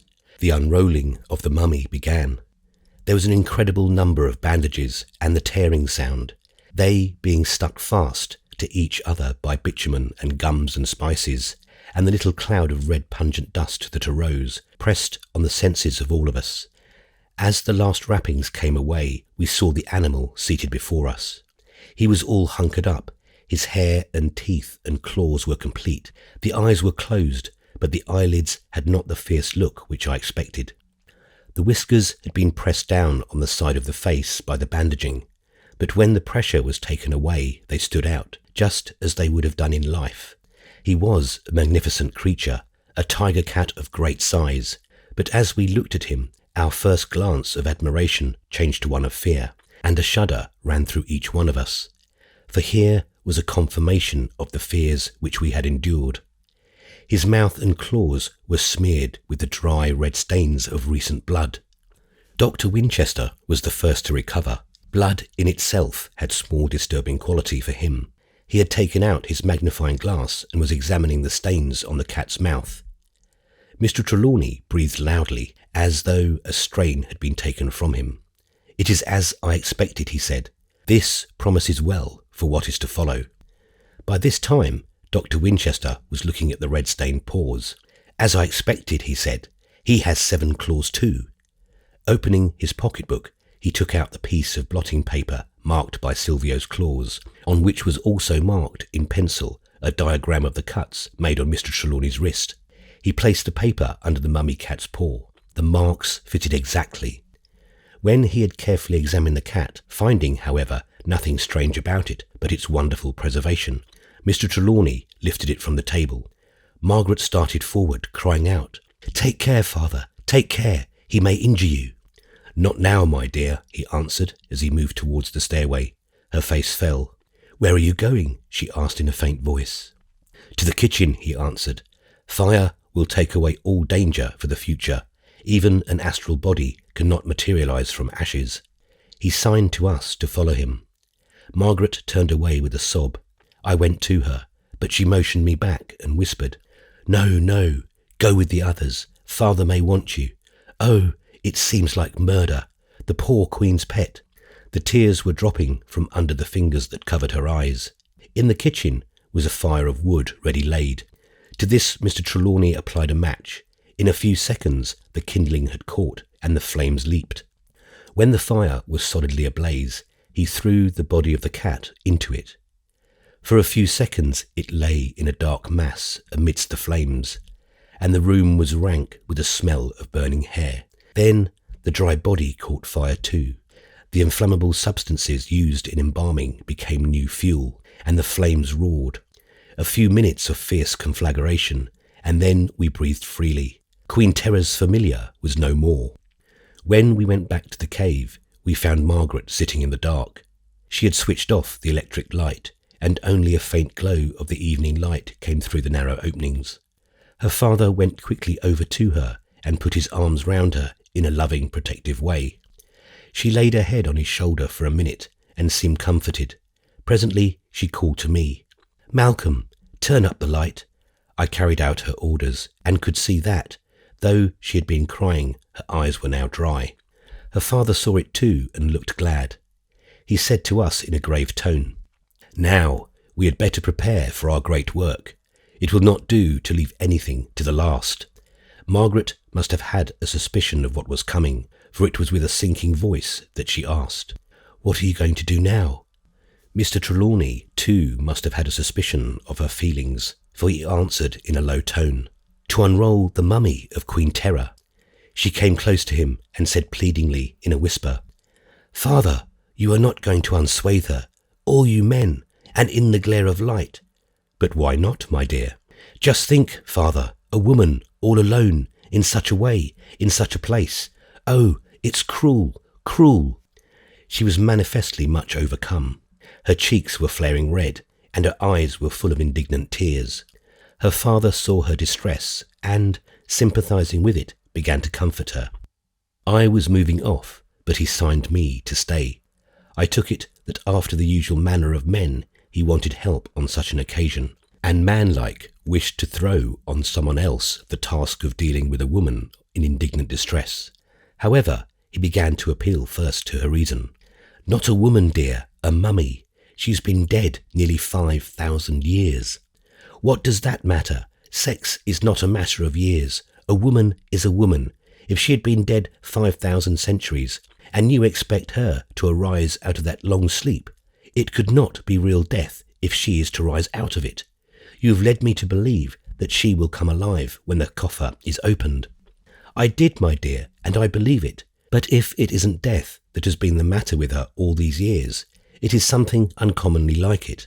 Then again, just think, it was men who embalmed her. They didn't have women's rights or lady doctors in ancient Egypt, my dear. And besides," he went on more freely, seeing that she was accepting his argument, if not yielding to it, "we men are accustomed to such things. Corbeck and I have unrolled 100 mummies, and there were as many women as men amongst them. Dr. Winchester, in his work, has had to deal with women as well as men, till custom has made him think nothing of sex. Even Ross has in his work as a barrister." He stopped suddenly. "You are going to help too," she said to me with an indignant look. I said nothing. I thought silence was best. Mr. Trelawney went on hurriedly. I could see that he was glad of interruption, for the part of his argument concerning a barrister's work was becoming decidedly weak. "My child, you will be with us yourself. Would we do anything which would hurt or offend you? Come now, be reasonable. We are not at a pleasure party. We are all grave men, entering gravely on an experiment which may unfold the wisdom of old times and enlarge human knowledge indefinitely, which may put the minds of men on new tracks of thought and research. An experiment," as he went on, his voice deepened, "which may be fraught with death to any one of us, to us all. We know from what has been that there are, or may be, vast and unknown dangers ahead of us, of which none in the house today may ever see the end. Take it, my child, that we are not acting lightly, but with all the gravity of deeply earnest men. Besides, my dear, whatever feelings you or any of us may have on the subject, it is necessary for the success of the experiment to unswathe her. I think that under any circumstances it would be necessary to remove the wrappings before she became again a live human being, instead of a spiritualized corpse with an astral body. Were her original intention carried out, she did come to new life within her mummy wrappings. It might be to exchange a coffin for a grave. She would die the death of the buried alive. But now, when she has voluntarily abandoned for the time her astral power, there can be no doubt on the subject." Margaret's face cleared. "All right, father," she said as she kissed him. "But oh, it seems a horrible indignity to a queen and a woman." I was moving away to the staircase when she called me. "Where are you going?" I came back and took her hand and stroked it as I answered, "I shall come back when the unrolling is over." She looked at me long, and a faint suggestion of a smile came over her face as she said, "Perhaps you had better stay too. It may be useful to you in your work as a barrister." She smiled out as she met my eyes, but in an instant she changed. Her face grew grave and deadly white. In a faraway voice she said, "Father is right. It is a terrible occasion. We need all to be serious over it. But all the same, nay, for that very reason you had better stay, Malcolm. You may be glad later on that you were present tonight." My heart sank down at her words, but I thought it better to say nothing. Fear was stalking openly enough amongst us already. By this time, Mr. Trelawney, assisted by Mr. Corbeck and Dr. Winchester, had raised the lid of the ironstone sarcophagus which contained the mummy of the Queen. It was a large one, but it was none too big. The mummy was both long and broad and high, and was of such weight that it was no easy task, even for the four of us to lift it out. Under Mr. Trelawney's direction, we laid it out on the table prepared for it. Then, and then only, did the full horror of the whole thing burst upon me. There, in the full glare of the light, the whole material and sordid side of death seemed staringly real. The outer wrappings, torn and loosened by rude touch, and with the colour either darkened by dust or worn light by friction, seemed creased as by rough treatment. The jagged edges of the wrapping cloths looked fringed, the painting was patchy, and the varnish chipped. The coverings were evidently many, for the bulk was great, but through all showed that unhideable human figure, which seems to look more horrible when partially concealed than at any other time. What was before us was death, and nothing else. All the romance and sentiment of fancy had disappeared. The two elder men, enthusiasts who had often done such work, were not disconcerted, and Dr. Winchester seemed to hold himself in a businesslike attitude, as if before the operating table. But I felt low-spirited and miserable and ashamed, and besides I was pained and alarmed by Margaret's ghastly pallor. Then the work began. The unrolling of the mummy cat had prepared me somewhat for it, but this was so much larger and so infinitely more elaborate that it seemed a different thing. Moreover, in addition to the ever-present sense of death and humanity, there was a feeling of something finer in all this. The cat had been embalmed with coarser materials. Here all, when once the outer coverings were removed, was more delicately done. It seemed as if only the finest gums and spices had been used in this embalming, but there were the same surroundings, the same attendant red dust and pungent presence of bitumen. There was the same sound of rending which marked the tearing away of the bandages. There were an enormous number of these, and their bulk, when opened, was great. As the men unrolled them, I grew more and more excited. I did not take a part in it myself. Margaret had looked at me gratefully as I drew back. We clasped hands and held each other hard. As the unrolling went on, the wrappings became finer, and the smell less laden with bitumen, but more pungent. We all, I think, began to feel it as though it caught or touched us in some special way. This, however, did not interfere with the work. It went on uninterruptedly. Some of the inner wrappings bore symbols or pictures. These were done sometimes wholly in pale green colour, sometimes in many colours, but always with a prevalence of green. Now and again, Mr. Trelawney or Mr. Corbeck would point out some special drawing before laying the bandage on the pile behind them, which kept growing to a monstrous height. At last we knew that the wrappings were coming to an end. Already the proportions were reduced to those of a normal figure of the manifest height of the Queen, who was more than average height. And as the end drew nearer, so Margaret's pallor grew, and her heart beat more and more wildly, till her breast heaved in a way that frightened me. Just as her father was taking away the last of the bandages, he happened to look up and caught the pained and anxious look of her pale face. He paused, and taking her concern to be as to the outrage on modesty, said in a comforting way, "Do not be uneasy, dear. See, there is nothing to harm you. The Queen has on a robe, aye, and a royal robe too." The wrapping was a wide piece, the whole length of the body. It being removed, a profusely full robe of white linen had appeared, covering the body from the throat to the feet. And such linen! We all bent over to look at it. Margaret lost her concern in her woman's interest in fine stuff. Then the rest of us looked with admiration, for surely such linen was never seen by the eyes of our age. It was as fine as the finest silk, but never was spun or woven silk which lay in such gracious folds, constrict though they were by the close wrappings of the mummy cloth, and fixed into hardness by the passing of thousands of years. Round the neck it was delicately embroidered in pure gold with tiny sprays of sycamore, and round the feet, similarly worked, was an endless line of lotus plants of unequal height and with all the graceful abandon of natural growth. Across the body, but manifestly not surrounding it, was a girdle of jewels, a wondrous girdle which shone and glowed with all the forms and phases and colours of the sky. The buckle was a great yellow stone, round of outline, deep and curved, as if a yielding globe had been pressed down. It shone and glowed as though a veritable sun lay within. The rays of its light seemed to strike out and illumine all round. Flanking it were 2 great moonstones of lesser size, whose glowing, besides the glory of the sunstone, was like the silvery sheen of moonlight. And then on either side, linked by golden clasps of exquisite shape, was a line of flaming jewels, of which the colours seemed to glow. Each of these stones seemed to hold a living star, which twinkled in every phase of changing light. Margaret raised her hands in ecstasy.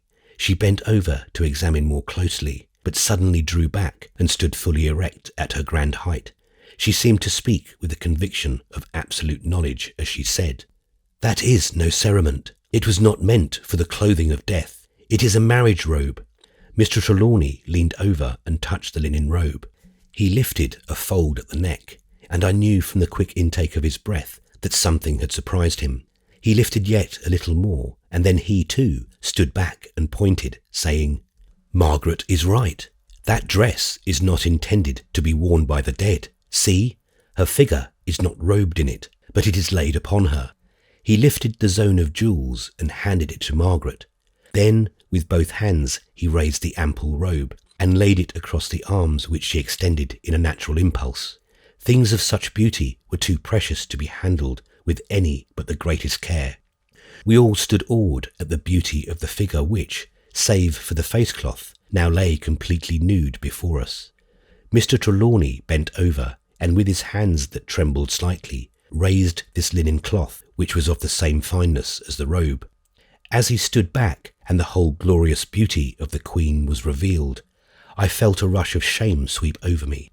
It was not right that we should be there, gazing with irreverent eyes on such unclad beauty. It was indecent. It was almost sacrilegious. And yet the white wonder of that beautiful form was something to dream of. It was not like death at all. It was like a statue carven in ivory by the hand of a Praxiteles. There was nothing of that horrible shrinkage which death seems to effect in a moment. There was none of the wrinkled toughness which seems to be a leading characteristic of most mummies. There was not the shrunken attenuation of a body dried in the sand, as I had seen before in museums. All the pores of the body seemed to have been preserved in some wonderful way. The flesh was full and round, as in a living person, and the skin was as smooth as satin. The colour seemed extraordinary. It was like ivory, new ivory, except where the right arm, with shattered, blood-stained wrist and missing hand, had lain bare to exposure in the sarcophagus for so many tens of centuries. With a womanly impulse, with a mouth that drooped with pity, with eyes that flashed with anger, and cheeks that flamed, Margaret threw over the body the beautiful robe which lay across her arm. Only the face was then to be seen. This was more startling even than the body, for it seemed not dead but alive. The eyelids were closed, but the long, black, curling lashes lay over on the cheeks. The nostrils, set in grave pride, seemed to have a repose which, when it is seen in life, is greater than the repose of death. The full red lips, though the mouth was not open, showed the tiniest white line of pearly teeth within. Her hair, glorious in quantity and glossy black as the raven's wing, was piled in great masses over the white forehead, on which a few curling tresses strayed like tendrils. I was amazed at the likeness to Margaret, though I had had my mind prepared for this by Mr. Corbeck's quotation of her father's statement. This woman, I could not think of her as a mummy or a corpse, was the image of Margaret as my eyes had first lit on her. The likeness was increased by the jewelled ornament which she wore in her hair, the disc and plumes, such as Margaret too had worn. It too was a glorious jewel, one noble pearl of moonlight lustre, flanked by carven pieces of moonstone. Mr. Trelawney was overcome as he looked. He quite broke down, and when Margaret flew to him and held him close in her arms and comforted him, I heard him murmur brokenly, "It looks as if you were dead, my child." There was a long silence. I could hear without the roar of the wind, which was now risen to a tempest, and the furious dashing of the waves far below. Mr. Trelawney's voice broke the spell. "Later on, we must try and find out the process of embalming. It is not like any that I know.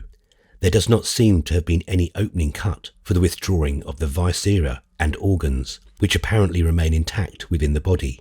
Then, again, there is no moisture in the flesh, but its place is supplied with something else, as though wax or sterine had been conveyed into the veins by some subtle process. I wonder, could it be possible that at that time they could have used paraffin? It might have been, by some process that we know not, pumped into the veins where it hardened. Margaret, having thrown a white sheet over the Queen's body, asked us to bring it to her own room, where we laid it on her bed. Then she sent us away, saying, "Leave her alone with me. There are still many hours to pass, and I do not like to leave her lying there, all stark in the glare of light. This may be the bridal she prepared for, the bridal of death, and at least she shall wear her pretty robes." When presently she brought me back to her room, the dead Queen was dressed in the robe of fine linen with the embroidery of gold, and all her beautiful jewels were in place. Candles were lit around her, and white flowers lay upon her breast. Hand in hand, we stood looking at her for a while. Then, with a sigh, Margaret covered her with one of her own snowy sheets. She turned away, and after softly closing the door of the room, went back with me to the others who had now come into the dining room. Here we all began to talk over the things that had been and that were to be. Now and again I could feel that one or other of us was forcing conversation, as if we were not sure of ourselves. The long wait was beginning to tell on our nerves. It was apparent to me that Mr. Trelawney had suffered in that strange trance more than we suspected or than he cared to show. True, his will and his determination were as strong as ever, but the purely physical side of him had been weakened somewhat. It was indeed only natural that it should be. No man can go through a period of 4 days of absolute negation of life without being weakened by it somehow. As the hours crept by, the time passed more and more slowly. The other men seemed to get unconsciously a little drowsy. I wondered if in the case of Mr. Trelawney and Mr. Corbeck, who had already been under the hypnotic influence of the Queen, the same dormance was manifesting itself. Dr. Winchester had periods of distraction which grew longer and more frequent as the time wore on. As to Margaret, the suspense told on her exceedingly, as might have been expected in the case of a woman. She grew paler and paler still, till at last, about midnight, I began to be seriously alarmed about her. I got her to come into the library with me, and tried to make her lie down on a sofa for a little while. As Mr. Trelawney had decided that the experiment was to be made exactly at the 7th hour after sunset, it would be as nearly as possible 3 o'clock in the morning, when the great trial should be made. Even allowing a whole hour for the final preparations, we still had 2 hours of waiting to go through, and I promised faithfully to watch her and to awake her at any time she might name. She would not hear of it, however. She thanked me sweetly and smiled at me as she did so, but she assured me that she was not sleepy, and that she was quite able to bear up, that it was only the suspense and excitement of waiting that made her pale. I agreed perforce, but I kept her talking of many things in the library for more than an hour, so that at last, when she insisted on going back to her father's room, I felt that I had at least done something to help her pass the time. We found the 3 men sitting patiently in silence. With man-like fortitude, they were content to be still when they felt they had done all in their power. And so we waited. The striking of 2 o'clock seemed to freshen us all up. Whatever shadows had been settling over us during the long hours preceding seemed to lift at once, and we went about our separate duties alert and with alacrity. We looked first to the windows to see that they were closed, and we got ready our respirators to put them on when the time should be close at hand. We had from the first arranged to use them, for we did not know whether some noxious fume might come from the magic coffer when it should be opened. Somehow, it never seemed to occur to any of us that there was any doubt as to its opening. Then, under Margaret's guidance, we carried the mummied body of Queen Terra from her room into her father's and laid it on the couch. We put the sheet lightly over it, so that if she should wake, she could at once slip from under it. The severed hand was placed in its true position on her breast, and under it the jewel of 7 stars, which Mr. Trelawney had taken from the great safe. It seemed to flash and blaze as he put it in its place. It was a strange sight and a strange experience. The group of grave, silent men carried the white, still figure, which looked like an ivory statue, when through our moving the sheet fell back, away from the lighted candles and the white flowers.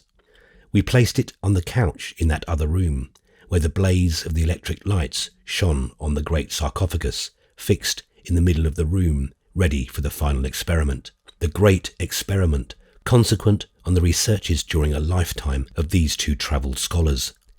Again, the startling likeness between Margaret and the mummy, intensified by her own extraordinary pallor, heightened the strangeness of it all. When all was finally fixed, 3/4 of an hour had gone, for we were deliberate in all our doings. Margaret beckoned me, and I went out with her to bring in Silvio.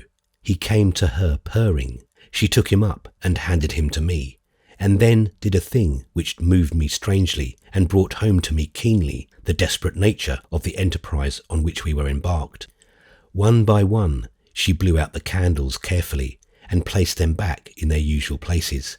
When she had finished, she said to me, "They are done with now. Whatever comes, life or death, there will be no purpose in their using now."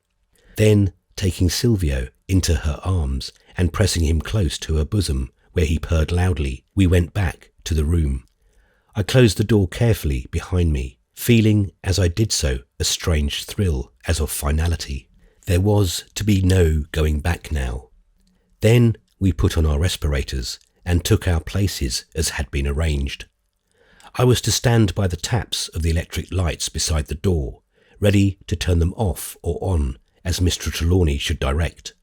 Dr. Winchester was to stand behind the couch, so that he should not be between the mummy and the sarcophagus. He was to watch carefully what should take place with regard to the Queen.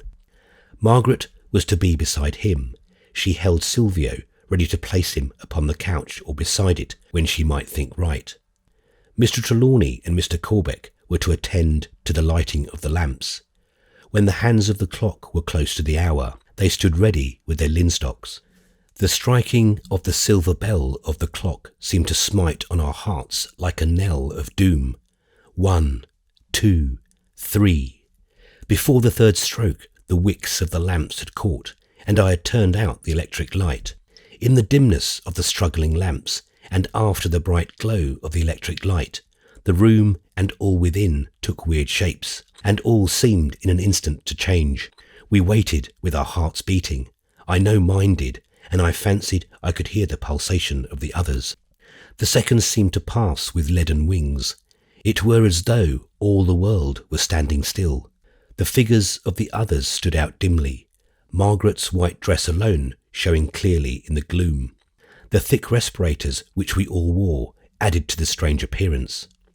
The thin light of the lamps showed Mr. Trelawney's square jaw and strong mouth, and the brown shaven face of Mr. Corbeck. Their eyes seemed to glare in the light. Across the room, Dr. Winchester's eyes twinkled like stars, and Margaret's blazed like black suns. Silvio's eyes were like emeralds. Would the lamps never burn up? It was only a few seconds in all till they did blaze up, a slow, steady light, growing more and more bright, and changing in colour from blue to crystal white. So they stayed for a couple of minutes without change in the coffer, till at last there began to appear all over it a delicate glow. This grew and grew till it became like a blazing jewel, and then like a living thing whose essence of life was light. We waited and waited, our hearts seeming to stand still. All at once there was a sound like a tiny muffled explosion, and the cover lifted right up on the level plane a few inches. There was no mistaking anything now, for the whole room was full of a blaze of light. Then the cover, staying fast at one side, rose slowly up on the other, as though yielding to some pressure of balance. The coffer still continued to glow. From it began to steal a faint greenish smoke. I could not smell it fully on account of the respirator, but even through that I was conscious of a strange pungent odour. Then this smoke began to grow thicker and roll out in volumes of ever-increasing density, till the whole room began to get obscure. I had a terrible desire to rush over to Margaret, whom I saw through the smoke still standing erect behind the couch. Then, as I looked, I saw Dr. Winchester sink down. He was not unconscious, for he waved his hand back and forward, as though to forbid anyone to come to him. At this time, the figures of Mr. Trelawney and Mr. Corbeck were becoming indistinct in the smoke which rolled round them in thick, billowy clouds. Finally, I lost sight of them altogether. The coffer still continued to glow, but the lamps began to grow dim. At first, I thought that their light was being overpowered by the thick black smoke, but presently I saw that they were, one by one, burning out. They must have burned quickly to produce such fierce and vivid flames. I waited and waited, expecting every instant to hear the command to turn up the light, but none came. I waited still and looked with harrowing intensity at the rolling billows of smoke still pouring out of the glowing casket, whilst the lamps sank down and went out one by one. Finally, there was but one lamp alight, and that was dimly blue and flickering. The only effective light in the room was from the glowing casket. I kept my eyes fixed toward Margaret. It was for her now that all my anxiety was claimed. I could just see her white frock beyond the white shrouded figure on the couch. Silvio was troubled. His piteous mewing was the only sound in the room. Deeper and denser grew the black mist, and its pungency began to assail my nostrils as well as my eyes. Now the volume of smoke coming from the coffer seemed to lessen, and the smoke itself to be less dense. Across the room I saw something white move where the couch was. There were several movements. I could just catch the quick glint of white through the dense smoke in the fading light, for now the glow of the coffer began quickly to subside. I could still hear Silvio, but his mewing came from close under. A moment later I could feel him piteously crouching on my foot. Then the last spark of light disappeared, and through the Egyptian darkness I could see the faint line of white around the window blinds.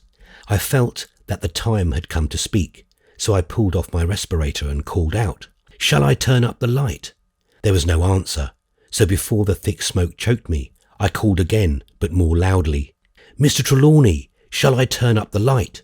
He did not answer, but from across the room I heard Margaret's voice, sounding as sweet and clear as a bell. "Yes, Malcolm." I turned the tap and the lamps flashed out, but they were only dim points of light in the midst of that murky ball of smoke. In that thick atmosphere there was little possibility of illumination. I ran across to Margaret, guided by her white dress, and caught hold of her and held her hand. She recognised my anxiety and said at once, "I am all right." "Thank God," I said. "How are the others? Quick, let us open all the windows and get rid of this smoke." To my surprise, she answered in a sleepy way, "They will be all right. They won't get any harm." I did not stop to inquire how or on what ground she formed such an opinion, but threw up the lower sashes of all the windows and pulled down the upper. Then I threw open the door. A few seconds made a perceptible change as the thick black smoke began to roll out of the windows. Then the lights began to grow into strength, and I could see the room. All the men were overcome. Beside the couch, Dr. Winchester lay on his back as though he had sunk down and rolled over, and on the farther side of the sarcophagus, where they had stood, lay Mr. Trelawney and Mr. Corbeck.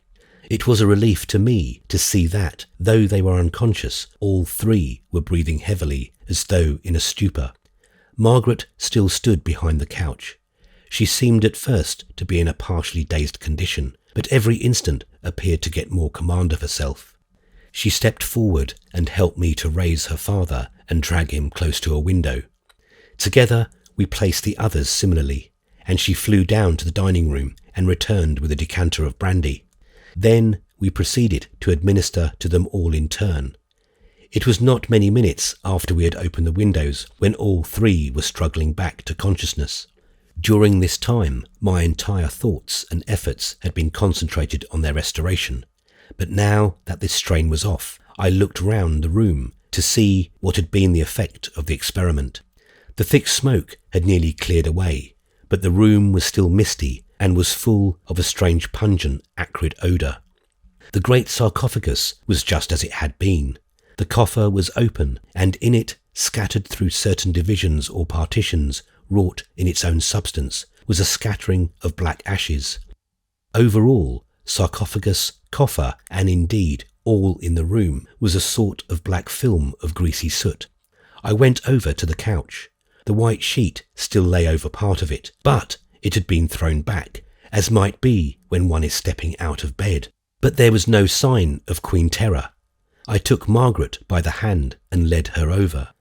She reluctantly left her father, to whom she was administering, but she came docilely enough. I whispered to her as I held her hand, "What has become of the Queen? Tell me. You were close at hand, and must have seen if anything happened." She answered me very softly. "There was nothing that I could see. Until the smoke grew too dense, I kept my eyes on the couch, but there was no change. Then, when all grew so dark that I could not see, I thought I heard a movement close to me. It might have been Dr. Winchester, who had sunk down overcome, but I could not be sure. I thought that it might be the Queen waking, so I put down poor Silvio. I did not see what became of him, but I felt as if he had deserted me when I heard him mewing over by the door. I hope he is not offended with me." As if in answer, Silvio came running into the room and reared himself against her dress, pulling it as though clamouring to be taken up. She stooped down and took him up and began to pet and comfort him. I went over and examined the couch and all around it most carefully. When Mr. Trelawney and Mr. Corbeck recovered sufficiently, which they did quickly, though Dr. Winchester took longer to come round, we went over it afresh, but all we could find was a sort of ridge of impalpable dust, which gave out a strange dead odour. On the couch lay the jewel of the disc and plumes which the Queen had worn in her hair, and the star jewel which had words to command the gods. Other than this, we never got clue to what had happened. There was just one thing which confirmed our idea of the physical annihilation of the mummy. In the sarcophagus in the hall, where we had placed the mummy of the cat, was a small patch of similar dust. In the autumn, Margaret and I were married. On the occasion, she wore the mummy robe and the zone and the jewel which Queen Terra had worn in her hair. On her breast, set in a ring of gold, made with a twisted lotus stalk, she wore the strange jewel of 7 stars, which held words to command the God of all the worlds. At the marriage, the sunlight streaming through the chancel windows fell on it, and it seemed to glow like a living thing. The graven words may have been of efficacy, for Margaret holds to them, and there is no other life in all the world so happy as my own. We often think of the great Queen, and we talk of her freely. Once, when I said with a sigh that I was sorry she could not have walked into a new life in a new world, my wife, putting both her hands in mine and looking into my eyes with that faraway, eloquent, dreamy look which sometimes comes into her own, said lovingly, "Do not grieve for her. Who knows but she may have found the joy she sought. Love and patience are all that make for happiness in this world, or in the world of the past or of the future, of the living or the dead. She dreamed her dream, and that is all that any of us can ask." The end.